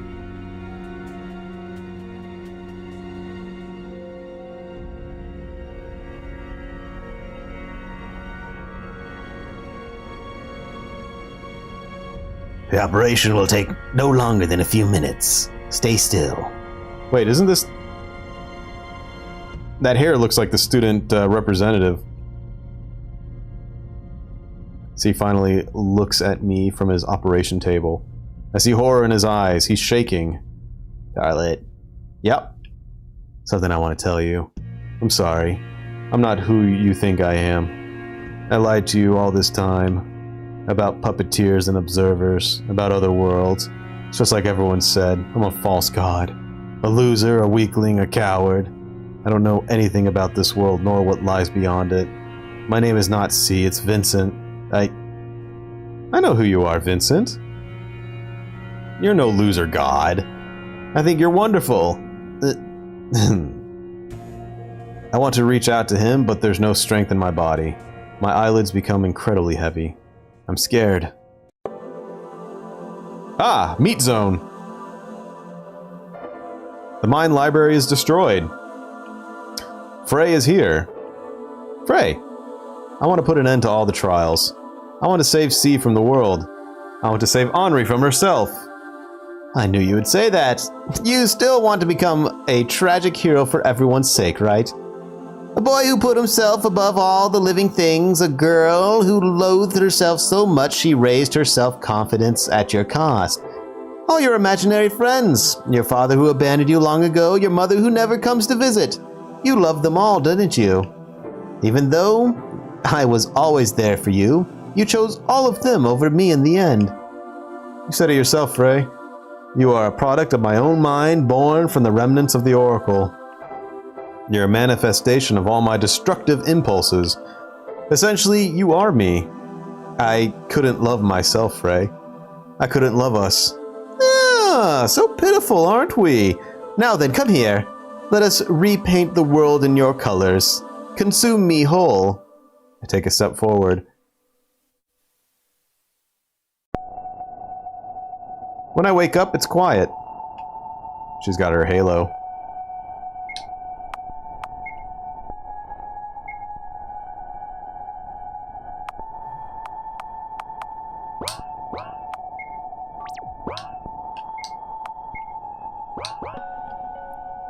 Vincent is lying on the operating table.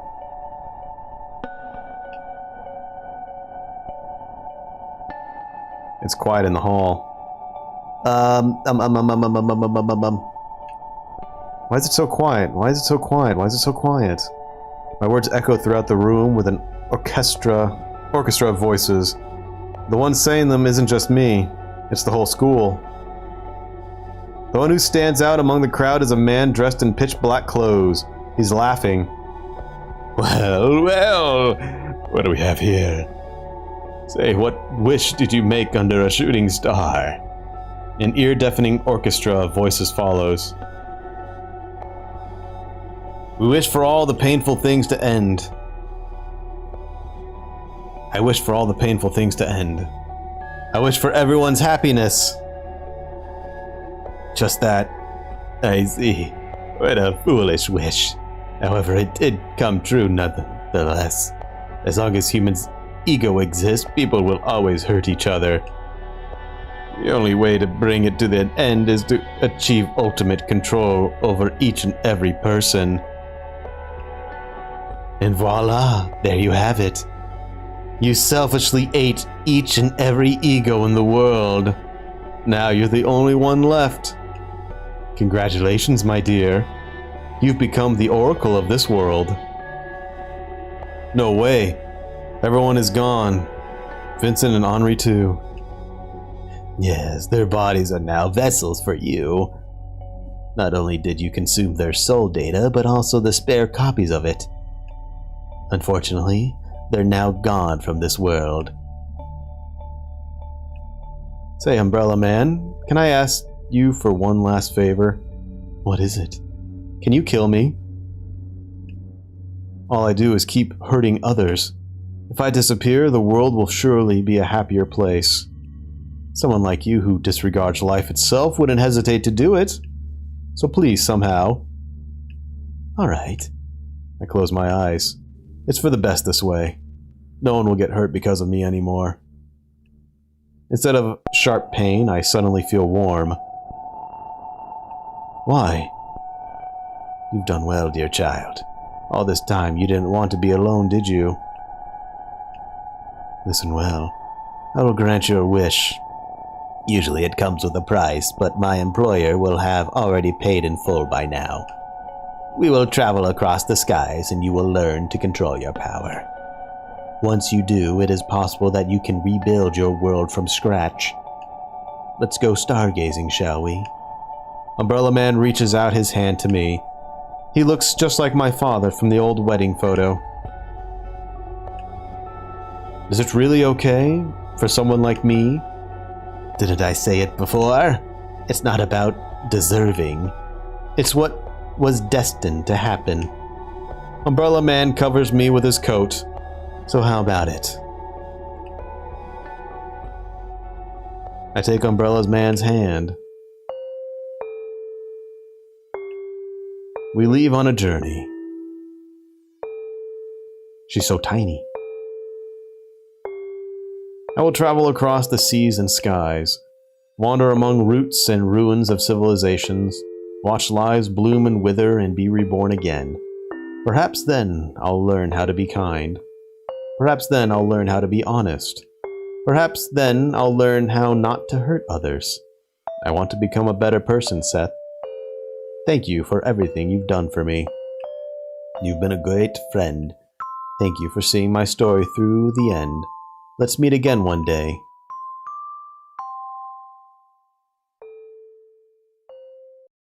The White End. Hello, Charlotte, episode 2 end.